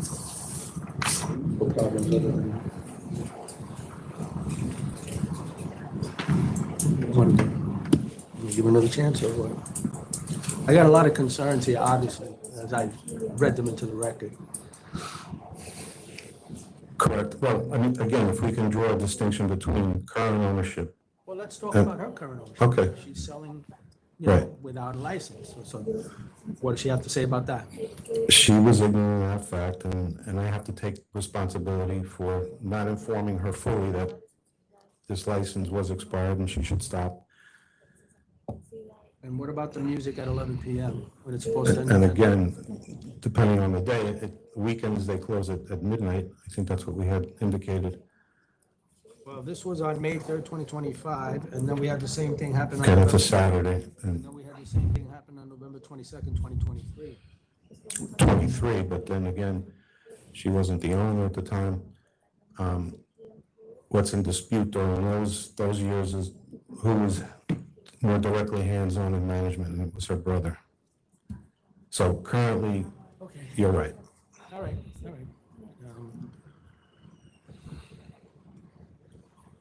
Do you have conditions you want to put on record? I mean, it's recorded music only. That's it? I don't think you can really do anything else. You can change the hours, but they're asking for midnight. Oh, no. So there's not really, I mean, you can put the no live music and all of those things. Yeah, I got to tell you, when I first read it, I was inclined to decline it, but I'm not going to do that. But I'm also not going to grant the 12 p.m. because I'm concerned about not complying. Right. 12 a.m., excuse me. So I'm going to leave it at 11 p.m. now, and no live music. Correct. Commissioner, so you're approving, right? I got to think about it.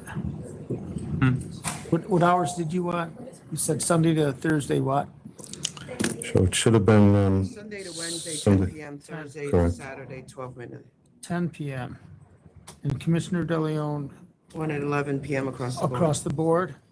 Okay, I'll cut the bait. I'm gonna go to your hours then. 10 p.m. on those particular days and 12 on those two other days, right? Or 3 other days? It's Thursday, Thursday, Friday, Friday, 3. said.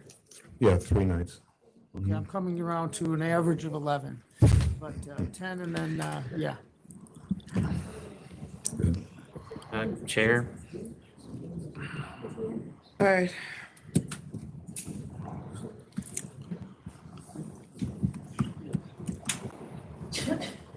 They do have on the method of operation, if they have karaoke. Do you want? She just- said they don't want karaoke. That's Okay. what she said. All right, I'm gonna do the hours they want, which is 10 p.m. Sunday to Wednesday, Thursday, Friday, Saturday, midnight.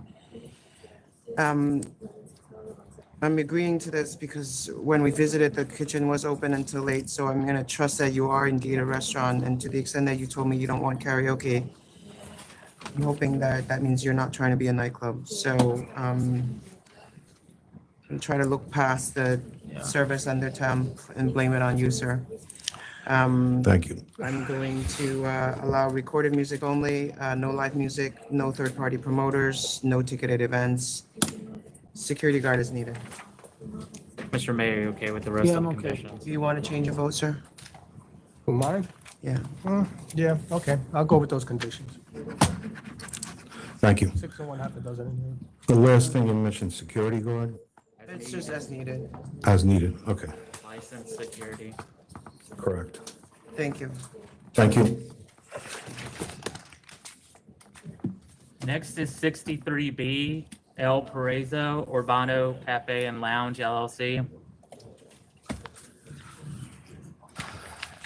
Good afternoon again, Bob Romano with Mr. Benavides. 63B is in boy. With Mr. So Benavides. you saw the letter from the I village, saw the right? letter, and there were actually 2 letters, and I had several discussions with Carol Gilio, who is the signator on those letters, I believe. And I even called her yesterday, and because I got the letters too late to submit to you and have this information get to you. I said to her, would I be misquoting you if I state to the board that you have currently no objections to this application? You simply need him to go through the motions and get approval for the SLA. What do you want me to do? You want me to adjourn it so that you go through the approvals? They want the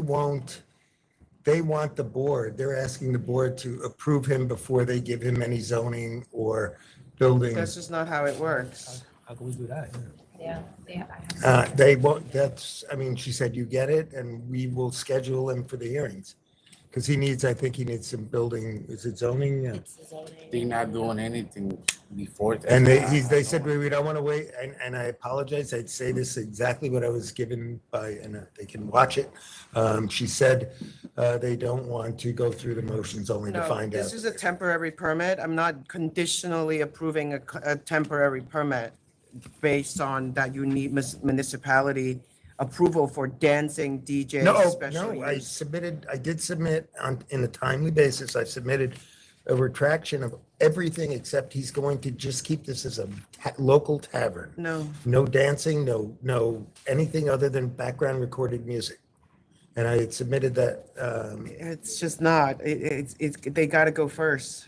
It's just not how it goes. I can hold it over or I can deny. I guess hold it over, but if you could have it I would ask for 2 meetings because I don't see them. This is a temporary retail permit anyway. This is Right. not the actual application. Right. And this Well, is a if you grant it, removal, I think if you grant us a temporary now, you have the ability to pull it.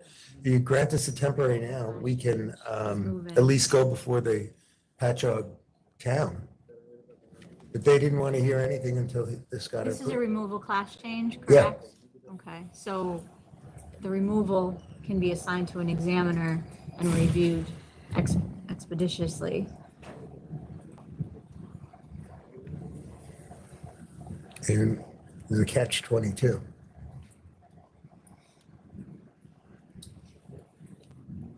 And it's actually almost ready to go. And again, I asked her, I said, do they have any objections? She said, absolutely not. At this point, there are no objections. I can't take your word for it if I have know. a 3-page letter in writing saying we don't want this. So I don't- it's kind of hard to. The only I'm not letters that saying I I don't trust received- you, I'm just saying. Right, no, I understand. The only letters I've received didn't deny, well, they denied basically with the provision that they want to first see what happens at the board. The removal, that expedited and signed, so it's getting ready for the full board as well. What they don't want is to be a nightclub or. Yeah, right. Or have live music and dancing. Put it over, I'm just gonna have to vote to deny it. And we're okay with that. Right. I mean, look, the They- actual application is gonna come soon, so I can also just deny the temp. Yeah. And then you can. With your go- conditions. It's coming quick, so. All right, so I'm gonna vote to deny. Okay. Commissioner De Leon. Is that what we're It's doing? okay. Okay. I vote to deny. You vote to deny because Their actual application they're is. temporary, right? This is Yes, temporary. Okay. Right, just a temporary, not the license. So even if you hold it over, there remains one. Right, we're gonna be, that's why I did try to reschedule. I've been calling the office all week to try to get an adjournment for today until. I'm surprised that the town is not Are they not understanding? being cooperative. 'cause- And I asked her, I said, I was very clear about it. You're not objecting. She said, we are not objecting. And if you're watching, Ms. Gilio, Okay, it's been denied. thank you. Thanks. Just a temp. Just the temp. Just a temp. Just the temp. 63, next to 63A, CORKBUZZ 4 LLC.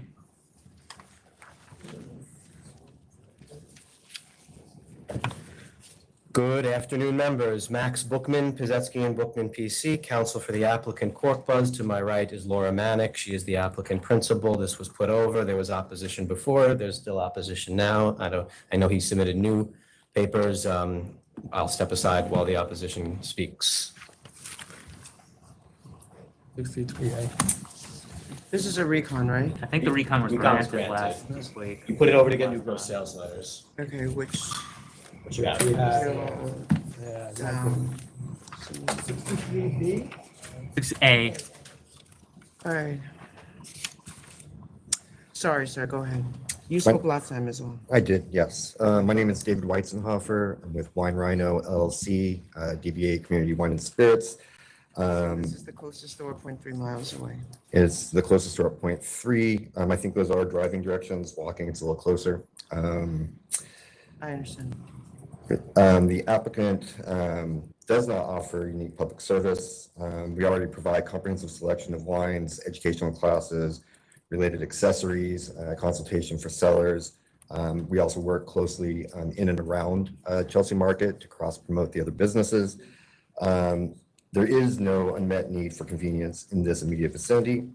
We have significantly invested in cultivating a book of business in and around the market. This includes offices like Google, which this applicant would sit squarely between the three Google headquarters. We've also worked, as I said, to cross-promote the other businesses. We have chosen to stock wines in our store that are represented on wine lists for on-premise restaurants in the market. And I have sort of three main points that I'll go over to kind of solidify this. Before I jump into those, I understand that there were a number of letters submitted in favor of this application. Those letters were not able to be sent to me because they were not able to be redacted in time. So I haven't seen them and I don't know the content of them. I know there's a lot of them, I guess. I think any of the local businesses, wine stores, liquor stores, we all could have solicited a lot of support for either for or against this application. I don't know what's in those letters, and so if it's, hey, we really like wine, that's great.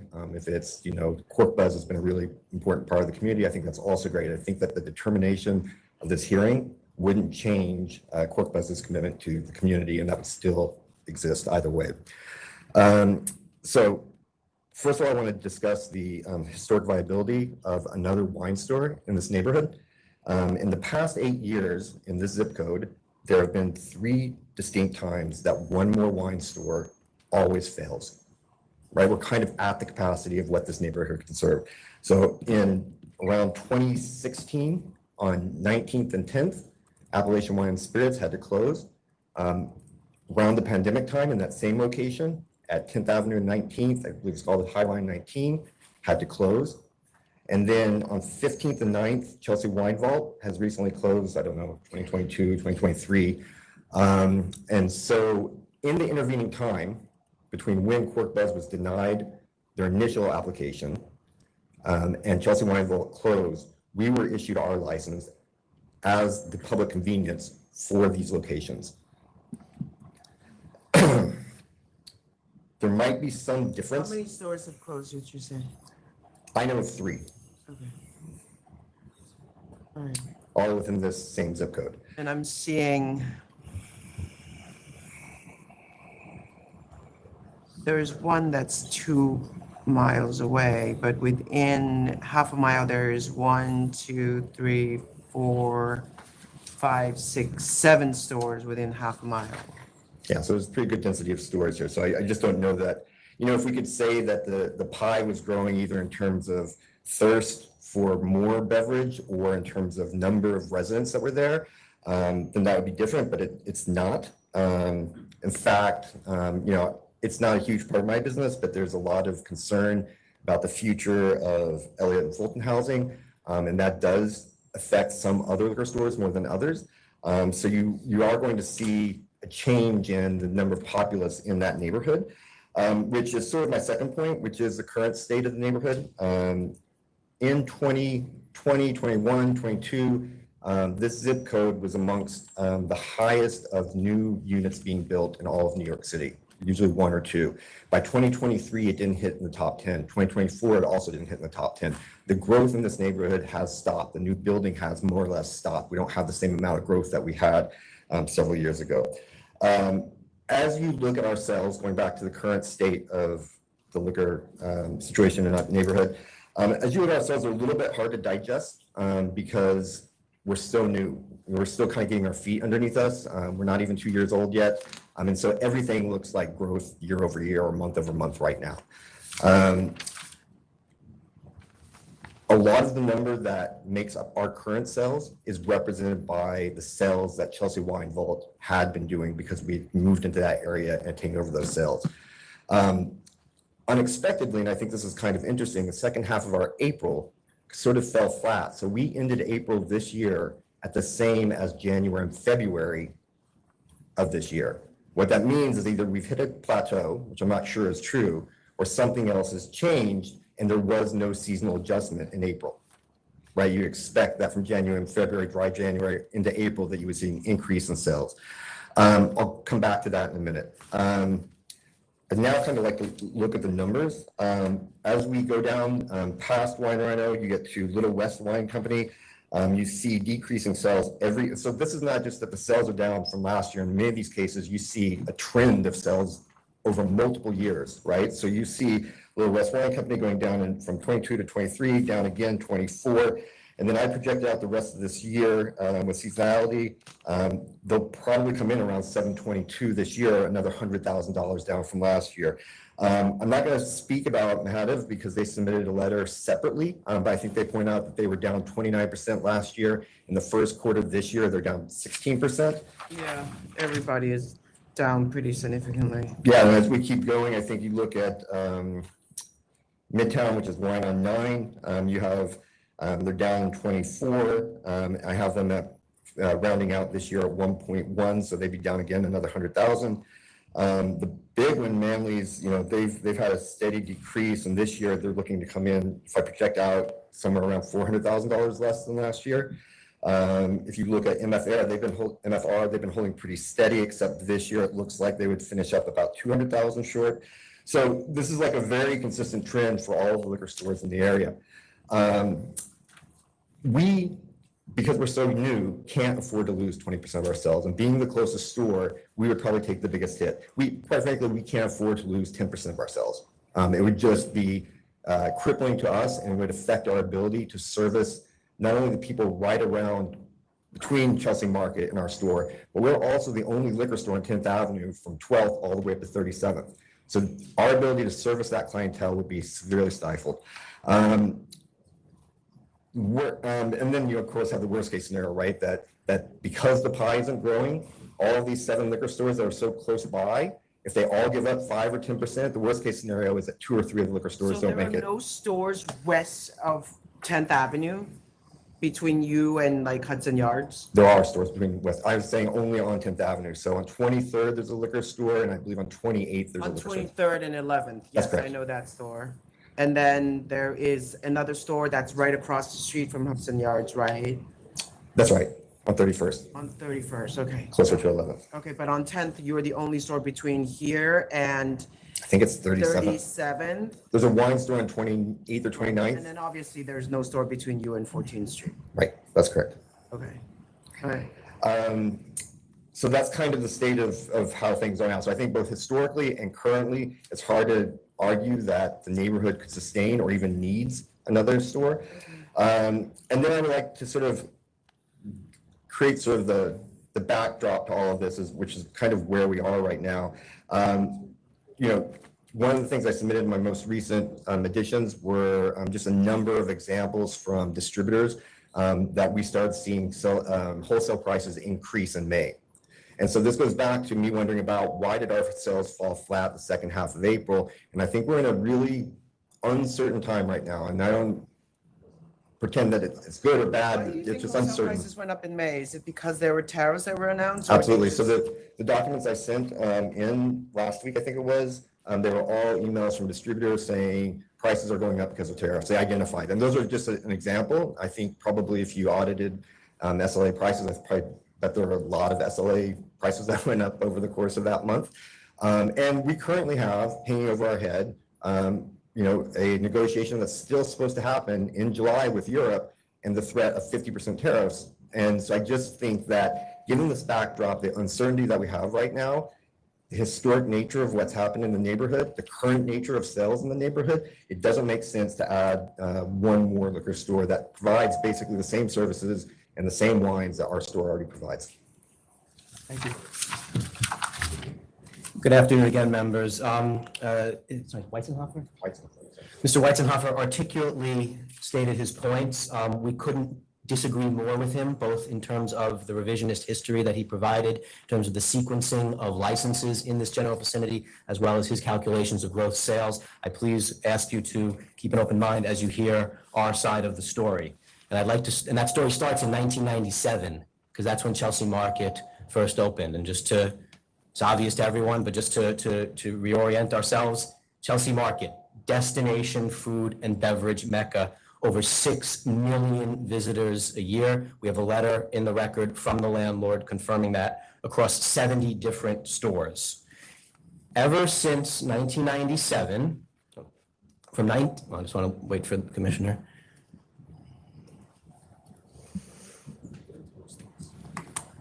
I'm sorry. No, it's okay.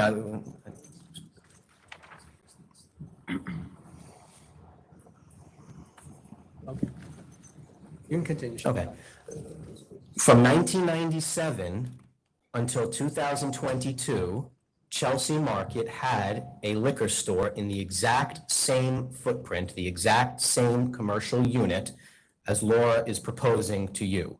1997 to 2022. It was called Chelsea Wine Vault. Chelsea Wine Vault, you access it by entering on 9th Avenue, which is, and everyone in Chelsea Market calls that the front of Chelsea Market. You enter through the front of the market on 9th Avenue, and 1 or 2 storefronts in, you had Chelsea Wine Vault. Chelsea Wine Vault left in 2022 after a series of well-publicized, incredibly rocky COVID non-compliance issues. This agency has some records in its own database about some of the things that Chelsea Wine Vault was doing during the shutdown period while people were dying. That was completely unacceptable. They could not come to future terms with their landlord, so they moved across the street. They left Chelsea Market. So for the first time since 1997, in the year 2022, Chelsea Wine Vault moved across the street. At that point in time, the owners of Chelsea Market found it unacceptable to lose a wine store in the market, given the destination that it is. So they turned to Laura. Laura is an exceptionally well-qualified industry professional in the wine industry. She is a self-made businesswoman, born and raised in Queens. She is a master somm. She is one of 33 women on the planet who have this certification as master somm, and she was the youngest woman to ever obtain this certification. She has an extensive list of accolades. They turned to her because she owns a wine bar in Chelsea Market. She actually has another wine bar in Union Square. She owns a wine bar in Chelsea Market called CORKBUZZ. CORKBUZZ is a brand that she built from scratch by hand. It's a wine bar brand drawing on her extensive experience as a unique master somm. And CORKBUZZ, as the wine bar, has been in Chelsea Market for the last 12 years. So it only made sense for them to turn to her. When we first submitted this application, and we were first before the board, Chelsea Wine Vault was open still. They had moved across the street, as I had said, different landlord, and they opposed our application. And you've already granted recon, so I'm not going to get into anything with Chelsea Wine Vault, other than to say that they are now out of business at Chelsea Wine Vault. So Chelsea Wine Vault, across the street, out of business. Now let's come to some of the history that you were just told that brings us more to present. The protester's store, when he applied to this agency for his liquor license, Chelsea Wine Vault was open and operating in Chelsea Market, in this location. They had not left yet when he applied for his store and when he appeared before the State Liquor Authority, the members of the authority. This has been propositioned to you that his store is the replacement of Chelsea Wine Vault. That is not true. When he applied, not only was Chelsea Wine Vault open and operating in our proposed store in Chelsea Market, but at that time he gave a very rosy picture of how his store can easily operate a few blocks north of Chelsea Market while continuing to be able to coexist with a store in Chelsea Market. He was in addition to the store in Chelsea Market, not a replacement. At the board meeting, when a question came up about, is there a liquor store license in Chelsea Market, he described it dismissively as saying, yeah, it's in a mall. The nearest store is in a mall. Now, Chair Pham, when you hear liquor store applications, you routinely hold people to the deal that they made for themselves.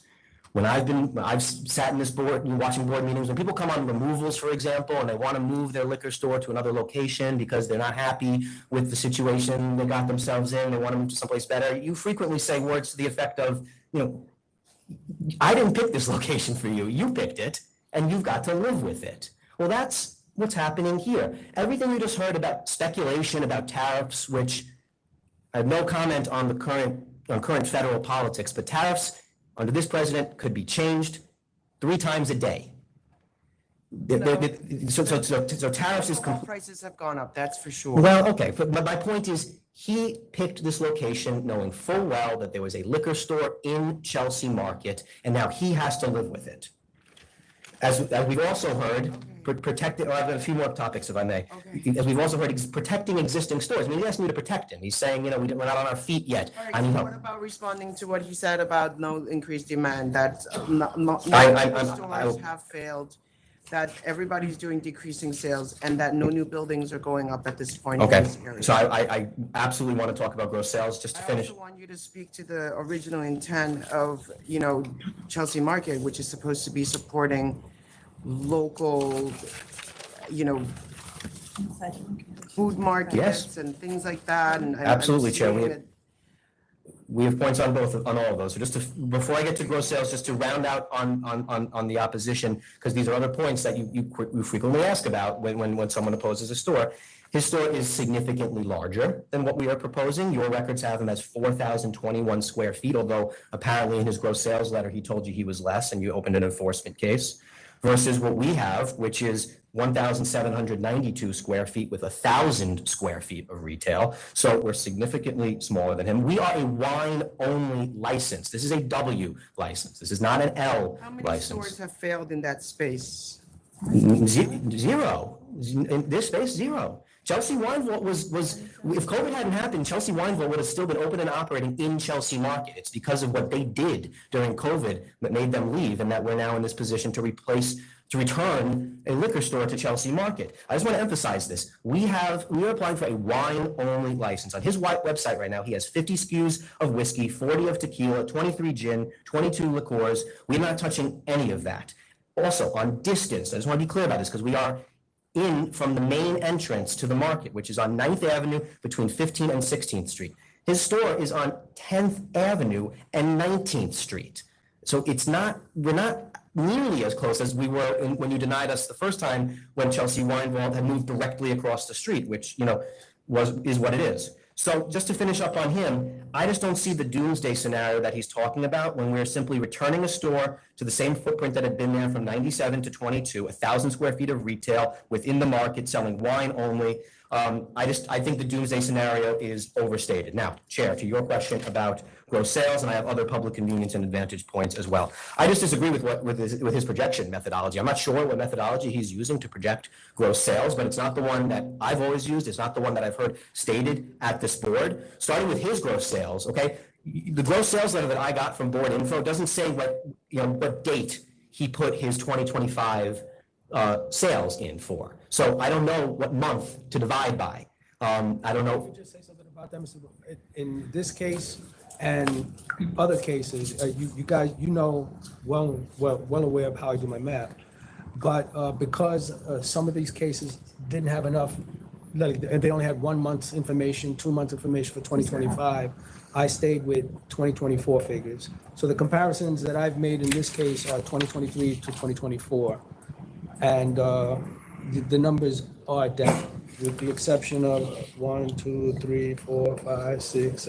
Out of 8 stores, 6 down, and 2 up. And look, I'm not here to say that they're all up, but using the methodology that I use, which is the one that you've described at the board as well, if you look at, for example, the second store, which is, it's not like we only have February data for that second store. We have 5 months through March. That's, if you use that. Be sure, so what, I stayed with 2024, but you went ahead and did the calculations to 2025. I did, and I'm saying that not only because I think that's proper when you have more than like a month or two of data, but also in responding to what the opposition said, because he says, he's telling you what he projects, and I don't know what his methodology is, but what the methodology that has, I know there's no rule book that says what the methodology's got to be, but what has become standard, which is accounting for the holiday bump, you have projecting up for 2025 for the second closest store, for the third closest store, down for the fourth closest, which is Midtown, flat, slightly, maybe by a little bit, you flat for Manly's and MFR, and then up for Home of Cheers. So I strongly disagree with the notion that gross sales are down. Excuse me, I'm speaking now. It's my turn. In addition, There's no need to be so aggressive. I don't know why you're yelling. You don't need to yell. It's just the tone of my voice. I speak at a loud tone. really loud and it's really aggressive. It's not necessary. Okay, when in the audience, when we sit there, we can never hear what people say because people talk really quietly. So I've always been trained as an attorney to speak loud. I will try to speak a little softer, but it is no offense meant. There's a no yelling policy and no mistreating other people. I just didn't want to be interrupted. It's my turn. We waited a long time to be here and make our points, and we'd like to be able to have the opportunity to do that, and I will lower my voice. The other points we want to make on public convenience and advantage, because of course, gross sales are not the end-all be-all to the legal standard. It's important. We all know that. It's a key metric of demand. Demand is sometimes indicative of public convenience and advantage, but there are other key public convenience and advantage factors at this location that must be discussed. And I do want to give Laura a chance to speak to one of them, which is customer experience. So before I do that, first is synergy with her existing on-premises license. It is not every day, but it happens enough at this board where you see a business that has an on-premises license, which is deep into the wine world, that is looking to open an off-premises store under the same brand. And that solves a real problem because routinely what you have for these businesses with really great wine lists is and Laura can attest to this, is customers say, hey, can I buy a bottle from you? And the answer is no, you can't. Being able to offer your products for off-premises consumption right across the hallway, essentially, is synergy that is highly, highly convenient. They get a lot of out-of-state customers in Chelsea Market looking to buy New York products. Talk about supporting local businesses. I mean, Laura is a Queens girl. She's built her business in New York from scratch. Her business has been 12 years in Chelsea Market. She is the person who Chelsea Market would want to have open a liquor store, a wine-only store in Chelsea Market. And so on that point, I just want to turn the mic over to her for a minute because yes, we submitted 768 petition signatures, 166 form letters of support. These are people who are this is the public telling you that it would be convenient and advantageous for them to be able to patronize a store directly across from her wine bar within Chelsea Market. And she just wants to spend a minute telling you about how that process went and how it came to be. Good afternoon. With so much respect for both David and the board, I would just say that for 12 years, I've been the person in Chelsea Market that sees the demand from the customer to buy wine. So we used to send our guests that came in. It looks like you could buy wine there in my place because we have wine fridges. We used to have people come and say, I'd like a bottle of wine to go with my lobster from the lobster place. And we'd be like, please go to Chelsea Wine Vault. We can't legally sell you wine, but we have an on-premise license. When they went out, we attempted to say, hey, there's a wine shop 3 blocks away. Please go there. We love them. We want to support them. And everyone's like, it's too far. Is there anything in the market? And it came up for the last, I would say 5 years. So much so that I invested my time for the last 2 years coming to try to get this license, but also because even though I'd love to send people to 10th Avenue and 19th Street, I just went to the butcher, Dixon's. I have my hands full. It's hot. It's 105. It's cold. It's rainy. People don't want to leave the ecosystem that is Chelsea Market. And for that, it is really for the public that they can do their wine shopping along with their food. We will continue to send people all day long to our local neighborhood businesses, but it's simply, they just don't go. They just stay and say, that's it. You're telling me that the business model is to let people buy bottles from you to go so that they can then open it and eat it by the seafood restaurant and drink it like No, basically that's- within Chelsea Market? That's absolutely not the business model. The business model, like most of these. That's what she just said. That's not what she said, Chair. People were coming over asking to buy a bottle to go Pe- because they wanted to consume it right there. No, No, that's, sorry, I missed. I'm just repeating what you just told me. Sorry, I was that's just, sorry, there's just, that was just one of the models.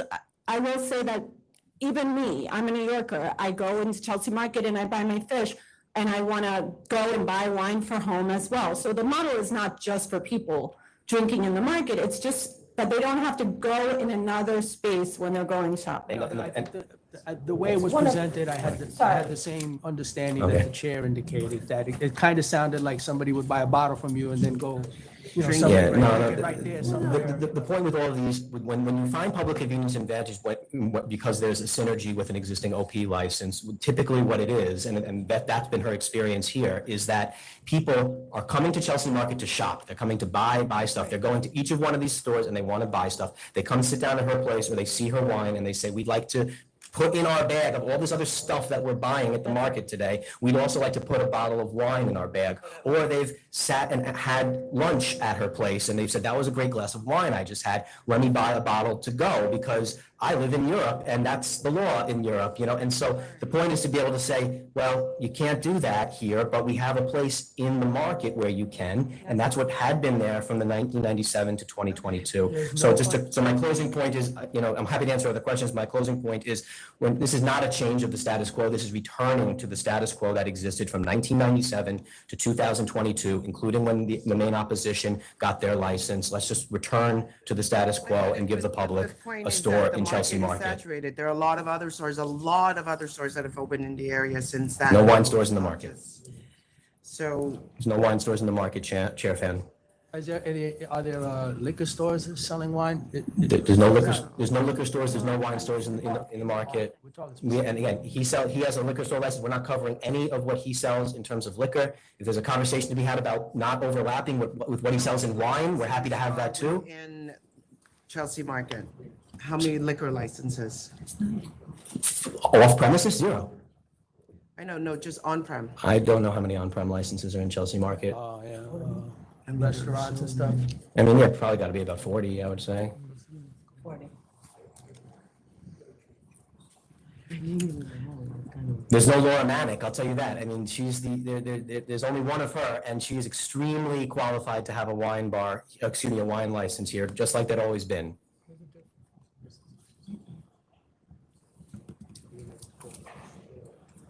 Bottle of wine to take elsewhere, not to drink. No, to take elsewhere in their bag of stuff that they're taking home with them. They couldn't carry it to their Uber home. And when you have a bag full of stuff and say, now go schlep 3 blocks in the heat or the snow, 10th Avenue is not the same. Yeah, right. The distinction is that, again, Mr. Bookman used 2025 calculations. I stayed. How many on-prem licenses in Chelsea Market?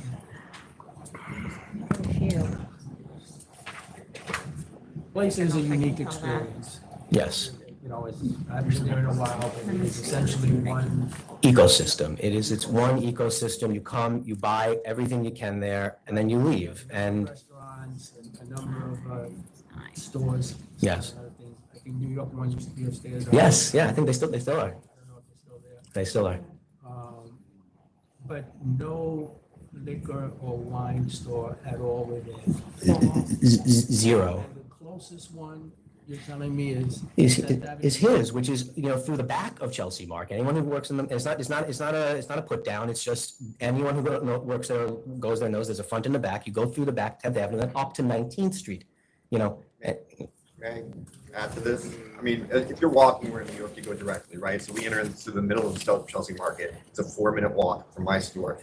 I work with other vendors within Chelsea Market who do have liquor licenses. And Jacob Dixon's, if someone wants something to go with their meat, he sends them over to my store. If I know someone that wants to get a charcuterie plate, I send them to Dixon's. If they want cheese, I send them to Saxby's. And let me say that this does jeopardize the on-premise. This jeopardizes the on-premise licenses as well, because it shifts the revenue centers. In fact, even CORKBUZZ's wine bar seeks to shift the revenue centers, right? So like you sent out an email on April 18th that said, buy your lobster roll at Lobster Place and bring it here and we'll do a Chardonnay, buy your hot dog at Dixon's and bring your food here and we'll give you a glass of wine. I promise you that Jake at Dixon's would rather people stay and drink in his establishment where they bought. So what I'm saying is there's a shift, the idea that you shift the revenue away from the existing on-premise accounts, either via the wine bar. I mean, I have a lot of public safety concerns here because there's a lot of food establishment in that market. And if the whole goal is to like sell a bottle of wine and then people take it over to these seating areas, there's very little seating already. People are basically standing and eating or stealing at tables. I mean, I'm there all the time. That's how it's always This is been, my though. neighborhood. So how it's there are always been. definitely some concerns there about letting people buy it to go and then use it right there. But if that- which is what everybody will do But because it's no, cheaper than buying. but that's how it's been from 97 to 2022. You don't have any enforcement actions about people drinking wine openly out of bottles in Chelsea Market from 97 to 22. Not if he's saying that you're pitching that as an idea. Or We are not pitching open container drinking in Chelsea Market, Chair Fan. That's not the pitch. I've tried to be very clear about what the pitch is. To address the concerns, it's a destination place. Look, I'm a New Yorker. I walk a lot of places, even with a backpack. But if I don't have to walk, 3 or 4 blocks to buy a bottle of wine, then, I'm not going to take that walk. It's not necessary. We do get a lot of tourists that come there. It is a convenience to the tourists. 3 or 4 blocks away from the subway, away from 14th Street. Well, I would argue that most of the tourists are taking. If I could finish. So that is what I'm looking at here. I think we have an extremely qualified applicant here and a zealous advocate, Mr. Bookman is for this. And you've been very articulate. I get it. And I had concerns about the numbers, but I, certainly take Mr. Bookman's representation as an attorney, that the projections he did for 2025, which I didn't do because some of them were only for a month or 2, maybe others for 3 or 4 months. I didn't think it was enough, but I respect the fact that you did do that. So long as people are not going into your place, buying a bottle of wine and then cracking it open and drinking it somewhere else, but I don't think that that's the scenario. I do see people coming in and saying, buy a bottle of wine and take it with me. That's right. How do we enforce that? Would you put a sticker on it? What are you going to say that you can't consume this within Chelsea Market? I'm happy to offer a solution there, Chair Fan, which is I think a solution that you frequently see with on-prem licenses where there's an area where the licensed premises ends and there's a sign that this agency frequently requires, says no alcohol beyond this point. I can see a similar sign where at the exit of the wine store saying alcohol may not be consumed by the bottle within Chelsea Market. Chelsea Market they'll do that with them. It's well supervised place. It's not in the markets. Chelsea Market has security. It's 6 million people a year. I mean, it's highly secure. New York One is there. I think that could easily be. I just don't think we need more alcohol there. Like there's so much alcohol. It's so crowded. The seating situation is horrendous. But they can't take it home. They can't put it in their bag with all their other stuff that they bought and take it back. Horrendous. So to add people walking around and trying to pour now a bottle, it's just. Was that way from 97 to 22. Again? That's the way it was from 97 to 22. This is not adding a new element into the market. This is returning an existing element to the market that had been there from 97 to 2022. The Yes. landscape has changed. All the stores are doing down numbers. There's no justifiable reason to add another store. Well, I disagree that the stores are doing down numbers, and the reason I keep saying that is because there is no documented record of open container drinking from wine bottles within Chelsea Market. If there was, you would have that info in front of you. You live there, Chair Fan. People do not, from 97 to 22, people do not drink wine by the bottle in an open container illegal fashion within Chelsea Market. Sir, your own client said that was the thing. You're making it now I created this. She's nervous. This is a high stakes appearance. She's not a lawyer. She's nervous. She misspoke. It happens. That's not what she meant. This wasn't some reveal. Said that and it's just that's what you said. Okay. I'm just repeating that. Okay, I just meant to go in their bags, not to go drinking on premise. We serve wine on premise. So when people want to drink wine on premise, we've been 100% by the law. We don't sell a single bottle in 12 years to someone retail. And the same, we would never allow in a retail license, someone to drink wine out of that retail. We would just say, go to our wine bar where we can sell you wine on premise inside the walls. And just to address David's point, you know, the only reason that we send out an email to work with the market is there's no seating. So we have a big, beautiful wine bar where people can bring their tacos instead of standing and eating and drinking. They sit in our chairs. So we're not actually even displacing revenue as he suggests. We're actually offering basically seats for people that would otherwise be standing. Right, but you sell food, right? Yes, we she sell says she has her own food menu, but they're allowing people who Only have in that bought one bar. a taco to come sit down as there as well, which they're allowed to do. All right, Donald. The store would be right across the. Yeah, the store is, our wine shop is in the middle of the market and the store is like closer to 9th Avenue. It's like, How far? it's like a, you know, 10 feet, 10, 12 feet. Okay. When it's 1,000 people, it's about 15 minutes, but otherwise, Fair. if it's clear, it's like, Fair. it's 3 minutes. Commissioner De Leon, if you're ready to vote. Yeah. Okay. Look, I think Chelsea Market is a unique ecosystem has been stated here.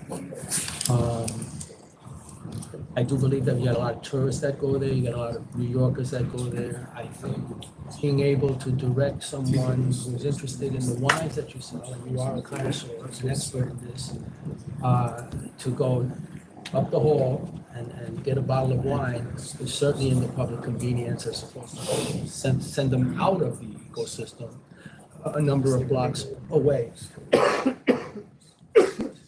Excuse me, I'm sorry.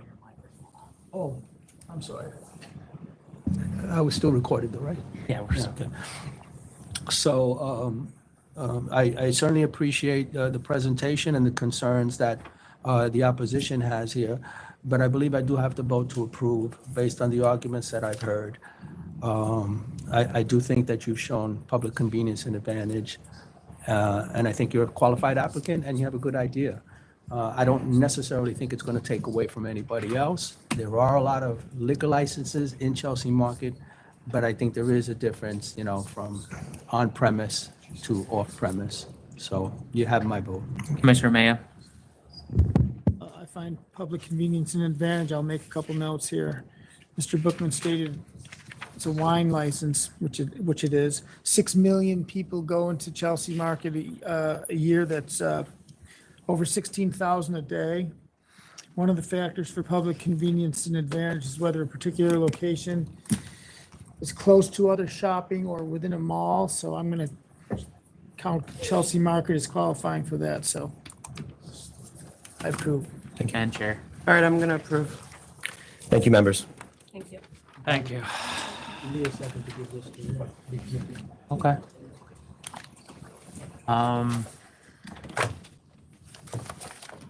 I'll go ahead and call it the next item while he's waiting. Next one is 19, Madison Entertainment Associates LLC. Okay, Is that you? that's me. Should I wait for Commissioner De Leon to return? Okay.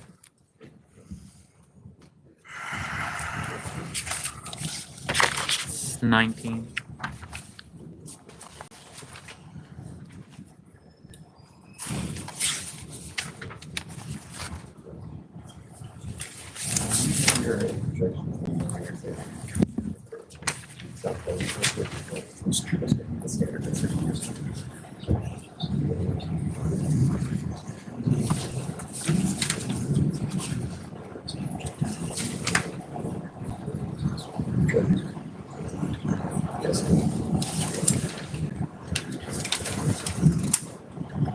So the donate for something, so just for no, I'm just curious, that, because that's what I did, that's what I had in mind, I counted for fourth quarter slump, or fourth quarter bump, summer slump. That's okay, I was just curious, thank you.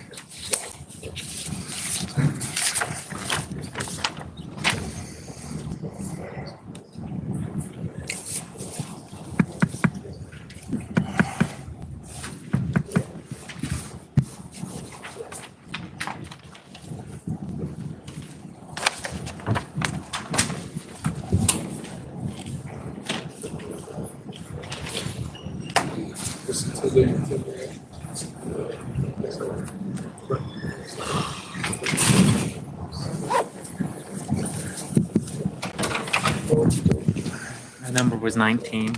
19?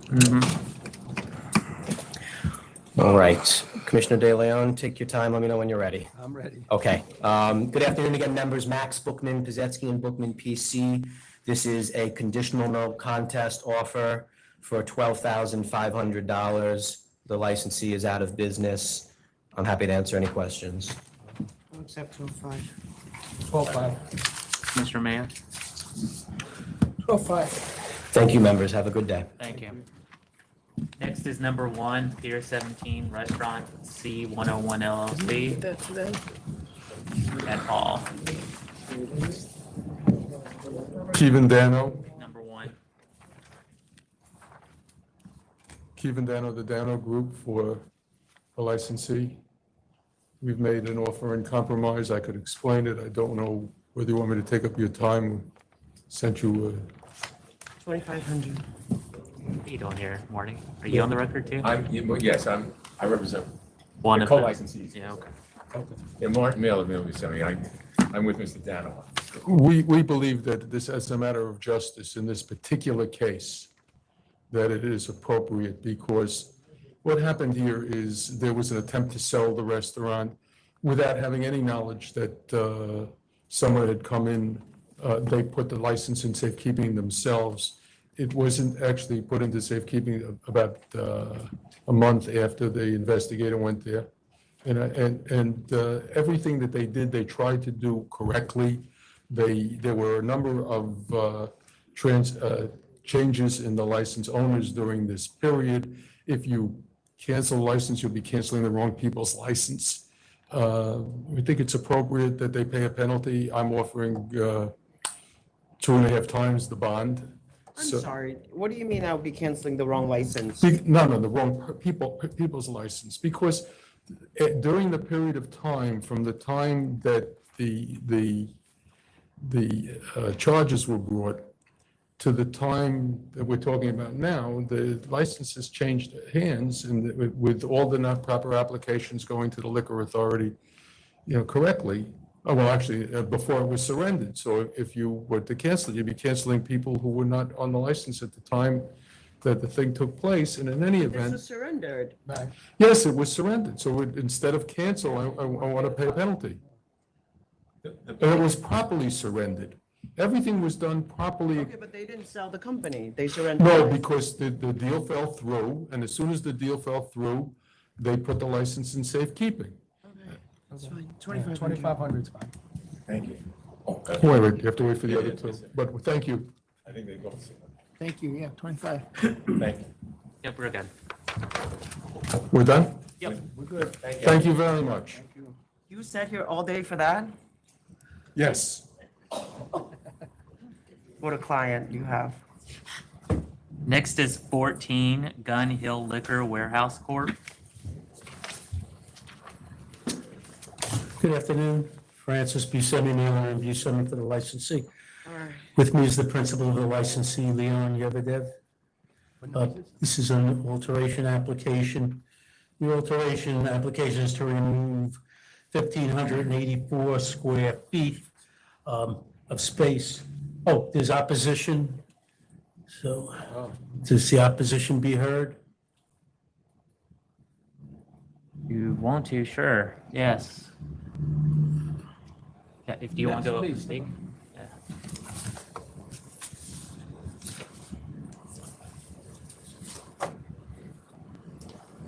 Thank you. Yes. Hi, good afternoon, Chairwoman Fan, Commissioner De Leon, and Commissioner Mayor. My name is Ann Nguyen, and I'm here with my father, Kevin Nguyen, and we are from TNY Wine and Spirits. We are directly across the parking lot from Gun Hill, literally just a football away from them. You throw a football from their store, it's gonna hit our front door. That's how close we are. Somehow by miracle, they were approved for that license. But the condition though for that license was that it should be for, I believe, 1,400 square feet for their retail space. So that was approved. And once they were approved, our sale went drastically down. So the most recent sale tax that I filed from March to May of 2025 was about $60,000. It was 3 months worth of sale for us, gross sale. So if I take the same time period and I went back before they went on full-on business, same time period from March to May 2017, our sales were close to $200,000. So we dropped 70% or 140,000 per quarter. If you annualize it, it's more than $500,000 drop of sales for us. We used to be close to $1 million sales, and now we're down to about $240,000. So that was a significant drop in revenue for us. So Gun Hill business was, in my word, they were taking away our business because our sale dropped significantly. So there's no other way for me to explain it. Then, so go back to the condition that their store was allowed to open was that they would reduce their size. 'Cause initially, I believe they request for a much larger space, about 2,600 square feet of retail. And then that initial application was denied. Then when they asked for reconsideration, they dropped it down to 1,400 square feet. Right. And that was approved. And then slowly they come back and they say, can we expand it? And then I believe the last time they expanded, they asked for a request to expand in 2021. There was a previous application to increase the overall space, which was denied. Yes. This application is an alteration, so it's kind of another way of increasing retail space by. Precisely. By getting rid of storage space. Exactly. Creating more retail space. So from my point of view, what I see is a tactic by Gun Hill. So yes, we were approved for a smaller space. So how do we get to a bigger space, to our original plan, slowly as to increase the space, the retail space to be precise. So I can see through it. I'm pretty sure the member of the board can see through it too, that the pain and suffering to our business, and you can see through their tactics as well. So your store is only 800 square feet retail? Yes, sir. Yes. Okay. And you're right across. The parking lot from them. We can see them from our front door. So they're already almost double your size. Yes. And the numbers I have for 2023 and 2024 show almost a $3 million increase in sales. Not from us. No. For them. Good for them. But we. Which is why they want more All space. right. Yes. So are you aware that there's an investigative report, sir? I haven't seen the report. I'm Do you want aware. to see it before you get up here? If I were you, I would look at it, sir. I'll print it out. The investigator went into the store. When they're done, There is a complaint Yeah. to the extent that you guys have already done the work that you are asking for. You need to look at it. You want a second call it? I was here when we had these conversations about how the store was too big and there was a clear effort from the board to limit it in size. Whether you agree with it or not, you don't really get to go beyond what was allowed, you know. I don't can think you're address the playing fair board. here. I don't. Thank you. yeah, thank you. All right, let him read the report. Can you guys sit down? If you guys want to wait, you can. You don't have to, but you can sit down and wait, and they're going to go look at the report and come back.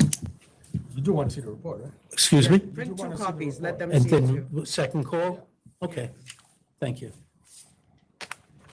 Get 2 copies, Donald, please. Yeah.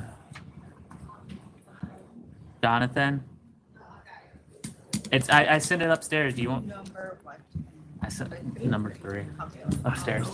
Thank you. Next is number 18, Nuevo Ambiente Quisqueyano Restaurant Corp. Which number did you? Number 18. Hi.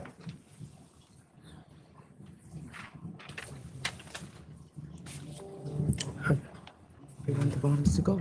Yeah. That's what she's saying, right? Well, yeah, And then you tell me you're gonna serve it there? Told me you're gonna serve it there. I was gonna say, look at it. I believe are you the licensee? I'm sorry? The licensee, are you the owner? Yeah, I'm the owner. Okay. Just can you introduce yourself? Put your name. Ricardo Salazar. What is this one? All right. I want to spread the wealth. Well, Yes, sir. that too. Fair enough. It's number 18. 18. It's the licensee. Uh-huh. Okay.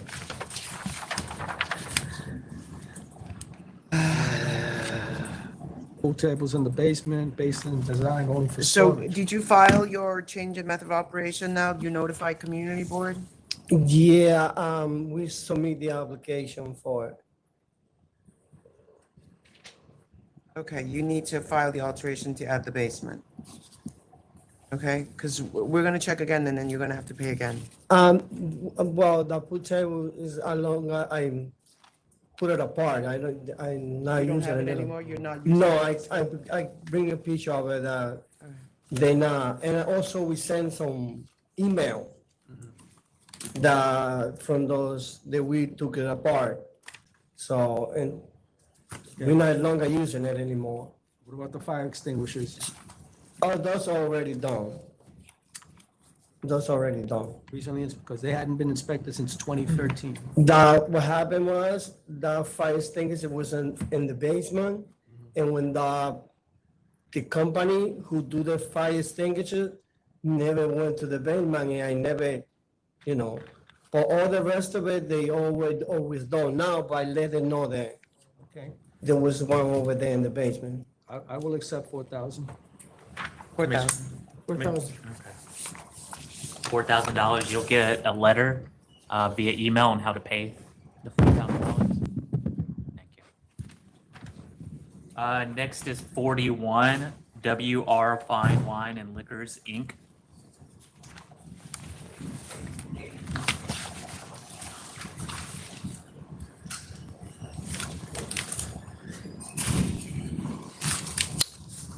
Good afternoon, John Springer for the applicant. With me is Kevin Singh, calls himself Kevin, he's the applicant, and his father, Sabpreet Singh Senior. We were here before, and I believe we have opposition this time. This was held over. I just want to hear from the opposition first. Yeah. You can go up and speak.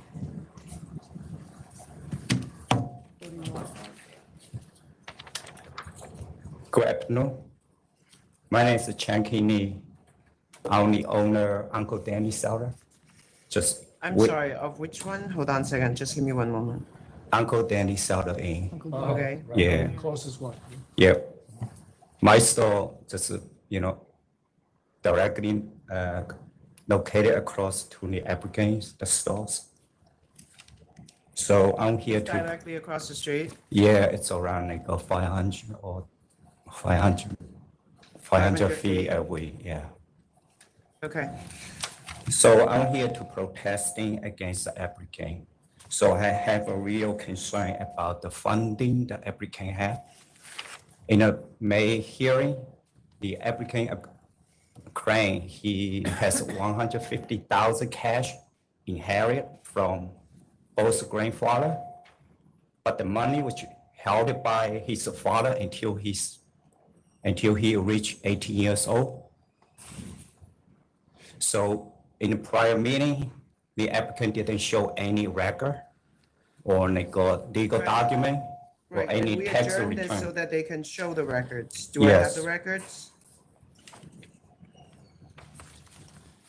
Do I have the records? Yes. Okay.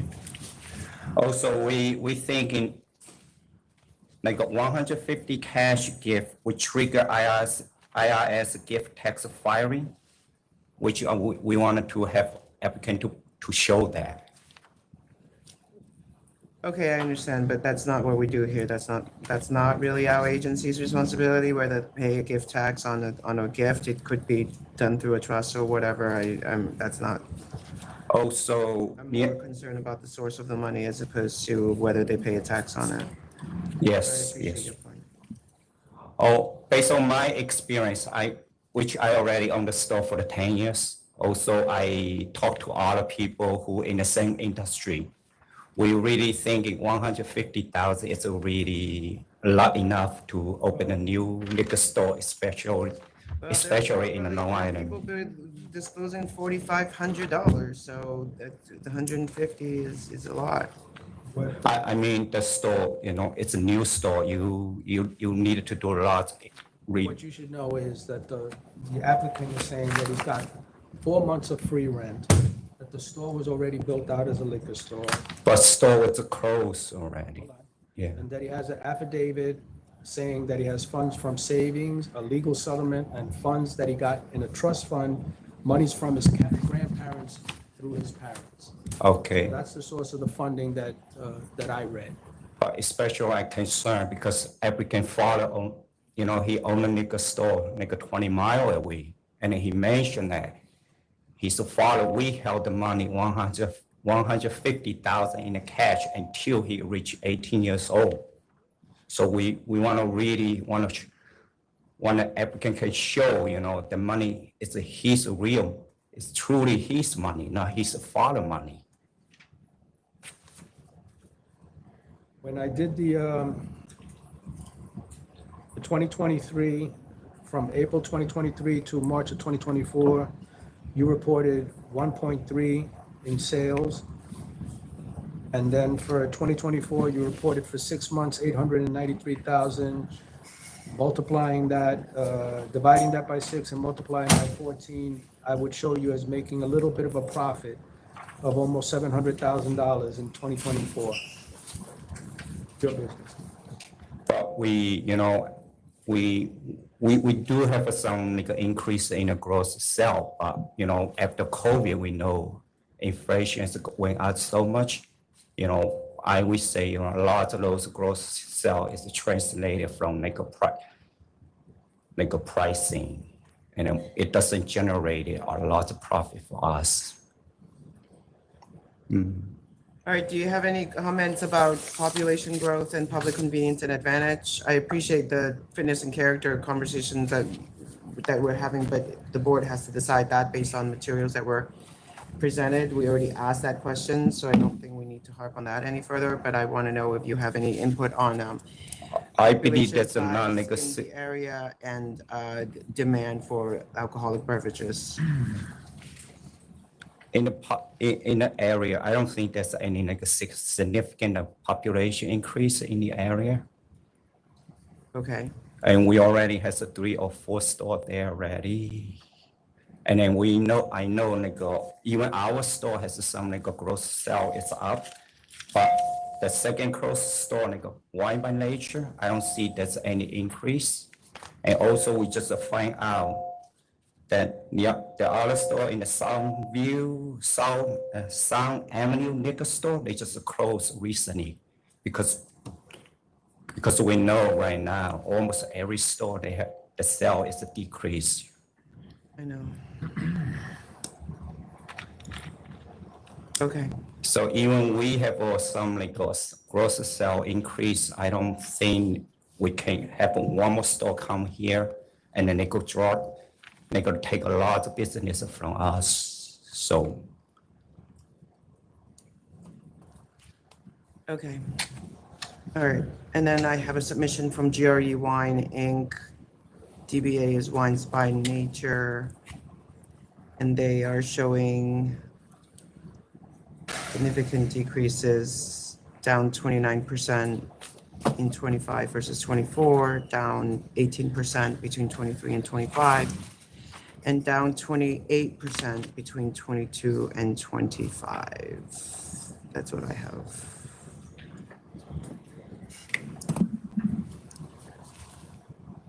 All right. Thank you. You say that you submitted documents, but I don't know why I don't see. We submitted, I submitted a supplemental memo. I submitted 2 affidavits. The bank records were all submitted with the original application. You can ask the applicant and his father about the living will, the monies given by his grandfather. As I explained, this was a family custom. Not how my family does it, maybe not how yours. But the money was in the bank before we filed. We provided all that.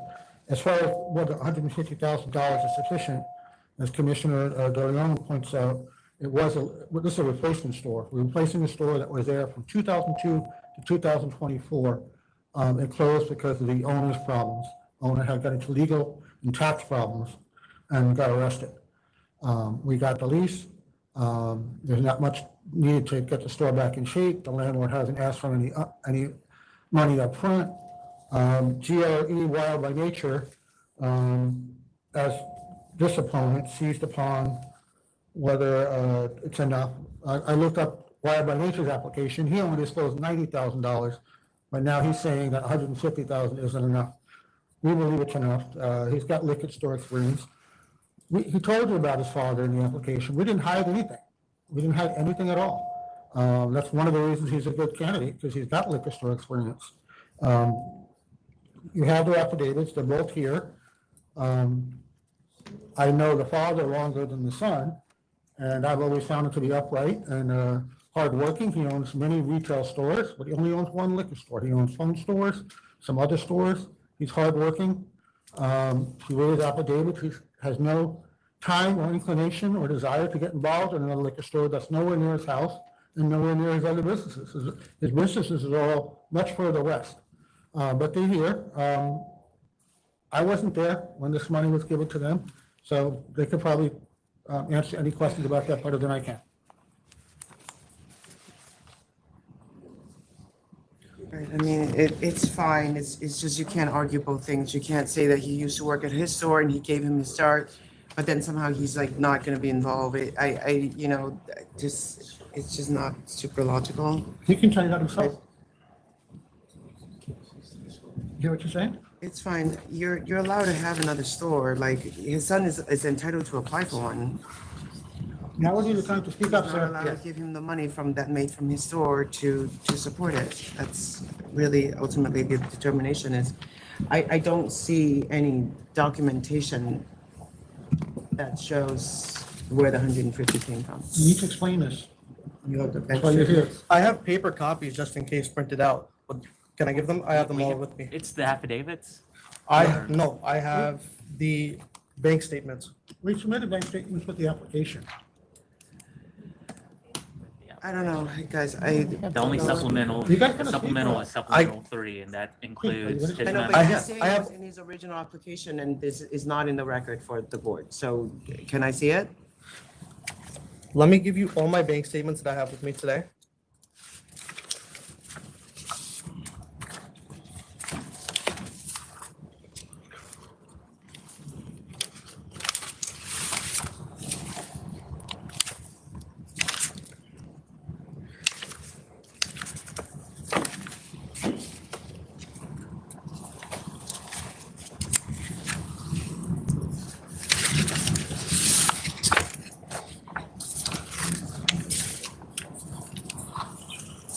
Yeah, this is the applicant. There's like, These are bank statements where you have $152,000 balance. that's not in the supplements. That's in the original? That's in the original application. Okay.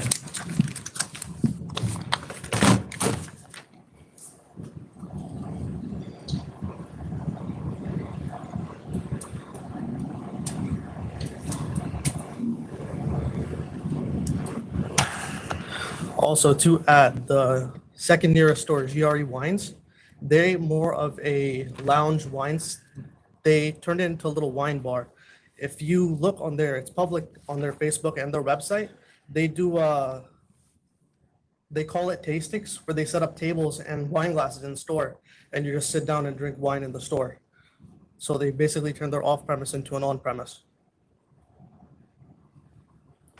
So you're 22, right? I'm 23. You're 23. I'm sorry, Okay. yes, 22, turning So 23. I believe, I don't want to get into like super minute details here, but the point of this rehearing or to call the item up again was that you were going to show me that when you were 18, you got the 150,000. I don't see here how this documents you sent me proves that. I started doing the deposits in March of 22, and I did it in small amounts. I didn't feel safe walking around with all the cash. Okay. You got the money in cash? I'm not, you got it in like a suitcase or something? I'm not understanding. Structure. You need to explain this. I have a This will is your from my father. If you give me another date, I can tell them to send it over here. I don't want to get involved with this because I have zero involvement with this, my son. I can get a statement. Every property, even in India, everything is under his name. My Okay, father you can do and that because right. we held this over so that you can show us that. If you come here again and show me an affidavit, but it doesn't show the flow of the money, that's what we wanted to see. So I can send you I all. am willing to adjourn it, but again, I think Mr. Springer understood what I was asking for. This is not fair to him because this is already the second time we're hearing this. Can I ask a question before they're excused? Anybody can come up. Here's the question that we need to have answered. See this deposit right here? I think so too. And then you made deposits off of that account? Is that what you did? No, so this is. Why don't you go there so I could ask you that? Go there so I could ask you. Want to come back? All right, It's go back there and I'll ask the questions. You gotta go back there. Yeah, just come so we can hear you guys. It's a high yield savings account. Okay, so wait, what I'm asking is, I see a deposit of $150,000. Is that into your account? Yes. Okay, and that was a check? That was not cash structured into a bank account? Yes, that was taken from one of the accounts because I wanted to gain interest on the money I had. Okay, so what are you talking about? You made small deposits? So starting in the account, I had. From this account, from this 150? No, from the 3479. Okay. Which the papers are there. That's when I started doing the deposits into the one account. And the deposits were all less than $10,000? Less than 5, probably. No, some were a little more. Somewhere a little more? Did you fill out reports at the bank? No. 1.8. You're required to fill out a report when you deposit over $10,000, especially cash.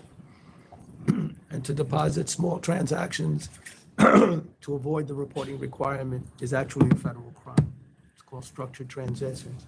All right, I think. I don't think we want to go there. All right. I'm not, I'm not understanding. He's got 150 in one account and then a series of deposits in another account, which adds up to more than 150.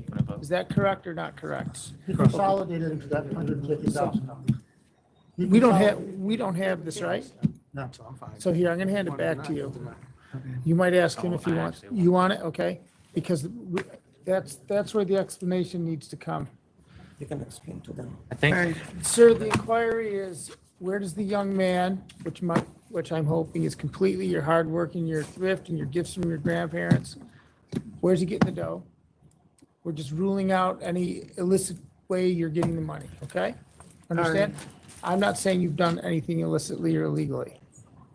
We just need to know, okay? All right, members, how would you want to vote? Commissioner De Leon? Okay. Respectfully, I have to deny the application. We haven't gotten the proof that we requested. I vote for, to give them 30 days, so I'd vote to put this over for 1 to 2 meetings. 1 to 2 meetings, so would you do like? All right, we already gave them 3 weeks, so I'm gonna vote to deny for cause. Good, thank you. Thank you. And Mr. Buscemi, are you ready? All right, calling back up 14, Gun Hill Liquor Warehouse Corp.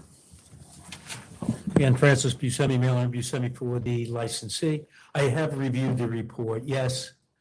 Which number is this? 14. Let me catch up to Mr. Buscemi. The licensee did jump the gun with regard to the 243 square feet of retail sales space by pushing a partition wall back. It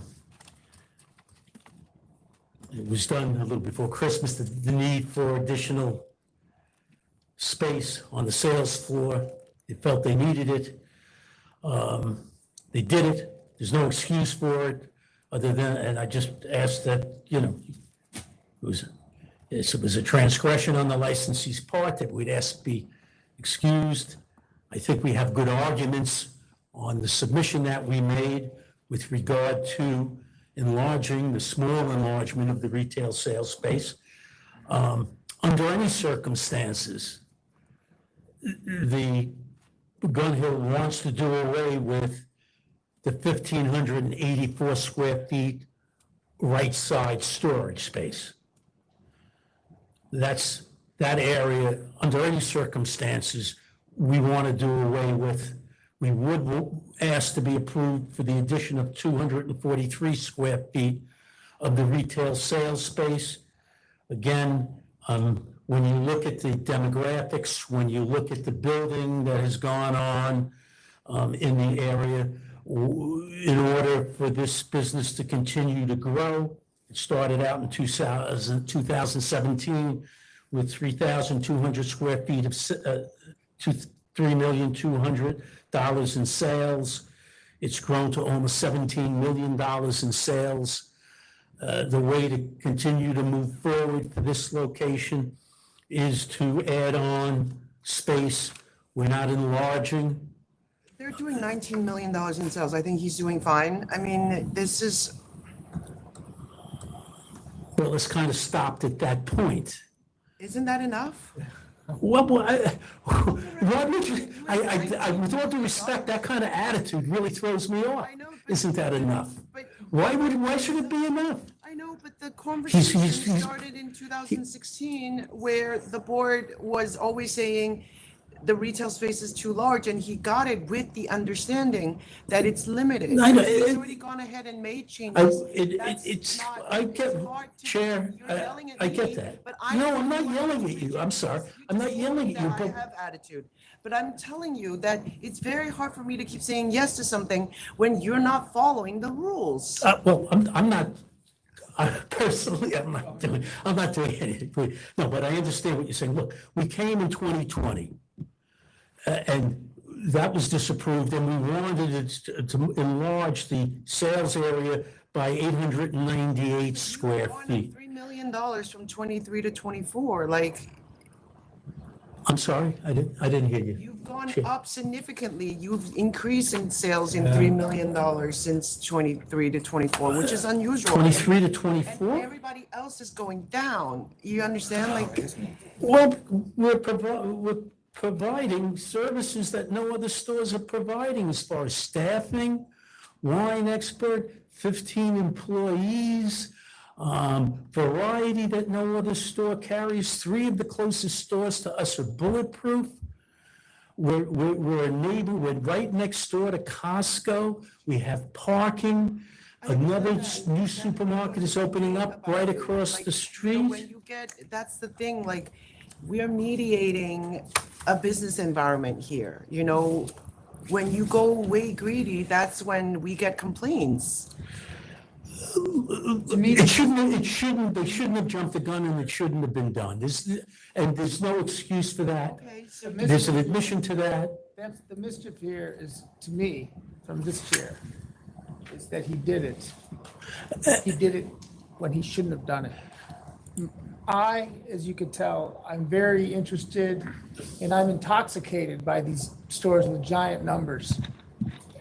And I actually like to see them grow, but I also like to see competition in there. So I'm going to tell you, if I see somebody come in this neighborhood, I'm going to look very kindly to that new competitor. But the mischief here, which I'm struggling, is what the heck did he do this for? I told him that. I hope he makes. My benchmark is 100 million. I want to see somebody beat 100 million. Yeah. Okay. So keep going, but there's a problem you've got right here. Yes. So how do we solve this problem? Because I'm having a problem that why did you, that was just stupid. It was stupid, and I told him that. But that was a really stupid thing to do. Yeah, I told him. Commissioner, I told him that already. Believe me, I told him that. Why did you jump the gun? It was a stupid thing to do. Other than that, I thought we had a good chance on this application, with all candor. But Chair Fan, just one thing I don't know. You said there was an increase from 23 to 24. I'm sorry. They're pretty. I mean, it's an increase of like $50,000. Your client? Yeah. No, your client is showing 16.9 million and then 19.9 million. $3 million in increase. Not because of that. Not because of that 243 mischievous feet. I'm looking at. I mean, 2020 to 2023, there was only there was an increase of 300,000, but 2023 to 2024. Yeah, right. Yeah, so that's a good question. All right. When was that alteration made without authorization? In December. Early December, In December. Well, that's before when we found Christmas hit. That's when we found it, yes. it. Right, but it might have been. No, Well, no, that's they- not when we found it. That's when they. No, you found it in June. It was June? You found it the other week. Okay, yeah, I know. You found it here. It wasn't last June that he did No, I that. think- No, this past June. It was done December of 2024, right before the Christmas hit. They wanted more floor space. That's not, that, to me, that can't be responsible. If All you right, did this in look. December, that's not gonna make up. We can push, it's simply a partition wall that we can push back, and close off Getting compliance. the retail space. And at this point, I can stipulate, Can I just go through some? Your client made an increase of $3 million. The opposition here went down, I'd say, looks like 25, about $35,000. The next store made an increase of about $15,000. The next store after What that. should it say? A decrease of about $16,000. The store after that, an increase of about It's flat. 125. After that, we have a $2,000 increase in sales. And then the last store, we have a decrease of about 37,000. Nobody that is close to this store is doing anything. This is a magnificent business, obviously a very savvy businessman. I just don't see that there's the need to increase space and sell, with these numbers that just don't support that. can we can we remove that right side storage space of 1,584 square feet? That's not in your application, sir. You know that. Sure it is. You can't just change it. It's in my application. It's part of my I application. suggest, given the facts here, I would stop pushing it. I'm sorry. Again, we'll get rid of that, what shouldn't have been done. We'll correct that and take away the additional, and can we get rid of the storage space? That's my question. Assuming that the storage space is in here. I recall with Total Wines in Westbury, they wanted to add about 2,800 square feet to their $100 million revenue. And that was granted. But you really screwed up by doing this without. What happens if you put it back the way it was and came back here in a year? Yeah, no, you can always do that. At this point, look, it's a fait accompli with regard to the retail sales space. That I understand, and I'm not arguing. This is an easy one for me if you follow the rules, but I don't know if it's. Oh, I get it. At this point, the only thing I'm asking, if we stipulate that we'll move the wall back, so we reduce the square footage that he shouldn't have put in the retail sales area, and get permission to remove the 1,584 square feet of right side storage, purely storage space. It's in the application, it's on the diagram. We want to get rid of the storage space, the right side storage room. I don't even. So why would he want understand, to get rid of what- that just for the heck of it? Why does he want to get rid of that? It's Cheaper rent, giving it back to the landlord. Okay, and they get cheaper rent. So you're just. Yeah, Okay, so there's a logical reason for that. Okay. All right, so this man is a man of means, apparently by the revenues. I don't know. Okay, so you could do this by like 48 hours? All right, so you're saying to come back with another application to reduce storage I'm trying space? to find a way, but this guy, his error is so stupid to me that I feel I've got to do something about it if I have any say. Members ready to vote? If you're saying to put it over and put it back, No, I suggest you withdraw it. make another application. No, I suggest you withdraw this so that you don't get another denial on the record because that just creates more drama. Right, okay, fair enough. I understand. It's a good idea. It's a good idea. And then I think we're going to remove that storage space and we'll come back for the storage space removal. I don't know. And we'll correct the situation with the sales space. Okay. You're withdrawing it? Yes. Thank you. All right, thank you. Thank you. Yeah, Thank thank you. you. Okay. Yeah. Next is 58, Nelson's Bar and Grill, Inc. What number? 58. Hello, Board. How are you? I'm good. I'm Leonard Farrar. I'm the owner of Nelson's Bar. I'm here with my wife, Christine. I pleaded a conditional no contest of $3,000. I think there was up to $3,000. Which number are you? 58. Oh, I'm sorry. You've been the licensee since 1980? Or it's in the family or something? It's been in my family since 1959. My grandmother Oh, wow. and my step-grandfather had it. I'm Okay, sorry. so what's the situation here? There's sustained pattern of noise and disorder, there's focal point, but you have no adverse history, and we checked the records, and it looks like there's 120 calls, but only 16 of them are related to your premises. So what is going on at this location? So, I'm sorry, the 16 that are related, 3 of them were fights that were, 2 of them were the same individuals. What happened was there was a disagreement. They were fighting in your establishment? There was a problem in the establishment. Okay. It wasn't Did people like a that big work there fight. or patrons? No, patrons. It wasn't a big fight. It was more of a argument. The guy gave a shove and somebody fell down. And then she wanted to press charges. The police reviewed the video that we had. No charges were brought. Okay. She was very upset. I think it was can't think of how many days later. I'm a little nervous.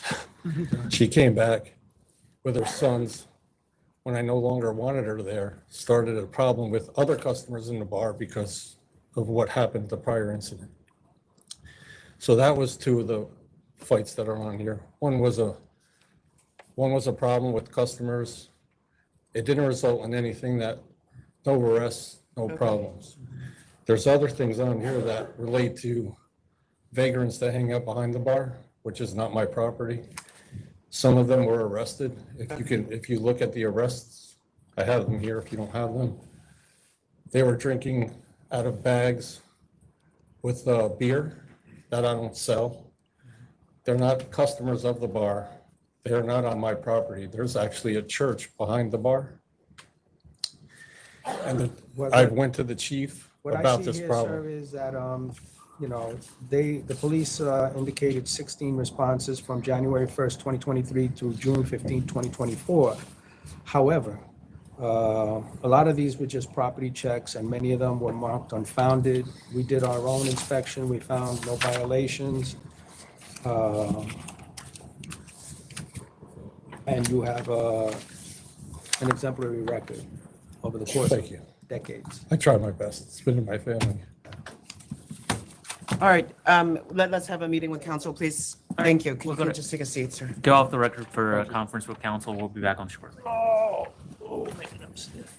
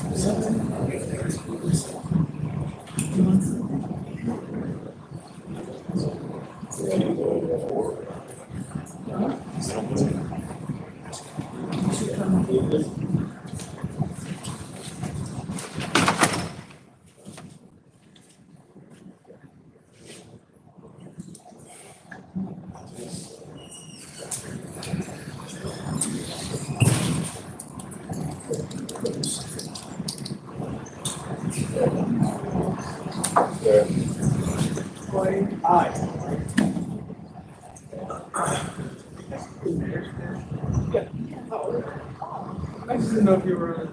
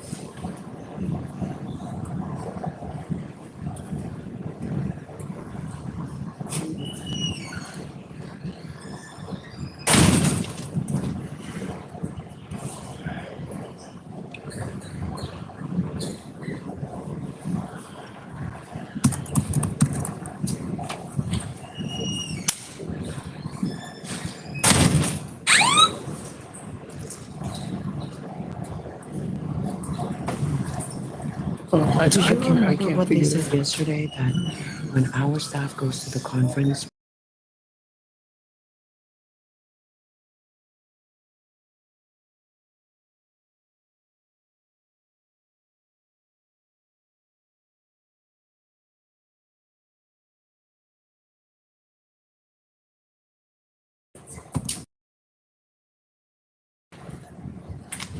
All right, we're back on the record after a conference with council. And that number was 58 Nelson's Bar and Grill, Inc.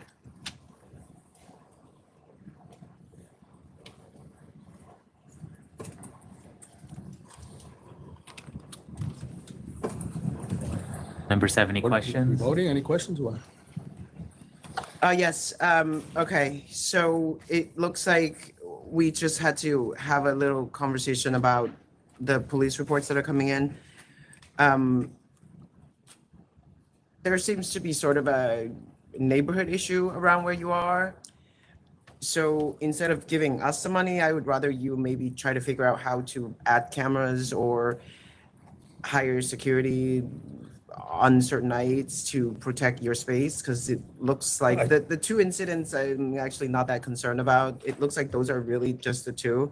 I feel badly that you waited here all day and there are these charges against you. You've obviously been in operation since 1959, so I'm not going to dismiss the charges, but I'm going to give you a letter of warning, and I'm going to let you spend your money to improve the security around your space. Commissioner De Leon, Letter of warning. Commissioner Maya. Letter of warning. All right, thank you. Thank you very much. Thank you. Next is 38 Flam Able LLC.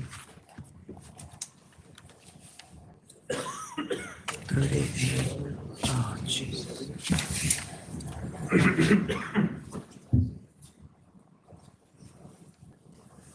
Good afternoon. My name is Frank Palillo, and this is? Hello. Good afternoon. I am Sabina Brunetti. Good afternoon, I'm Joel Rodriguez. So license application. I'll be happy to answer any questions you may have. I'm surprised the community board didn't show up for this. Community board supported this. Then who's against it? Some neighbors. The 10. Wait, are we on 10 plus 38? businesses, yeah, 38.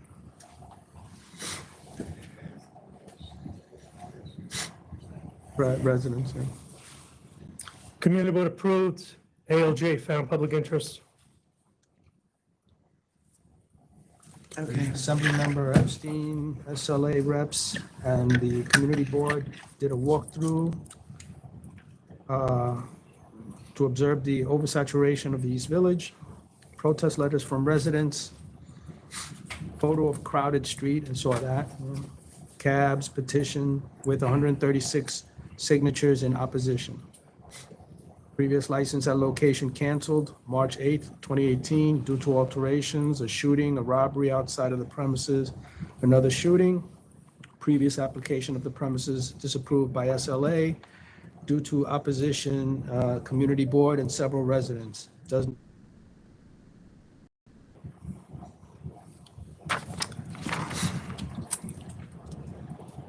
Do have 200 signatures in support. I don't want to interrupt, so I'll wait. Yeah, that's fine. I just want, applicants have donated to the school, and the community board has provided stipulations and approving steps. Good applicant, roots in the community. I just wanted to note for the record, yes, you correctly summarized everything. For the record, this applicant had a previous business that was destroyed by fire. This is a removal from that location to this one. They are impeccable operators, people who were in the neighborhood for years. I have nothing more to say. Do the members have any further questions?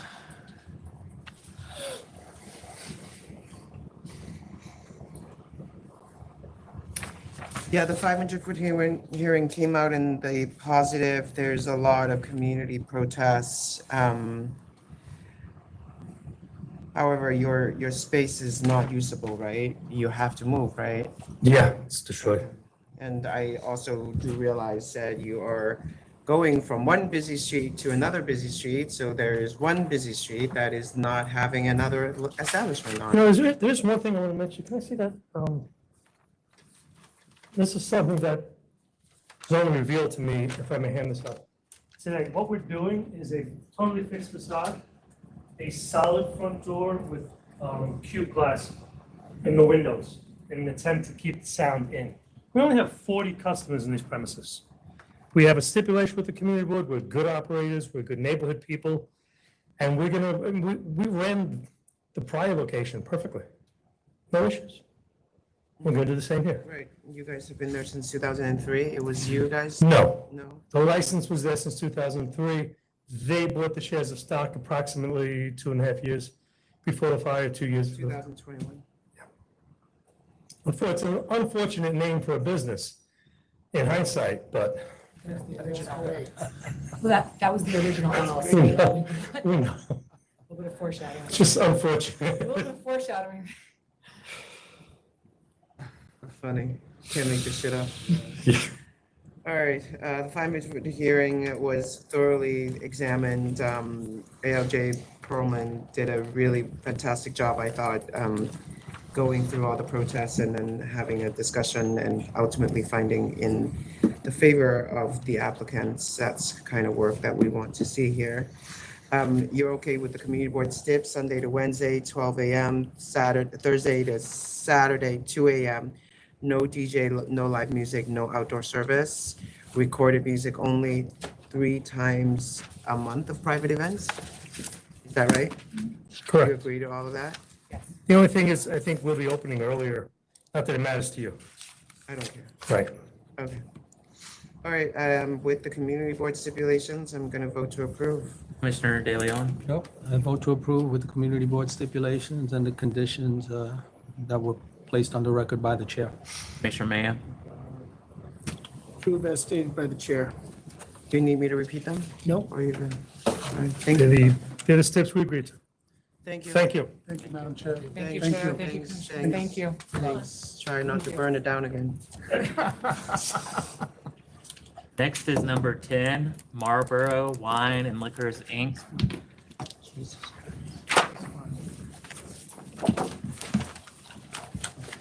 Marlboro. Number 10. Marlboro, man. Robert Lewis for the applicant. This is a, may I begin? Those are the applicants behind The it? principals of the applicants are here. Kieran O'Gorman, John Quinn. This is Robert Lewis for the applicant. Again, this is a package store in Marlboro, New York.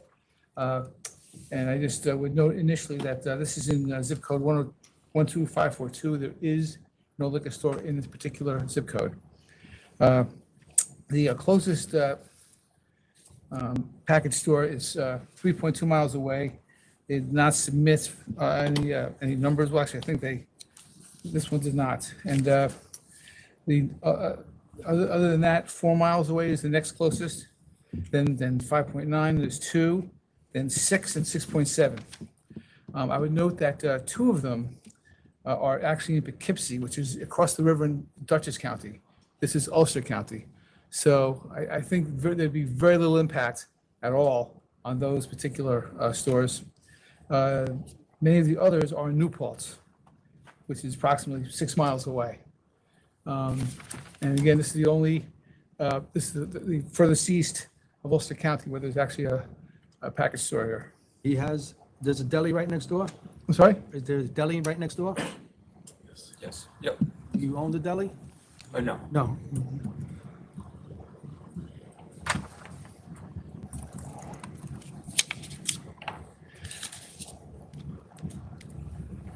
Members have. Oh, there was a protest there's no protest, right? Ohioville? Yes, the Ohioville one is 6 miles away. And he is showing basically increases every year, except a slight decrease from 23 to 24, 25. It's tough to extrapolate since he only goes through February. But I think there'll be very little impact on any of these Oh, stores. right. Yeah, Shamrock also. Yeah. How far is Shamrock? 4 miles? Yeah. Shamrock is 4 miles away.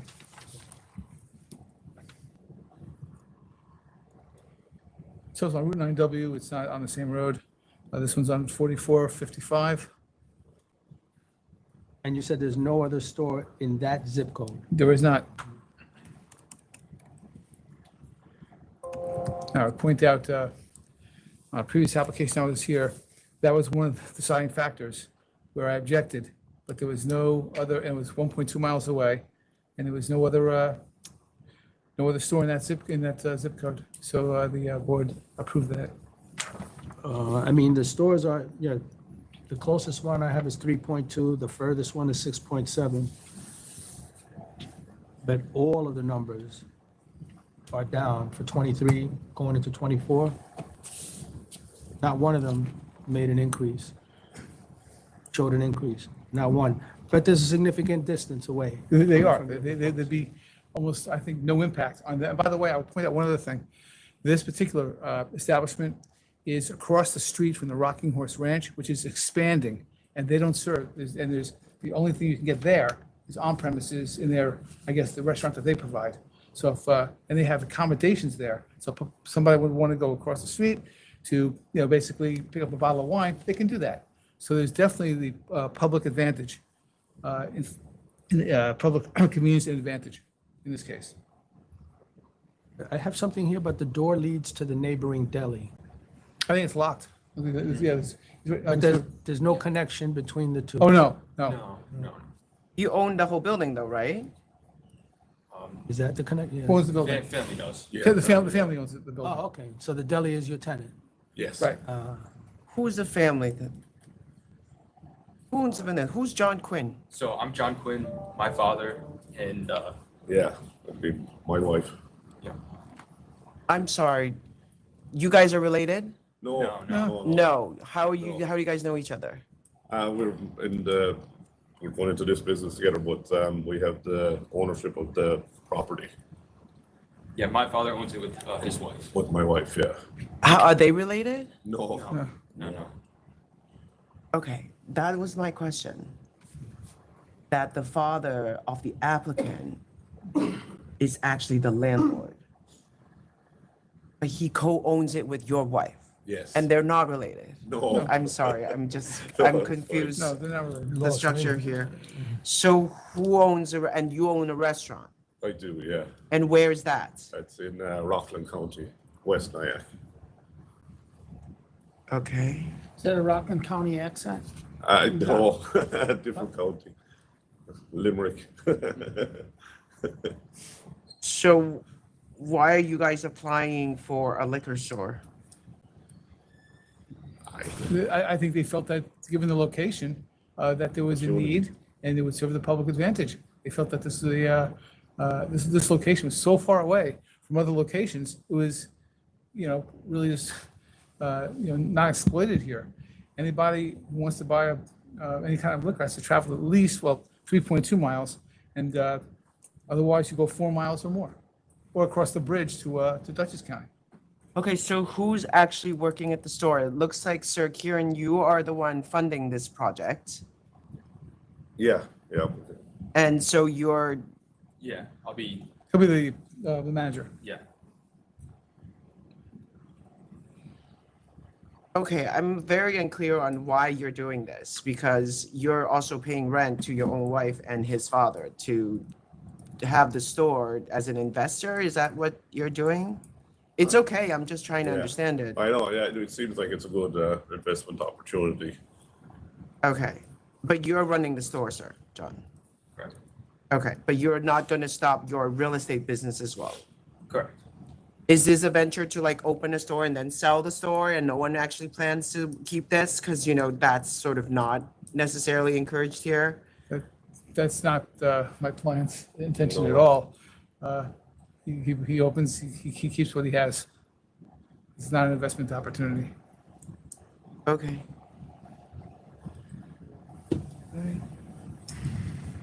3 miles away from the next store. Yeah, that's, the distance makes the difference for me. Although I told you, I hope you do well, but the Yeah. numbers are not good.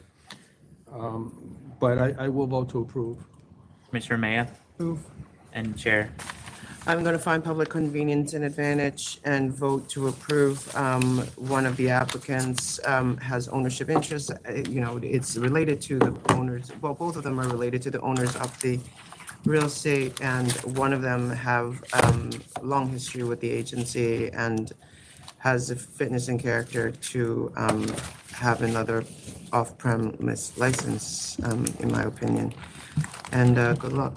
Thank you. Thank you very I'm much. also going to find public convenience advantage because the next door is 3.2 miles away. Thank you. Next is number 13, Psy People LLC.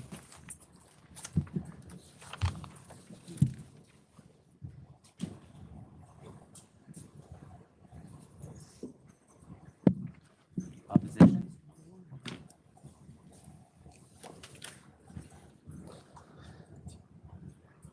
Hey, everybody. Matt Colton with Helmer and Levy, representing Psy People LLC. I have the two applicant principals here with me, Mark Haskins and Nadine Nakib, and I believe there is opposition as well, so I'll let them go first. Okay. Hi, good afternoon, Commissioner and a member of the authority. My name is Jay. I represent Broadway Liquor Store, Inc. We're here to Okay, protest. Broadway Liquor Store is 0.3 miles away. It's the third closest store. Yes. Okay. And just for the record, within 0.4 miles, I have 1, 2, 3, 4, 5, 6 stores in 0.4 miles. Yes. Okay, go ahead, sir. Yes, we're here to protest for the following reasons. Number one, sales are declining. We forecast this year is going to be declining as well. Number two, population in the area also decreasing. In this area in 2021, they have a population of 85,633, but in 2022, population decreased with 83,125. The following year also declined with 82,711. The third reason is that we had a store open up 3 years ago with a similar location. It's 105 Ralph Avenue with no bulletproof. And it's approximately 1 or 2 blocks away from the new location. And so there's another liquor store that's got approved early this year. That's address 420 DeKalb Street. It's approximately 5 to 6 blocks away from the proposed location. Do you know what store he's talking about, the newly approved one? It's I see address. the one that he's talking about here, 105 Ross Avenue. It's issued in July of 22. Yes. Which one was it? Address of the new one? 420 DeKalb Street, DECATUR. It's approved. DECATUR? Yes, it's Decatur. It's approved in January this year.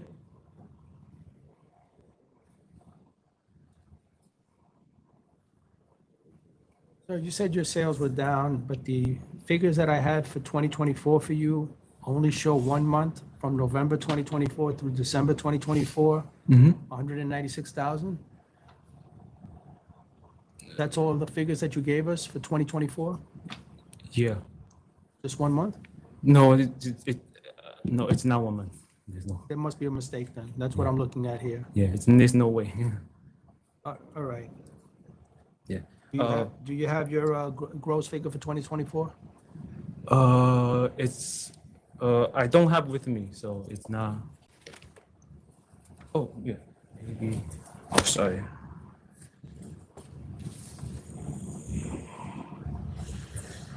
$2024.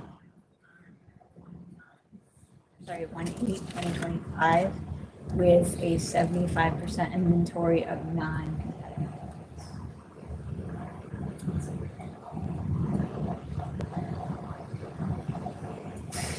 Yes.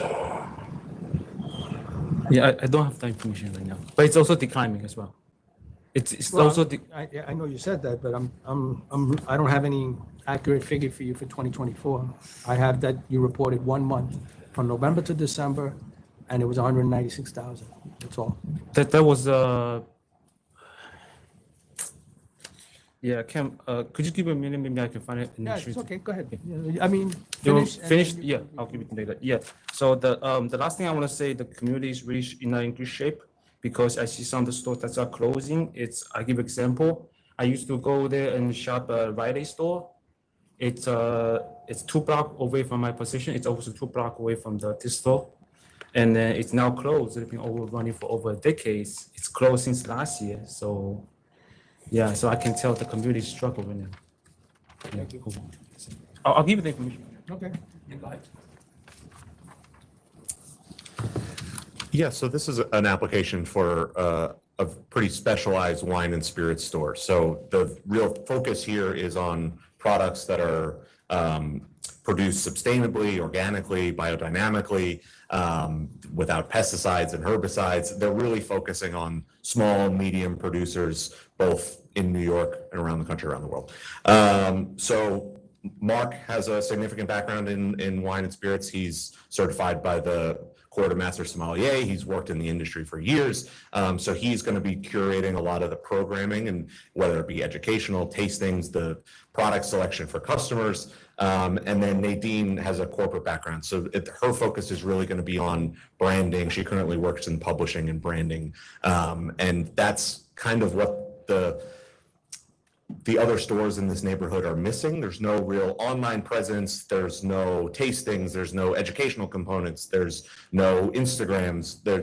There's really no branding or a sense of outreach to the community at these other locations. So that's why they thought that this was really the perfect opportunity to kind of open a store that really reaches out to wine enthusiasts, right? It's not just a grab and go store. People are going to spend time there. They're going to talk to employees. They're going to get recommendations.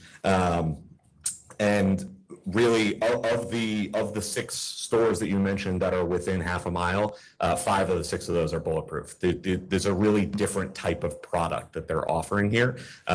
We took a look at the gross sales numbers as well. While none of them are through the roof, none of them are seriously declining either. Everything seems to be about flat. We really don't think that gross sales in this exact instance is what the decision should really pin on, because again, this is to us a completely different product from what the other stores are offering. Happy to answer any questions you have. Why are you trying to open a store at this location? You guys want to speak to that? Absolutely. Yeah. Yeah, so my wife and I have been looking for a spot to open a wine shop for a year, more than a year, I believe. We looked all over Bed-Stuy, we looked in PLG, and we were looking for neighborhoods that didn't necessarily have what we had in mind. I'm sorry, what is PLG? Sorry, Prospect Lefferts Garden. What is that? It's Prospect Prospect Lefferts Garden. It's like east of Crown Heights a bit. Okay. Yeah. East side. Oh, Yeah. all right, okay, I've got you now. Yeah. I think we must have looked at 3 or 4 different places. Incidentally, 2 of those places ended up asking me a lot of questions and then opening up their own spots. And we found the spot, and They actually open? One of them was approved, yes. one of them was approved, and I think one of, You don't want to pick them? yeah. Yeah, I like to think so. We found this spot, and to be honest, the rent was great. And firstly, it didn't seem like the neighborhood had what our vision was. And secondly, the rent was great. And 30-minute bus ride from our house in downtown Brooklyn. And we just saw a vacuum that we wanted to fill.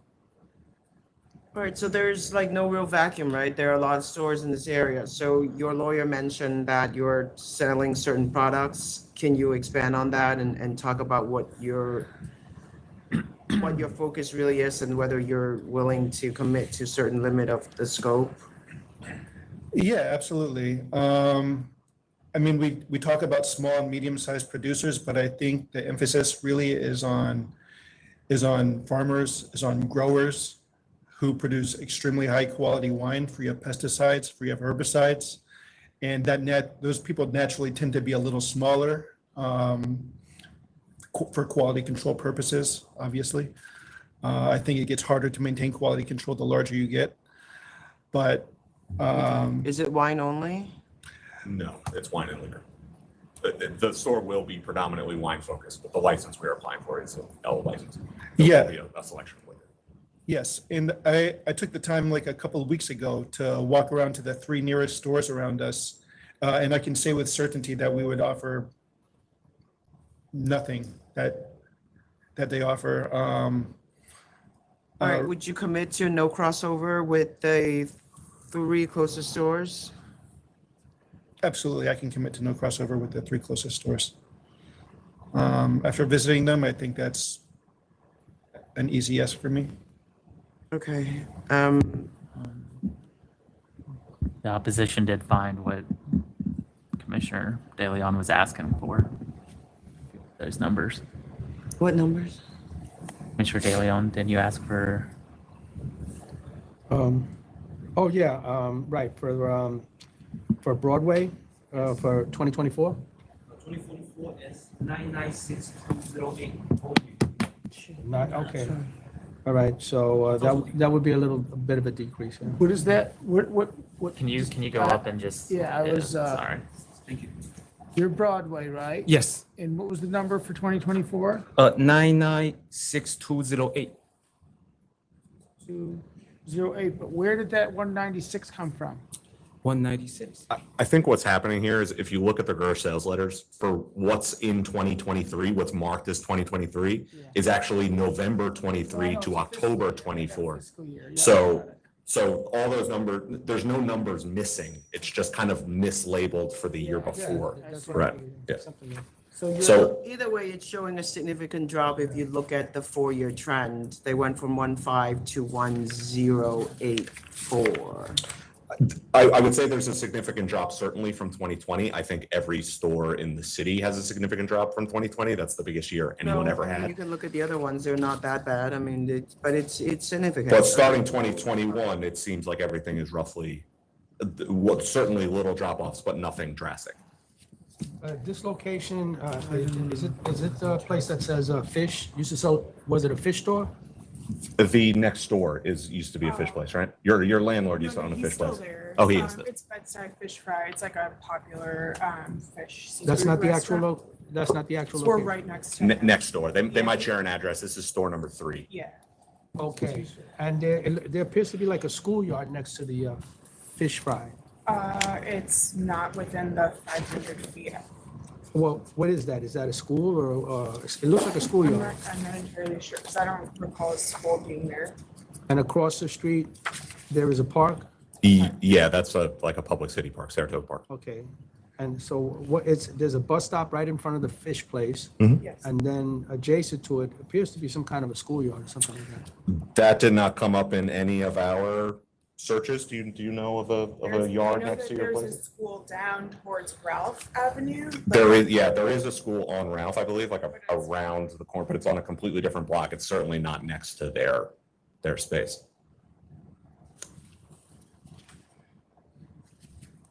Is there another store that was issued, Maureen? It's 0.7 miles, so it falls beyond 0.7 miles. what we Okay. have. That's a new store. Yes, it's a new store.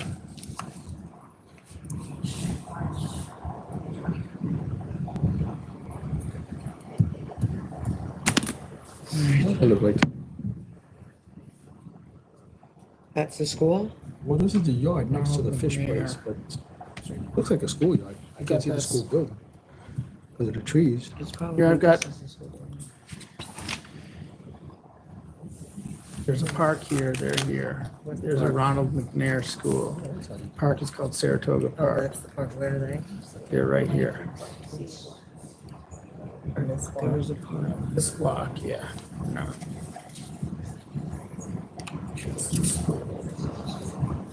Yeah, that is the school.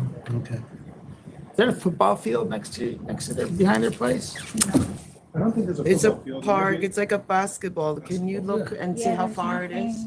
There's nothing within 500 feet for school. Right, that's what the report says. But 800 Halsey Street is not, it's a school, for sure, it's a school. Ronald McNair.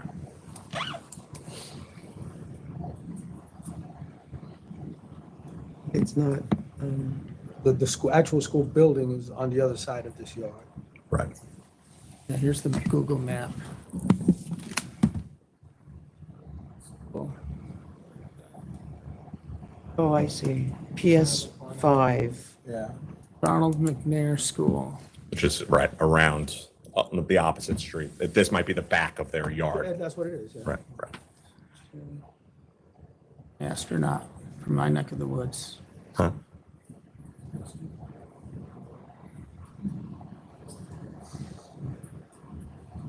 $800 feet away. Just around the corner. I don't know.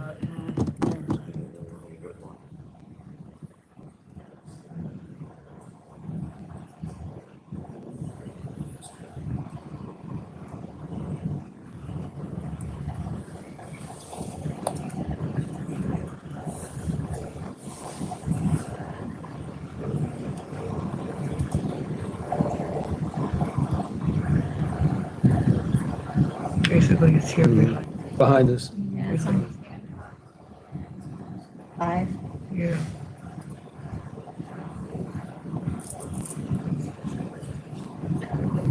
That's There's also PSK 140. Part of it also, but I don't know where the entrance. That's not within 200 feet though, right? No, I mean, it doesn't look this like, is on a different street Yeah. technically. Yeah, if this is the same PSK 140, it seems to be quite a distance away to the west. What street is that on? It seems to me that that's all the way over on Marcy Ave. 6 stores and then 0.4. It's just, there's one store that's going up, but that's the new store.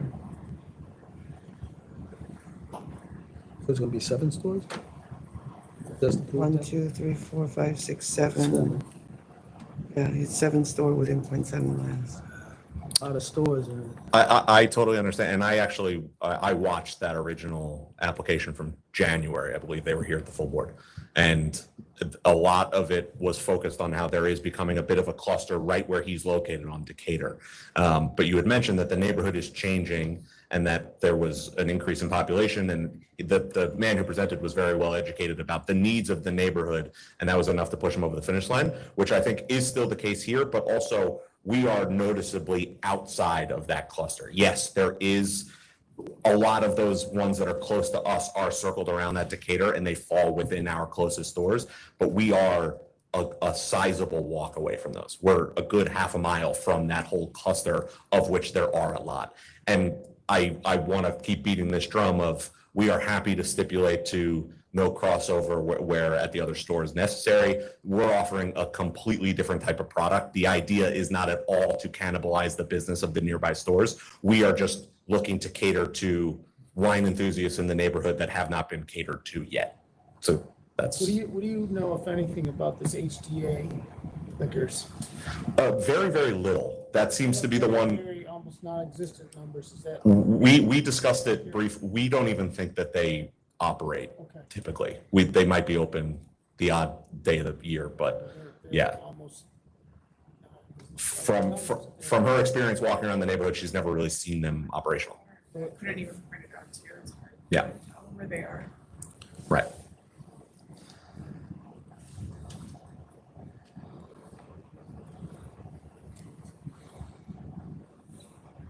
Tough one.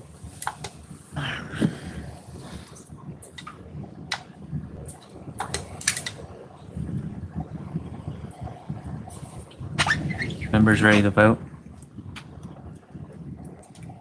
Yep. Commissioner De Leon? It's a close call. There's a lot of stores that's concerning. But if you will accept not to have any overlap, so that you're going to be offering something that nobody else is offering in that neighborhood, then I will vote to approve. What's their answer? Yes. For clarification, is it just with the gentleman that showed up today or the 3 closest? Who do you want us to reach out to for SKUs? 3 closest. 3 closest. Great, perfect. Okay, so with your yes, I say yes. Thank you. Chair? I'm gonna find public convenience and advantage is an open store. The closest store are, many of them are bulletproof. So I do think that there's public convenience and advantage. The applicant has committed to no crossover with 3 of the closest stores below. Thank you so much. So Thank you. basically, if you want to know what that happens, you should probably talk to him, give them like a list of your what you have as of today, your SKUs, and give them that list, and they're not allowed to sell them. Oh, yeah. From today. From today, yeah. All right, thank you, sir.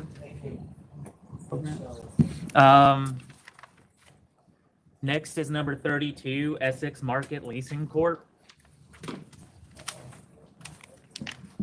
32. 32. Good afternoon, Terrence Flynn on behalf of the applicant. I'm here with the applicant principal, Jeremy Schaller. I'd given you a written submission, which I think addresses all of the issues that were raised in the memorandum. Be more than happy to answer any questions you may have. 32? This is 32? I think they said Yeah. 32, yeah. Okay, okay. So I think the issue here was the access, right? Right, so we have a basement that's directly under our store. The basement on the other side had a door that went to the backyard. That door has been bolted and shut where it will not open to the outside. There was also a question with regard to a window. That window has also been sealed and bolted. You have pictures of both of those in these materials that I gave you. There was a little concern regarding the photos. Yeah. That it shows a large enough space that could allow someone to walk behind the divider to access the window. The window, but the window is bolted from the inside, which I gave you the photos from the other basement. And there's no hardware on the outside for us to even open it. You say from the other basement, someone else is controlling? There's a basement that doesn't belong to us next to us, Someone yes. else is controlling the bolts? Yes, yes. Okay. And if you truly wanted to, they would put a wooden, if you want to go on the outside and put a wooden bar across it, we could do that, but there's no way for us to open that because it's bolted on their side and no hardware on the outside. And that partition was a service station, so that's Yeah. to sort of hide that from the customers. Mm-hmm. This is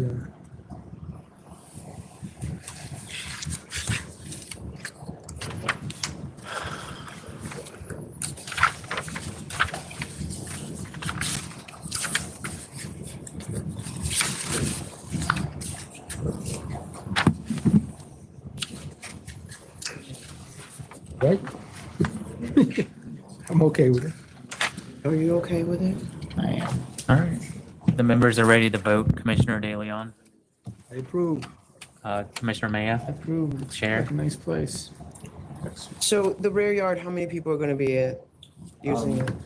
25? Yeah, I think it was 25. It's not 50 people? No. No opposition from the committee of the board. All right. I will approve with use of the basement and 25 people in the rear yard, please. Yes, that's fine. Thank you very much. Have a wonderful 4th of July holiday. Thank you very much. Commissioner De Leon, you're okay I with appreciate that? that. I am fine, yeah. And Commissioner Maya? Yes. Okay. Next is 39 New State Street, Inc. No speed bump.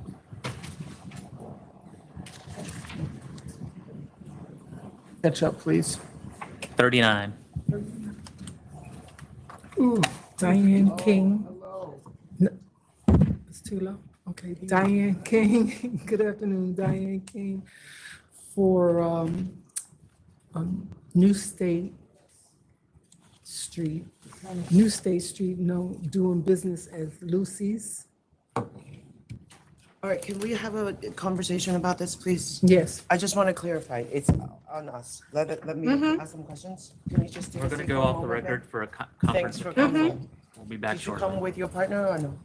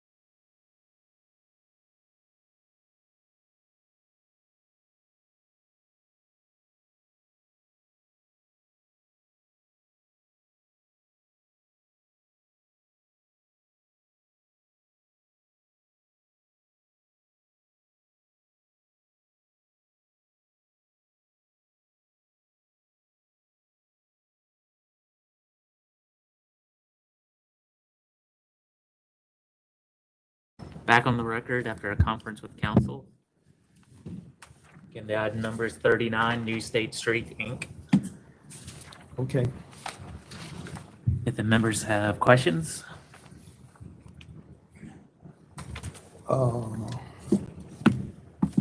What are your hours?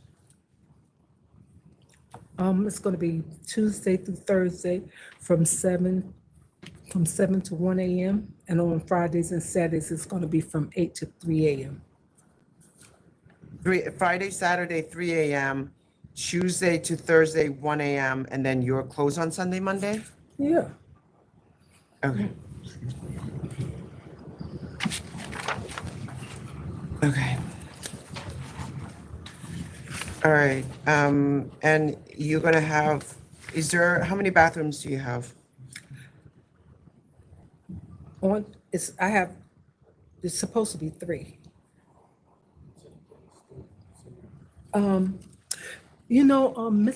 Mr. Acker Who's that? came down, somebody from your. Yes, our investigator. Okay, yeah. He came to the office yesterday for, what is How many today? bathrooms do you have? It was 3, when I was there, it was 3 for the women and 3 for the men. Okay, 'Cause so you got 6 stalls two- total? No, well, I think it's 2 of them urinals and a stall for the men, but the women have. It's fine, you just need one for every 75 people. So it's 4 stalls for females, 2 stalls for males, plus 2 urinals for the men, and then there's like a staff bathroom / That's okay, so you have 9 bathrooms, that's fine. Okay, that's fine. I don't need to tell you, that's when disturbances happen, when people get into fights in the bathroom line. Don't I know? All right, so you submitted a security plan. It's 2 security guards on all nights, or it's as needed? On the weekend, it's gonna be 2. On weekends, okay. Mm-hmm. Okay. Do you guys have any questions? Good. all right, ready to vote? Yeah. Mr. De Leon, if you want to. Approve. Let me just put the, sorry, what's the music situation? Is DJ live band? No, it's not gonna be no. It's not It's gonna a be live DJ. band? It's a DJ. DJ, karaoke. Do you have private parties or no private parties? Nothing. No private parties? Okay, and I'm gonna say no third-party promoter and no ticketed Oh, no. events. Is that okay? Yes. No No ticket. third-party promoter. That means that you can't like sell out to Right. some other place and have them, bring in whatever acts they want to bring in. And no ticketed events, meaning that means that like on a holiday, you can't say, No, we don't do that. $200 to come in, cover No. that type of thing. Okay, I'm just asking. And I got some new scanners to scan the ID. Oh, beautiful. Good. I hope they give you the real IDs to You don't want a scan. live band? Excuse, no, well, They don't these want are for, She said she doesn't want it. And it's- Excuse me? It's not in the application either. Oh, it's not. It's not in the application.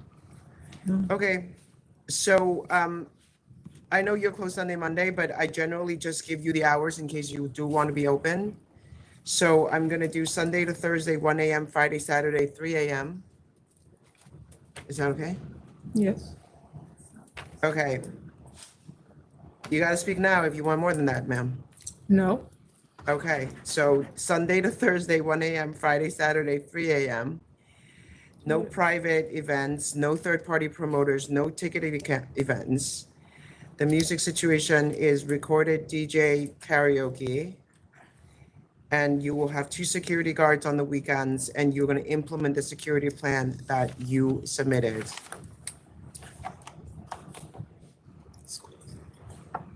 Yes. I'm gonna vote to approve. Commissioner De Leon I approve with those conditions. and Commissioner Mayo. Approve. Okay. All right, and thanks for allowing our investigator to go take pictures. That was very helpful. Okay, thank Oh, you. thank you. Thank you. Thank you. Thanks for Hey. coming down here. Good luck. Thank you. All right. Next is number 8, Elmhurst Wine and Spirits, Inc. Oh, God. Hi. Neil Trivedi for the applicant, Elmer's Wine and Spirit, Inc., for a store at 8655, number 6 Broadway, Elmhurst, New York. I have Mr. Singh here, the principal of the applicant. There's opposition. Yes. All right. If you won't go up.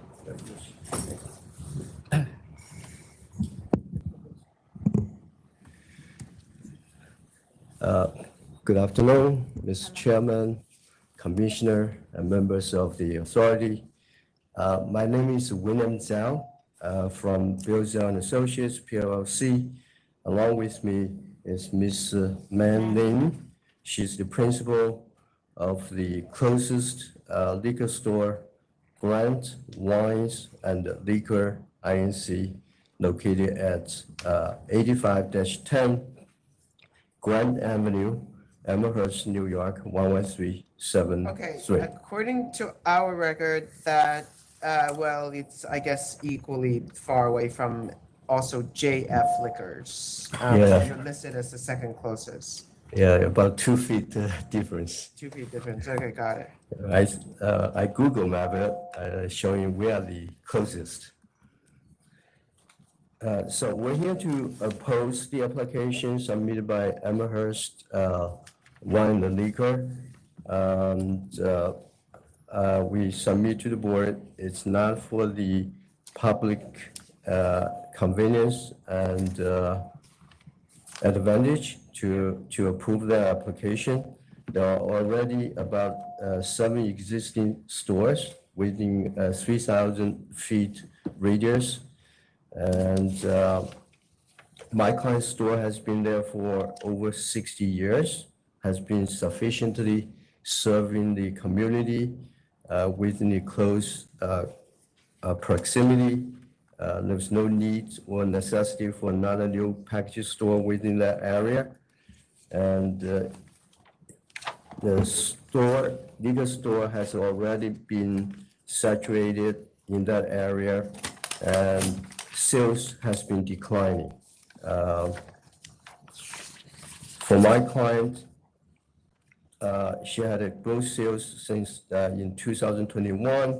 That sales actually went up to 3.6 mil in 2022, but that sales has been dropping consecutively to each and every year to 2.9 in 2023 to 2024 dropped to 2.6, and this year more dramatically has been dropped by 1/3.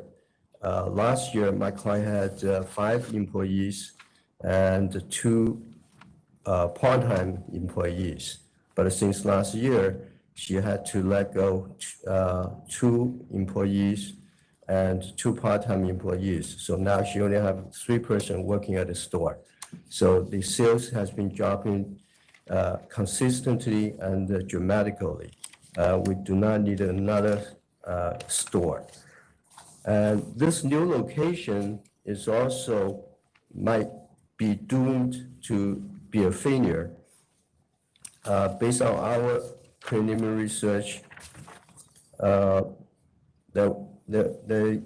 is a application for reconsideration submitted by JBL Liquor Inc., which was filed on July 18, 2023. It was disclosed, it was denied, but under reconsideration presently. While the reconsideration is pending, Elmhurst Wine and Spirits submitted this application for the same location. However, before JBL Liquor submit their application, there was a store under Spade Wine and Spirits Inc., who opened the door for business at this exact location in about June 2024, and then closed for about 2 months later. More interesting is Spade Wine and the Spirits used to own a store across the street located at 86-34A Broadway. That's exactly across the street to the new location. And it's highly likely Amherst Wine and Spirits, JBL, Spade, they're owned by the same people or same group of people. They're just submitting a new application using a new identity.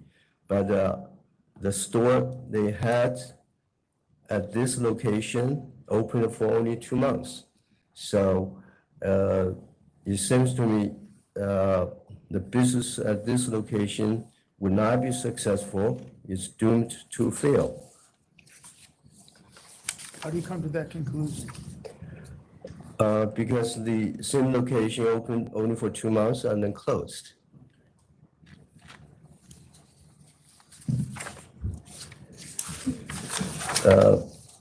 So we respectfully submit to the board that the community has already been provided sufficient public convenience and advantage by the existing stores.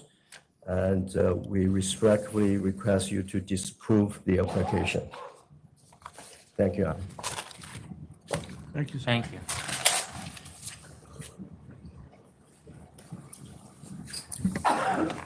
Good afternoon. A lot of the information has been, Sorry, can I just ask him a couple more questions? sure. You didn't really talk about population. Do you have any input on that? Oh, for me? Yes. Yes. On the population, I did some research. In the Amherst area, it's about 160,000 people, and it has been stagnant since 2022. And I would submit it's a diversity, diversity community, just a typical community, local community in New York City. I did not find any statistics showing increase from 2022 to right now. So I don't think the statistics support addition of a new package store. Okay. And there is a store, Corona Liquor, that apparently is closed. Do you have any information about that?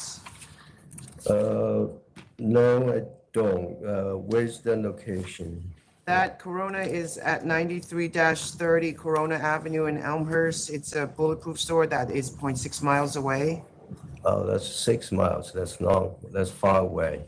That's Corona. It's not Amherst. Okay, so that's the, I don't know, the 6th closest store. So that store is closed, apparently. Okay, but you don't know anything about that? No, I have 6 stores within 3,000 feet radius. You have 6 stores within 3,000 feet? Really? Yeah, 0.6 of a mile. I don't have that. I have 1, 2, 3, 4, 5, 6 stores within 6,000 feet. Oh, I grabbed my phone. I'm sorry. It's on my phone. Yeah. I generated one from there. Yeah, you can clarify that and come back up. All right, Mr. Turan.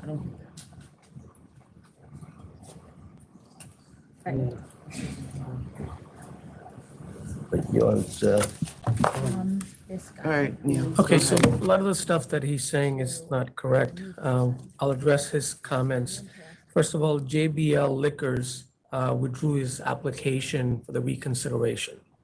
So there is no reconsideration application currently. Wait, hold on a second. Let me just finish this. Okay, this is not a new application. Okay. Making sure about this lease assignment consent. Go ahead, sir. So the JBL Liquors had made an application. They bought the store from another entity in 2023. From Noraj, Noraj Inc. had a lease with the landlord at that same location. Then JBL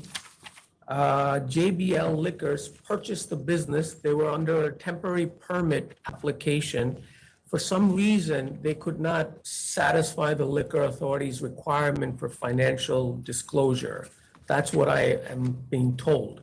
And as a result, they could not get a permanent license. Then they filed for a reconsideration, and my client purchased through an assignment of lease, took over the location pursuant to assignment of lease. Can I just clarify that? Yeah, please. Did you just say that JBL got an assignment of the lease from Nero? From Noraj, yeah. Noraj was operating a location, okay? At that same location, they assigned the lease to JBL Liquors. And JBL assigns it to your client? To my client. Okay. Currently, the store is closed. Okay. Okay, there's nobody's operating. JBL withdrew the applications. Who's the landlord? Landlord is, I have to look at the lease, but I can look at it. All right. And does the landlord consent? Yes. To the JBL assignment of the lease? Yes. To your client? Yeah, my client purchased, assigned the lease, took over the business on the hopes of making the application to open up a liquor store at that location, okay, to this location currently, because currently the location is closed. They were already operating the location. Okay, how did he find this place? Through a sales rep. Through a sales rep that he was looking for a liquor store for the last few years. He lives in Indiana. He wants to relocate here. He bought a house in Elmont in 2023. He wants to relocate here in New York. He came across this location that had shut down in 2024, in August of 2024. So he approached this JBL and asked him if he could assign the location over to him.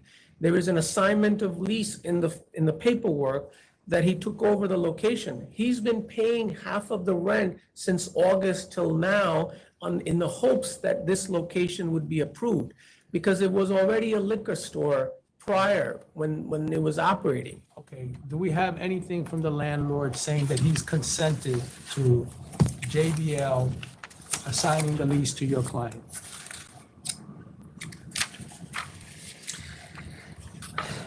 Is the landlord even aware of that?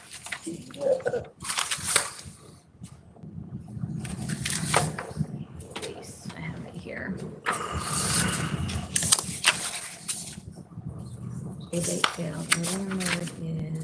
I'm missing the page of the landlord's consent. So Noraj assigned it to JBL Liquors in August 2023. And then in August of 2024, which is about last year,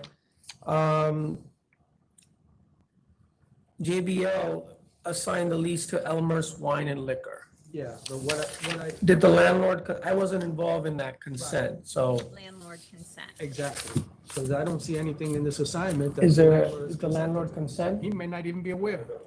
Huh? Do you have a piece of paper that the landlord, but I mean, the landlord did consent. He's been paying rent for the last, you've been paying rent since August? Since August, he's been paying half of the rent. That's what I saw. Okay, well, we asked for some proof that the landlord had consented, and apparently Okay. they have not gotten that yet. I don't know if there was, It'll be a condition of approval. it was a conditional approval. That's fine, that's acceptable. Good question. Did you pay anything for this business from JBL? Because they purchased this business from someone else for. Well, the condition is that if we get the consent from the liquor authority, we would reimburse the security deposit, so to the seller. The seller meaning JBL, because their security is still with the landlord. And if we get the consent from the liquor authority to have a liquor store, then we would reimburse the owner, the seller, for their security deposit. Okay, yeah, I see that. You see that on the assignment of lease? There's a $55,000 security deposit that the landlord is holding. Yeah, but right, that's the, and so. So my Your client, client brought it from JBL? yes, For how much? For no money, there's no money consideration. There's no, JBL paid $190,000 for it. How does, JBL paid $190,000? no, that is just for the renovation, for the inventory and things like that. There's There no, was a purchase agreement for that much amount. Between JBL and who. there's no contract. There's no contract. There's just an assignment of lease Right, for your client. for my client, yes. So we don't know about the other. Yeah, there's no contract. It's just an oral agreement that, look, if I get the liquor authority's approval, I'll reimburse you for $55,000 security deposit. Because he put up the $11,000 security deposit, plus he's been paying rent since August till now, half of the rent. And, he's already investing a lot of effort and money into this. So how do we know he's just not running it for JBL, who we denied? Because he lives in Indiana. He has absolutely no interest, or there's obviously, if you look at it, the two names are different too. Amio Saha, who's a Bengali name, okay? And you have Mr. Singh here. His wife and him both live in Indiana. His wife has a liquor store in Illinois. They're planning to sell that liquor store, eventually move to Elmont, and then have this business being operated. He's a truck driver by trade, by profession. So he wants to move here. He's been looking for a liquor store since last few years, and he found this opportunity where he can take over this business from this location.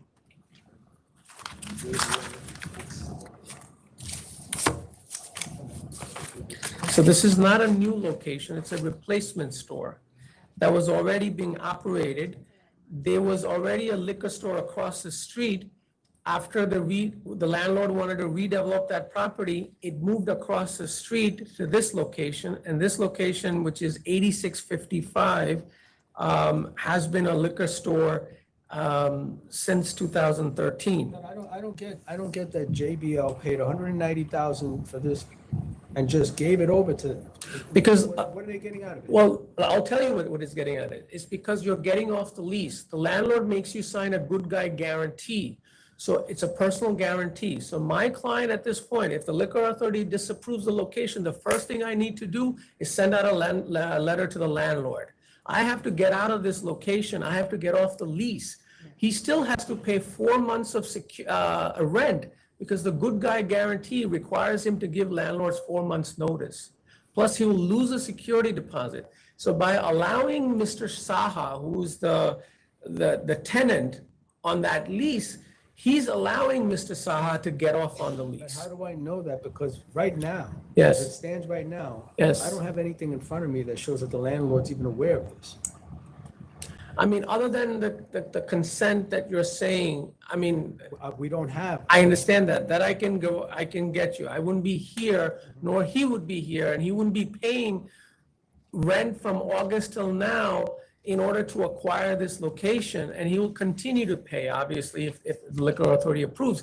If the liquor authority disapproves, then he still has to pay for the next 4 months. Because according to the good guy guarantee, what is this? The security deposit. This is a security deposit that you gave to the landlord, where you wired him $18,000? Okay. How long is the assigner of the lease? Does he have 10 years on that lease? JBL? Well, the initial lease, Is August 20? it was August 2022, which was signed by NUEVO, okay? That was for a 10-year lease. They assigned it to JBL, In August 2023, 23. So they've got. they operated approximately for about a year on a temp license. Then the temp license somehow, for whatever reason, did not get approved. Does anyone from JBL personally sign that? Are they personally liable on that lease, or just the corporate? Yeah, there's an assignment of lease. No. I'm trying to value what he got from JBL, okay? So JBL had a lease, they have the assignment, they're obliged to the landlord. Mhm. Was there an individual that was also obliged to the landlord? I mean, you're talking about a transaction that I'm not involved in. So will the landlord give a release or an ovation of I think that's what maybe Commissioner De Leon is asking for. will we be able to see a release or novation, whatever you want to call it here? Will we see a release of JBL from the lease that he will look only to your man?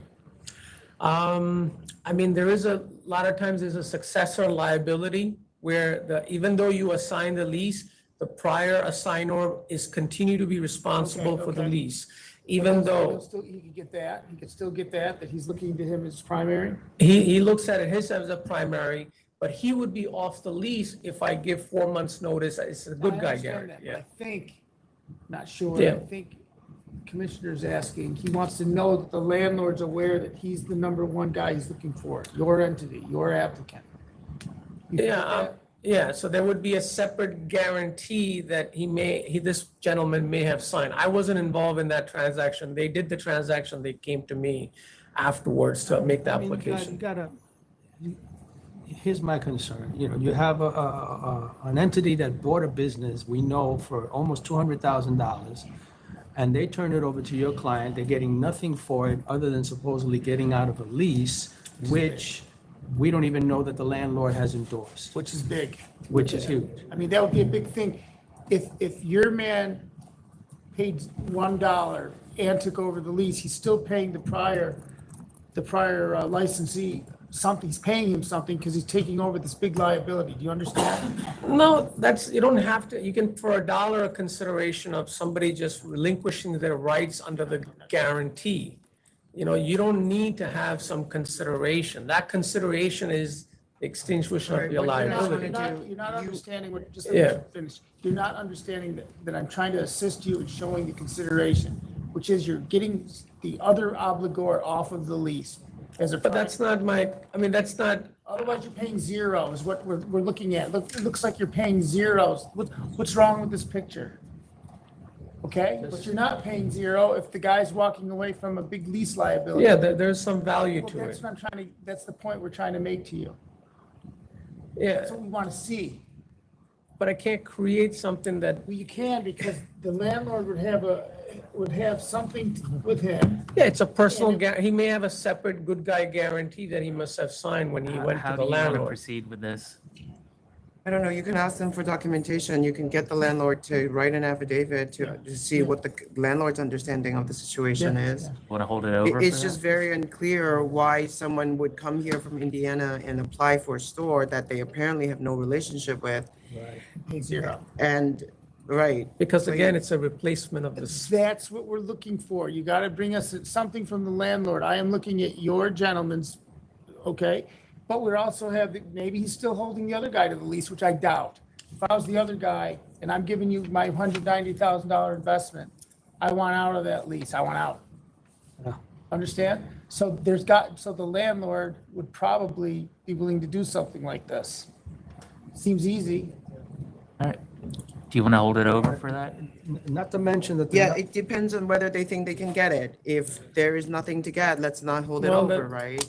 I mean, I still like the opportunity because again, I wasn't the acting attorney at the time between the transaction. But it's really simple. Yeah. If I was advising that gentleman here, which I can't say, he would No, just go to there's the no landlord agreement. and That's say, why I don't Yeah. understand it. Yeah, I don't Could you get give it. me some sort of I can- Or do you want to vote? memorialize something that the lease, he will be the obligor on the lease that he's If I taking vote- as necessity. Well, I would need to just provide you with a good guy guarantee. That's it. It's a That's what you're guarantee. calling a good guy guarantee. It's just a guarantee that I have to provide because he would be the guarantor. All right. Okay, but So- JBL's still liable. Yeah, here's a limited guarantee that he must have. I Yeah. think Yeah, And you here's have a nothing- guarantee that there's a sample guarantee, which I just did not include. A guarantee means I'm the landlord. I go after JBL. Yeah. If JBL doesn't pay, now I go after the guarantor. JBL is still on the hook, so you're paying zero. That's what we're trying to get past. So I think we're at a standstill here and Can I we ask a need quick to. question? Is there some reason you can't get that from the landlord? That you can't get some writing from the landlord that explains this? Is there any reason, sir, that can't happen? How about something from JBL too? Oh, that one's. Yeah, we can get it. We can reach out to It him. feels like the answer is no. Seems like it would It be feels easy. like you're saying no, but it should be easy. That's what we Right. don't understand. Again, I need to find out about the transaction that took place between them and JBL, if there was any, and or the landlord involved. Well, That's he's kind of what we're paying, asking. he's paying someone's rent. There's gotta be. He's not some paying, he's reason not for paying that. anybody's rent. Yeah, you said that he's paying half the rent. He's paying half the rent up until the point that he gets the liquor He's license. paying the full rent. Full rent. Which means if Yes. I'm follow me. Yes. If I'm JBL. Yeah. I'm not getting the 190 out of pocket, but I don't have any of this liability. It's off of my balance sheet. It's gone. I got paid. You see what we're trying to find? We're trying to find how he's paying JBL instead of zero. You understand my question? Yes. I'm not sure you do. Do you see how it looks strange that JBL purchased a business for $190,000? Not JBL. I'm sorry. Elmer's. JBL purchased the business from Mir Roche for $190,000. Yeah. They were disapproved. Yeah. And And they're they're out, walking they're out away. of pocket $190,000. And I they mean, that give just him- seems strange. They just And give he it to has- him. They give it to him and they're still on the hook for the lease. And they're still on the hook for the lease, yeah. It makes So no you sense. see how that Okay, looks but weird? that's in business world. People Okay. lose money in the event that they're, no, but I mean, there's a liability, there's a guarantee here. That guarantee means a lot. Okay. If somebody, Maybe the landlord will just. if say my that guarantee the is other more man's- important than the investment of $190,000, sure. Sure, but we still don't know that right the now. We landlord don't say. know. Maybe the landlord will say, I'm still looking to JBL if he defaults. Okay. The landlords do that. Landlords do that. All right, so why don't you guys vocalize what you would like to see that was Yes. satisfied? Let's say that. What do they need to come back with? Here's what you gotta come back with. Mr. Chair. If the landlord came in, that would be really easy. Back to you. Okay, if the landlord, Yeah, just hold on a second. if the landlord came in, that would be really easy. If the landlord gave him any sort of writing saying that once you're approved by this board, I'm looking to you only for the rent. Okay. And if he doesn't say that, he could say, I'm still want JBL on the hook, but at least we'll know and we'll have all of the financial transaction in front of us. Because right now, what we're trying to scratch through is he looks like he's getting $190,000 of benefit in this building and he's paying zero for it. So why does that seem bad? Because it looks like maybe he's not really the one who will run the business. Yeah. You get it? Hmm. That's the concern that everyone's He trying to still work has to through. lay out money for the inventory and stuff. Oh, I mean, it's still a lot of Okay, investment. So you can also show us the receipts if you Yeah. think he spent money, et cetera. We'll take bank statements, we'll Yes. take anything, proof that you've been spending real money to get this and that he's not just, Look, fine. whatever it is. I don't know. And we wouldn't, it doesn't appear to me from this chair anyway, we wouldn't be wasting our time on this question if we weren't trying to see this through somehow. So I think you should get that work. Okay, I can And get, I I can think that, communicate. I think you've been here long enough to know that we also generally don't give a store to someone who lives out of state. I know, but he's And this already is- moved to, he wants to move to Elmont. He's bought a house. in Already Elmont. moved, he wants to He, move. he Yeah, can't it's- move it's without a different. business. It's very unclear what is really happening here, so I None of this just, makes sense. None of this makes even a little bit of sense. Hey, you gave it the college try, but it doesn't pass the smell test. Not I even- not understand even that, I know the board always feels that And we there's haven't a even closed touched the store. numbers, which really don't support another school, but let's leave No, that aside. no, I think it does support. well, yeah, we can get to that. So we're holding it over? How much time do you need I- to get the landlord information? It's just another month. Another month. another month? That would be August 20, oh, there's August 6th and then there's August 20 something, 5th, 26th. August 6th. August 6th. Here's what I'm gonna be asking to see. I want to see something in writing about this agreement with JBL and your client. I From want to the see landlord. something in writing from the landlord that he consents, as Commissioner Mayor has indicated, that he has released JBL from any liability. He doesn't need to. Yeah, well, Then it's just If not you adding can't up. get that, you can just withdraw your application. Exactly. No, that's not true. And I don't want to see a notarized statement. I want to see an acknowledgement. Or you can Okay. bring him. Or you can bring them. But I want to know that the person assigning this document is actually the landlord. I and the understand. person. Okay. Yeah, and then wait, let me anticipate what you were about to say, I think. The landlord might say that he's looking to your. Initially, yes. First. Yes. He might keep JBL. Yes. Okay, but we gotta have something that puts him number one. Was this Okay? 8-6? 8-6. I don't need to be pointing at you. Is 8-6 okay? And you wanted understand? finances, right? Yes, and we want the finances finances. of him paying rent, et cetera, et cetera. No problem. That's the easy part. The financing part is easy. I think the landlord scenario doesn't seem so difficult to me. Shouldn't be. If Well, he's your I landlord, already like see you a should be. guarantee that he already has in his. Yeah, but you club. should have a relationship with your landlord. Like if I'm renting something to somebody and they ask me for an affidavit for some, it would make sense for me to just do it. Yeah, you think I'm a great tenant, that I'm gonna have a liquor store here for a long time? I need this. Will you just verify that I'm gonna be the prime obligor? All right. Oh, And Right, regarding, so you want to clarify what you were saying? I think it would be, okay. We wanted to say something. I know, but we're Thank you not very even much. at this point yet. Okay. Yeah,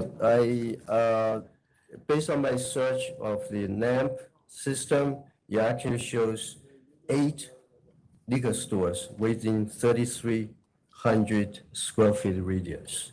Thank you. And that does not include the one mentioned by Ms. Chair, the Corona one. So it's heavily saturated.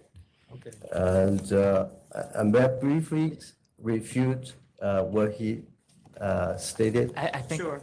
I mean, you can go, considering that you're probably not coming back when they come back. Well, most likely I will come back, but for today's purpose, I think the board asked a lot of questions. They couldn't answer it. The gentleman stood before you, claiming to the principal, couldn't answer it, couldn't tell you whether he paid any consideration to buy the store, whether he landlord consent to it. I mean, it's just doesn't make sense at all. People would hand over a liquor store, fully functional, business with inventory for zero consideration. This is a free world, but it's not a free. There's inventory also? There was an empty location. I have pictures here that are Because that would completely have empty. been like the biggest alarm bell ever. Yeah, Okay. it's empty. Oh. All right. Free booze? Well stocked store. Thank you. All right, thank you. Thank you. Thank you. Next is 17 Lima Restaurant Corp.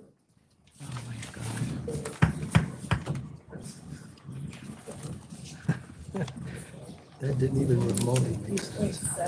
17. 17. 37. 17 is. It's fine. 37. Sorry. 37. Good afternoon, members of the authority. Aurelia Tavares, representative for Lima Restaurant. I'm here with Carlos Mejia, the owner. We are applying for a change in method of operation, unanimously approved by Queens Community Board 3, which is a novel achievement. Carlos has been there for 10 years with his father than himself. There is no opposition to this application. We're asking for DJ, dancing, karaoke, live music, and 1 extra hour on Thursdays to close at 3 a.m. That was all approved by Community Board 3. We have added security, and he has attached here, I just recently received them, the ATAP certification for all of his staff. And he has a security plan if the members of the authority are interested in taking a quick look at it. Indiana, probably. I'm sorry. What happened? That's probably JPL. Probably. Oh, you're talking about the case before? Yeah, sorry. No, that's. We just need a moment, sorry. All right, so are you aware there is an investigative report from a visit on April 19? That was a Saturday. On a Saturday. Are you aware of that? If she's not, do you want to print it for them? Because they, Oh, sorry. Yeah. Sorry, Jonathan, I don't know. Was it in the Okay. board information, the data on that? I don't think that's. 37. No.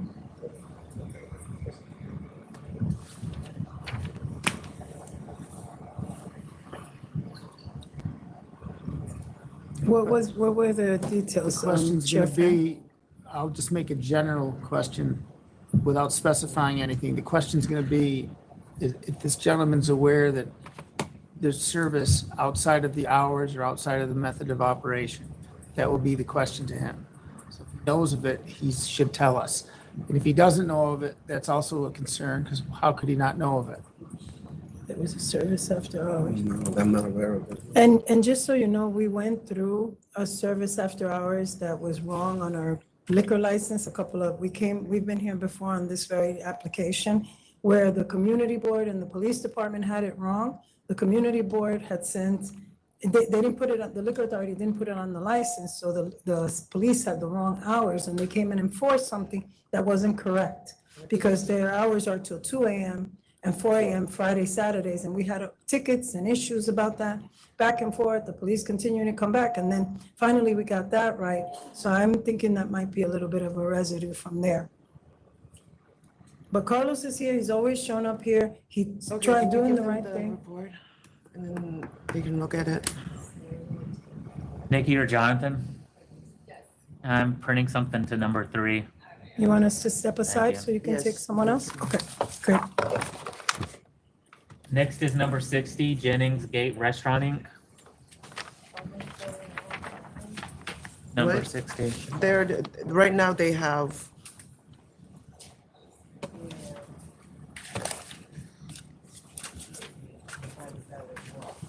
Yeah, but then they only have 11 o'clock closed right now, all around because of 2020. Oh, there, okay, Their current hours should be 11 p.m. close. all the way. What number are you, sir? 60. I have no idea. 60. They don't give me the numbers. Look at our agenda. This is an offer and compromise before you. 10,000. Commissioner De Leon. Yeah, 10,000. All right, you're gonna refile the change application, right, sir? No, I'm going to request reconsideration on the 589. Okay. Fine. Commissioner Mayor. Did you 10,000. vote? Yes, I thought I voted. 10,000. Can you just make sure to remove the gambling machines, sir? There weren't machines, it was individual, but it's not happening, it's never happening again. Okay, all right, that's fine. Thank you. Thank you. Have a good 4th, guys. I'm sorry for the long wait, sir. It's fun. I don't see the person for the next one. I'll just call it 42 AAA Mount Vernon Gas Inc. Is your attorney still out there? One you were dealing with before. Yeah. Is he coming? What number is that? 42? 42.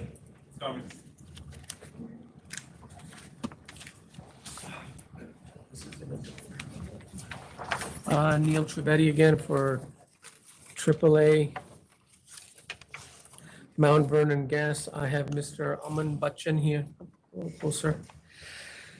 I respectfully submit this written appearance on behalf of the corporation who was found to have a cannabis vending machine at his gas station.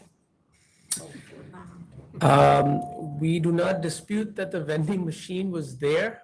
My client lives in, has many gas stations. How many gas stations? 15 gas stations? Has a liquor license on all of the, a beer license on all of these locations.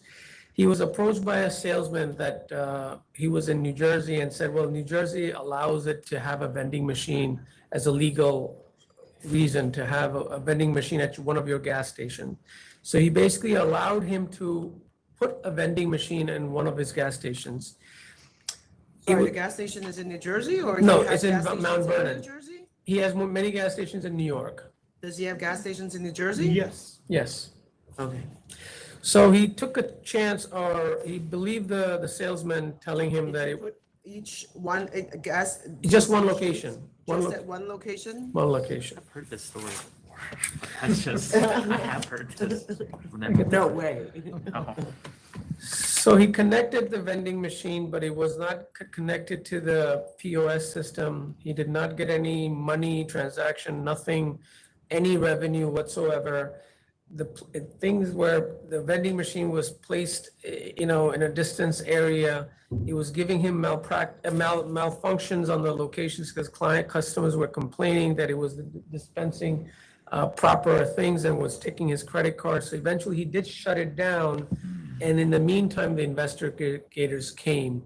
And by the time that the vending machine was taken, it was eventually taken or was thrown away. Go ahead. So, if you have any questions, I can clarify anything. Yeah, So- why would you do that? You own 15 gas stations. You know you can't do that. Yeah, Come it's- on. yeah. There's no excuse that your attorney's trying really hard for you. How, this is what I call stupid. Yes, right? I completely. What the heck were you thinking? It's just, I had no idea. I live in Jersey as well. That doesn't make, that's So- the worst excuse you could make. So he said that, I saw it in one of the stores, Bob Wire, a company called Bob Wire. And I have all the text to, kind of show you everything. And I've been texting him the day they came to Mount Vernon. I told him, I had the machine shut down. What are you gonna do about the violation? No response whatsoever, nothing at all. How does the machine work? So it's like a vending machine, just like any chips. No, just like chips, soda. So it's a vending machine and no credit card. Come pre-rolled?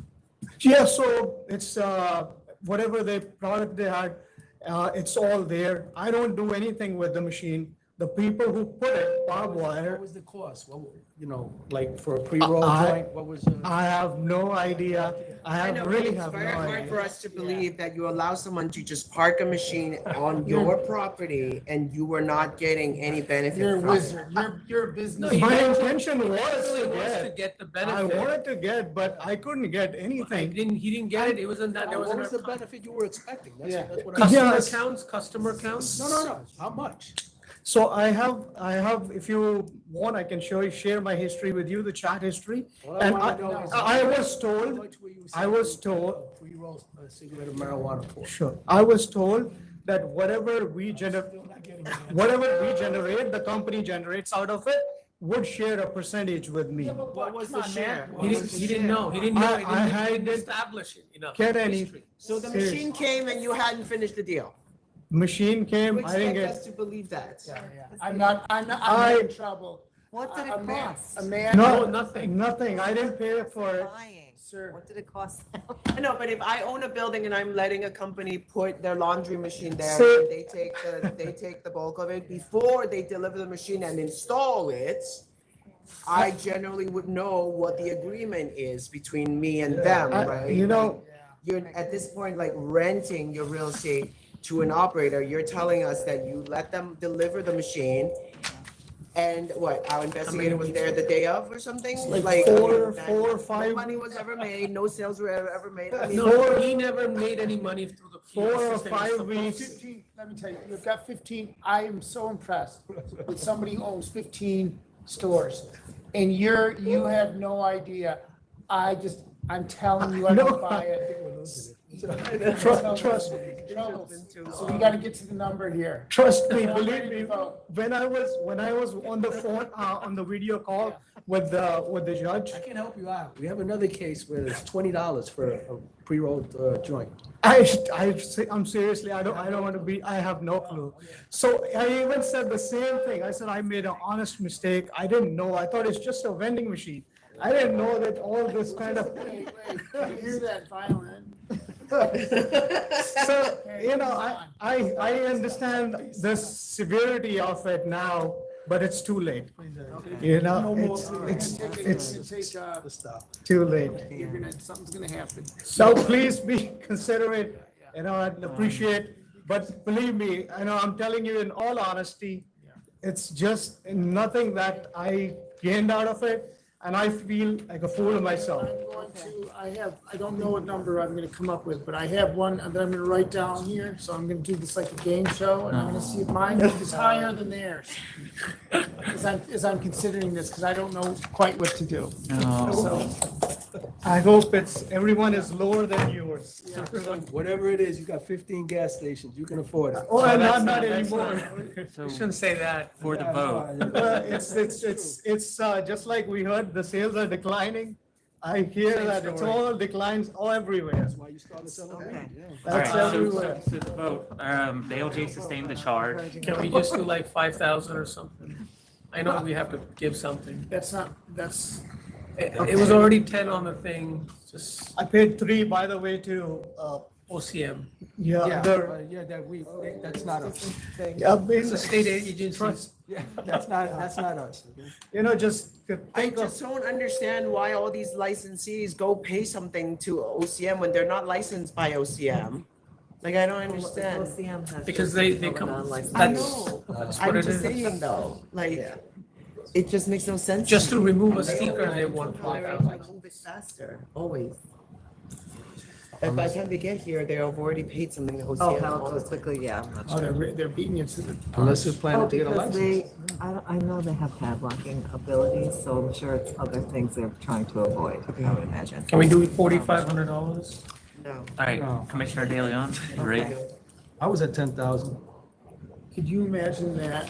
Look at, he wins. I say 10,000 also. Well, that's already on the notice of pleadings. 10,000. Okay.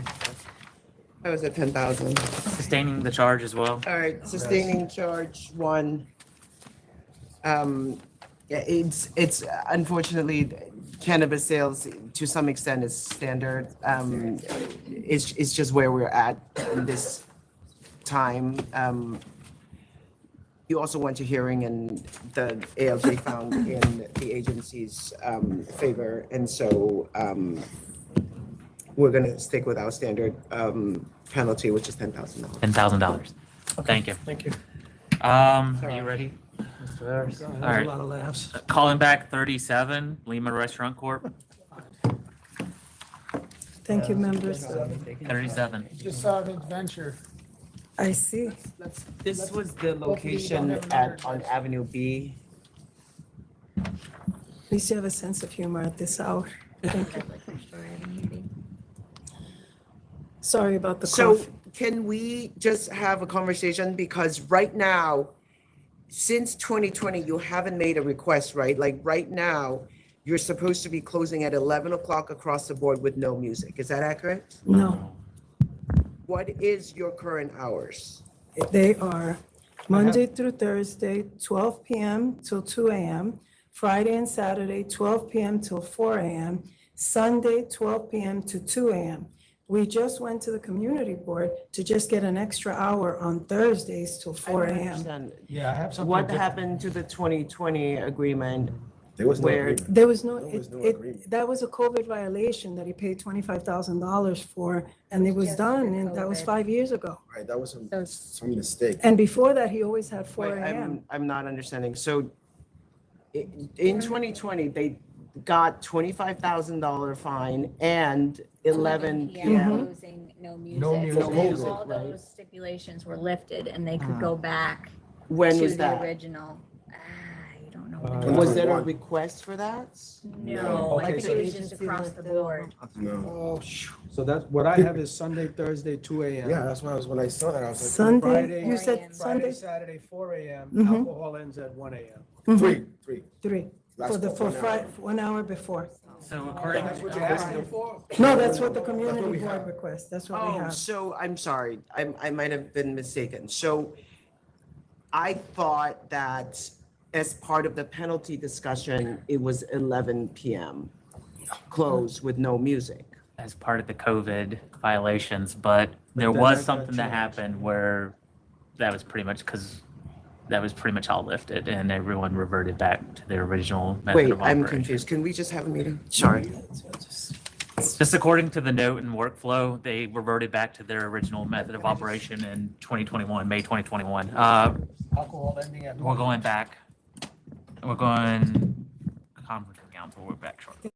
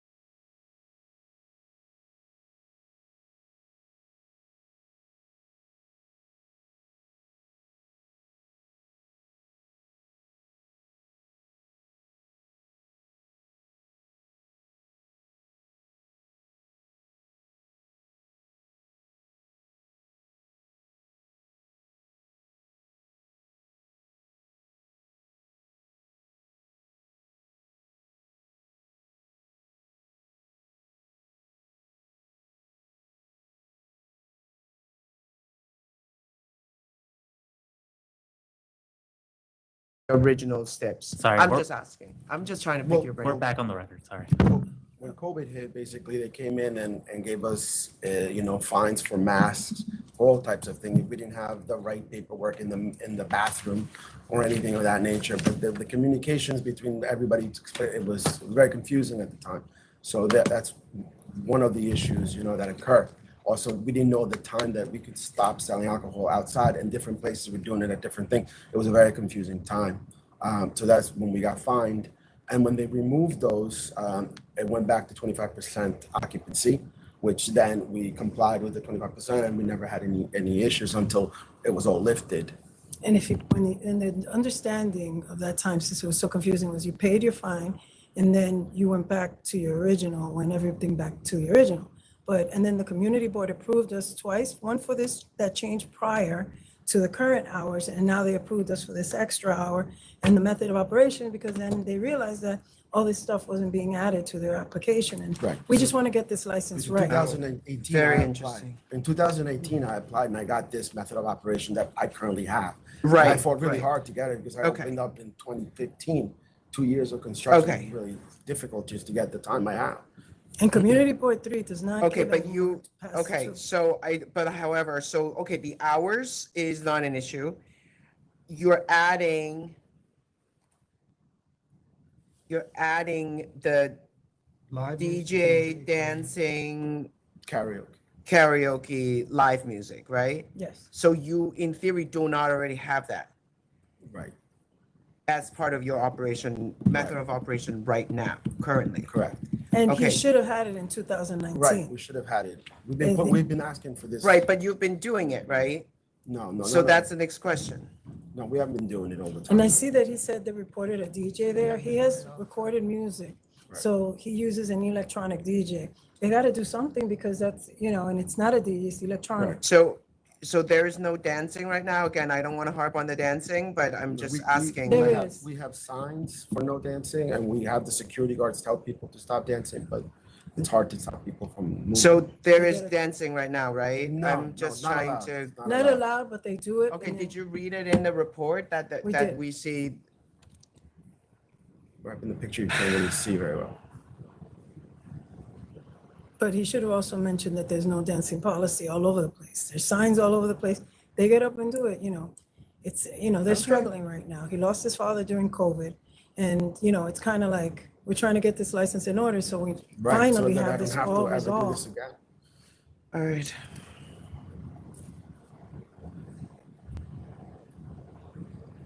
Oh. You okay? Yeah, Advisory. I'm okay with it. It was an advisory that removed all those stipulations. Blanket. That had to do with That did it. That's all the the one. charges too, like cases that were, like premises that were charged. Yep, May 27th, 2021. Can you send me that? Oh, me too. Donald, thank you. All right, That great. explains that. Thank you. I appreciate that. All right. Go ahead, sir. All right, go ahead, Commissioner De Leon, if you're ready. Okay, so I'm going to vote to approve DJ, karaoke, live music, and dancing close at 3 a.m. Is that across the board? And he has, no, that we have to go by the community board. Community board only gave us an extra hour on Thursday, 3 a.m. Thursday. 3 a.m. Thursday. okay. Yeah, that's it. That's The other So hours the are the hours are now same. Sunday to Wednesday at 2 a.m., Thursday at 3 a.m., Friday, Saturday, 4 a.m. Yes. Right. One security guard on Friday, 2 on Saturday, live DJ karaoke, recorded music with dancing. Correct. We can add a security guard on Thursday. If you want that, helps. you can do it. Okay, as right. One needed. security guard on Friday, one security guard on Thursday. Thursday.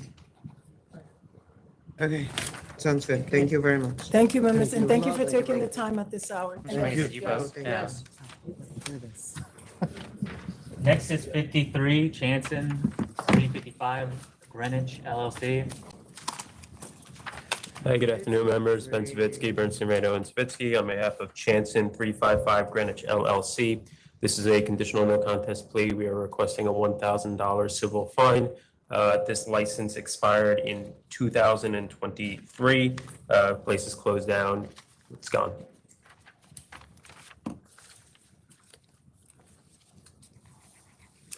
And this is Oscar Wong. He's from the business. This is Oscar Wong. He is from the business. Yeah, I mean, this should be a cancel. The license is expired. They went out of business in August of 2023. It was a bakery that had a license. They were their first liquor license. They did not know that they had to surrender it. They saw that they had 4 months left. They left the place. It closed down. Nobody else was coming into this space. There was no harm to anybody else. They realized it was a mistake. Going forward, it will not happen again. The last one we do is 25 minutes.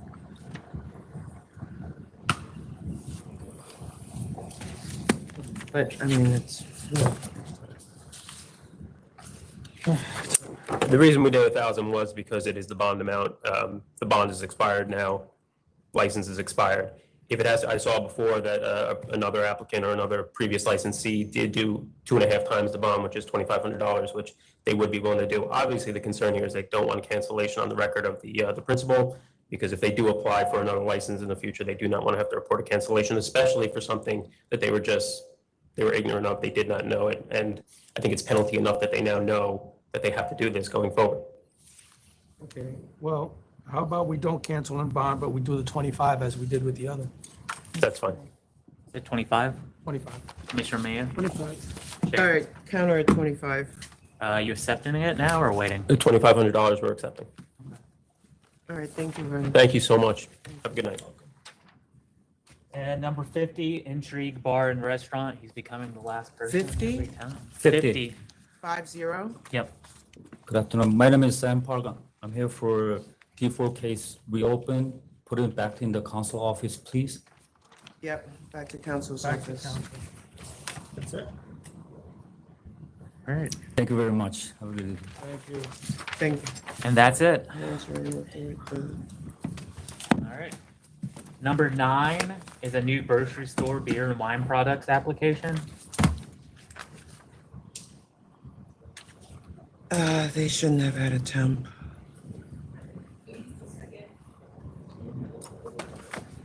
This was denied. I mean, I was expecting them to come. You okay with it? What do you want I to do? put okay, but we can bring them back. You want to hold it over?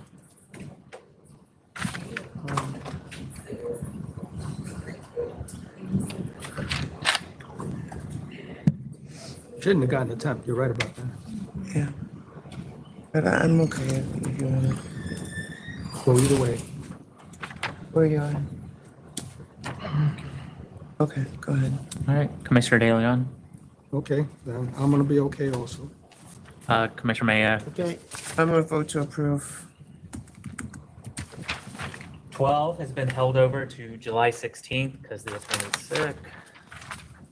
7/16? 7/16, July 16th. 15, council's office has asked for this case to be returned. Back to council's office. 15, back to council. Commissioner Mayor, you're okay with that? Yes. 16 has been adjourned to July 16th. 17 also held adjourned to July 16th. 20 is an offer of 7,500. I'll accept 7,500. Okay, 7,500.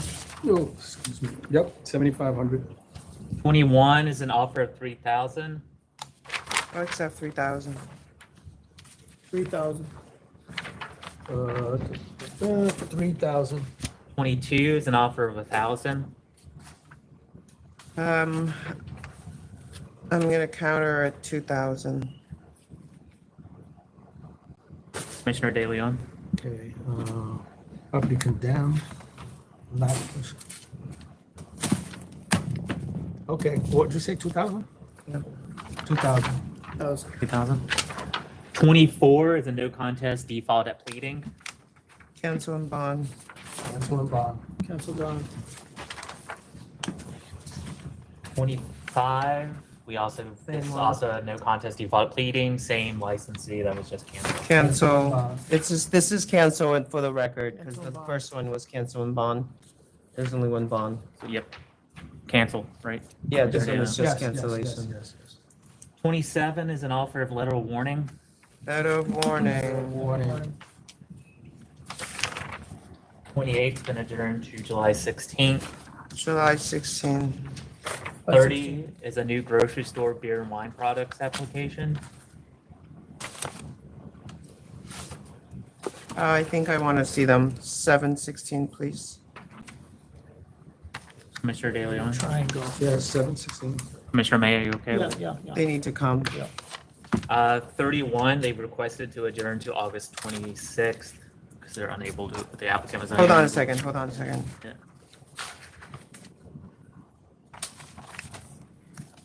Sorry, what's the next one? 31, it's a new on-premises wine application. They requested to adjourn to August 26th because they're unable to attend today. August 26? August 26th. Oh, 26. I thought you said So 8/26. I don't. They're operating under a town. Okay. 33's been adjourned to July 16. Okay. 34 is a change in method of operation application. I'm sorry. 30. I was a no on it. This is the one with the, $20 entry fee. Yeah. The closing right now at 4, asking to change to 4. I don't know, we can hold it over and ask them to come in. I'll vote for hold it. 7/16. Okay, 7/16. 45 is an offer of cancel and bond. Hold on a second.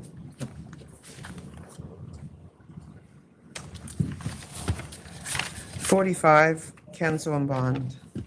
Cancel and bond. 46 is an offer of 3,500. Have a look at this one. No certificate of disposition, no photos ever received. It's a lot. This should probably Gambling. go up. I wrote. Shannon, what's the deal here with the pictures again? See. They said they were gonna submit it and then we didn't Still get no, them. this is the one with, this is the one where enforcement went out on 6/20. And that was padlocked? And it was locked, and then the husband, ultimately the clerk said, I can't get in there, I can't get in there, then finally acknowledges he's the husband of the licensee. And they, Probably still have the machines in there. he said the pool tables are in there but not being used, but doesn't know about the machines. And so we still don't have photos. Other than, actually, it's Valencia, right? The photos enforcement submitted. Oh, let me just see, hold on a second.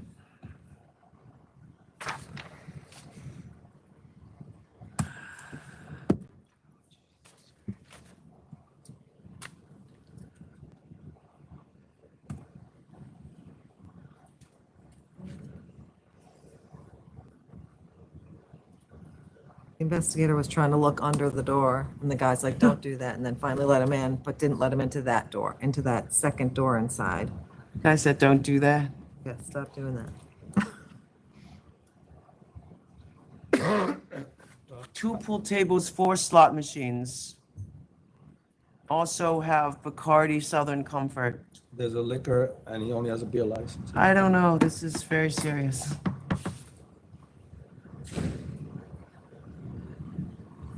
Surprised the lawyer didn't come. I was at 10. All right. Counter, go ahead. Commissioner Maya Counted to 10. What and is the Chair, you. delegation on this? I can look at it. There is no So I have an delegation. idea. There is no delegation on this. 2 of them. 2 + 2 Right. is 4. It's, well, there are 4 But actually, it's different machines. things, yeah. There are 2 pool tables and 4 machines. I'll go 10. With the liquor. Chair, you're at 10. I would have gone to 11, but I'll take 10. I'm gonna counter at 10,000. 47 is an offer of 6,000. I'm gonna counter at 10. Me too. I said okay, I have written down okay at 6, so I'll stay at 6. And Commissioner De Leon, you were at 10,000 also. Yeah, I was at 10. Counter at 10. 48 is a no contest default at pleading. This is the pre-roll $20 joint. This is And the cannabis sell to minor. plus the sell to minor, so this should be 13,000. 13. Commissioner May. 13. 49 is a default at hearing. The ALJ sustained the charge. This is 1,000? yeah, you It's can do surrendered. 1,000 or you can cancel and bond. Oh, you surrendered and, Yeah, it's surrendered. what do you want to do? I don't know. I mean, it converts to a cancel if they don't pay the 1,000. So if you don't want to create a record, if they don't pay it, they will get canceled. Right, Donald? I think it'll just be a bond claim since it's only 1,000 off the top of my head if they don't pay it. Okay. It doesn't matter what you want to do. Yeah, we'll do 1,000. 1,000. Okay, 1,000. 1,000. And sustain the charge. Yeah. Sustain charge one. Yes, thank you. 51 is a no contest default at pleading. Cancel and bond. Commissioner De Leon. Yeah, boy, I hate these 5 things. Yeah, cancel and bond. Cancel and bond. 52 is an offer of letter of warning. Why didn't Attorney Colton stick around for this? Oh, for this one though, Oh, he that's did send a weird. certificate of disposition. He just sent He it did, late. he sent it yesterday, I He just think. sent it late. But it's basically all, it's like a moving violation, no crime ultimately, was the conviction, but the failure This to should be notify is 1,000. 1,000. Counter at 1,000. 1,000, I'll go. Commissioner. 1,000. 55 is a no contest default at pleading. You know this place, sir? I know the area. I don't know this place. I've never been in there. So this is not great. This is stabbing, Why don't pepper we have- spray. Why don't we give them another date because, They're unresponsive, but They're Defaulted, unresponsive and they're they got a lot- defaulted. And they got a lot of efforts. We did voicemail, email. I even tried to reach out to them before this and I'm she- almost, it's not a good part. I'm almost at cancel, so what do you want to do? How about we just give them a big fine? All right, what do you want to do? 20,000? 20, I was You're at at cancel and cancel and bond. That's bond? what I was. He's at cancel. I mean, if you have a disorderly and you don't respond, it's kind of like hard to tell you you're not in compliance, right? What do you want? And they've defaulted all the way? I mean, if you What's check the Okay. if you check the record, The council's office maximum made is numerous 40,000. attempts to reach out to the person. Council's office repeatedly tried to. Well, if they don't pay the 20, they're out. I'll go $20,000. All right, wait, but Commissioner De Leon, you're at cancel and bond. Chair, what are you at?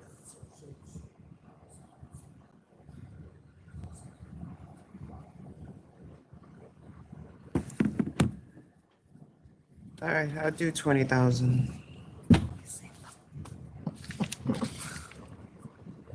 56. They asked to adjourn to August 6th because they have a new rep and unable to attend today. Yeah, Robert Romano is no longer the attorney on this. So, Okey-dokey. All right. These people doing that showing up. 57 is a no contest default at pleading. Did I miss something? Sorry.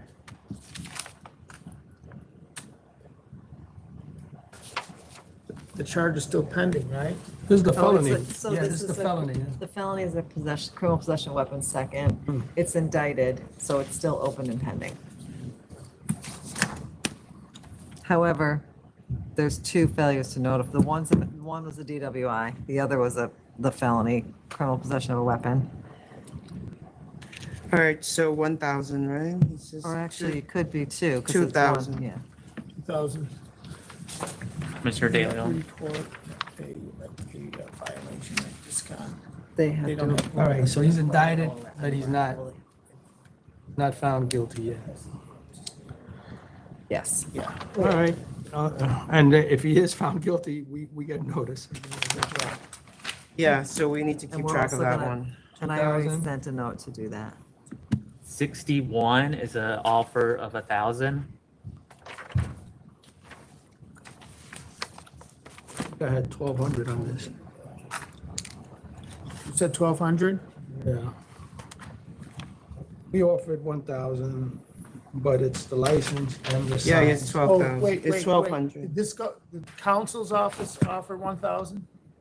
Let me look. So, Okay, I mean, it that's. doesn't matter. It's actually- 1,200. I know, It's a but it negotiation. happened today to somebody else. on the Technically, other- the they other make, way, so I'll stick with technically, the they make the $1,000. offer.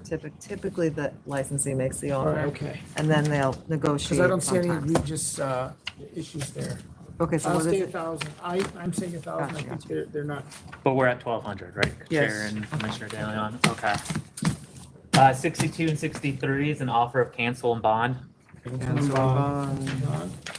And 63C has been adjourned to September 18th. Council's office will provide more info on the requester. What date is it? September 18th. All right, guys, I gotta run. Meeting's adjourned.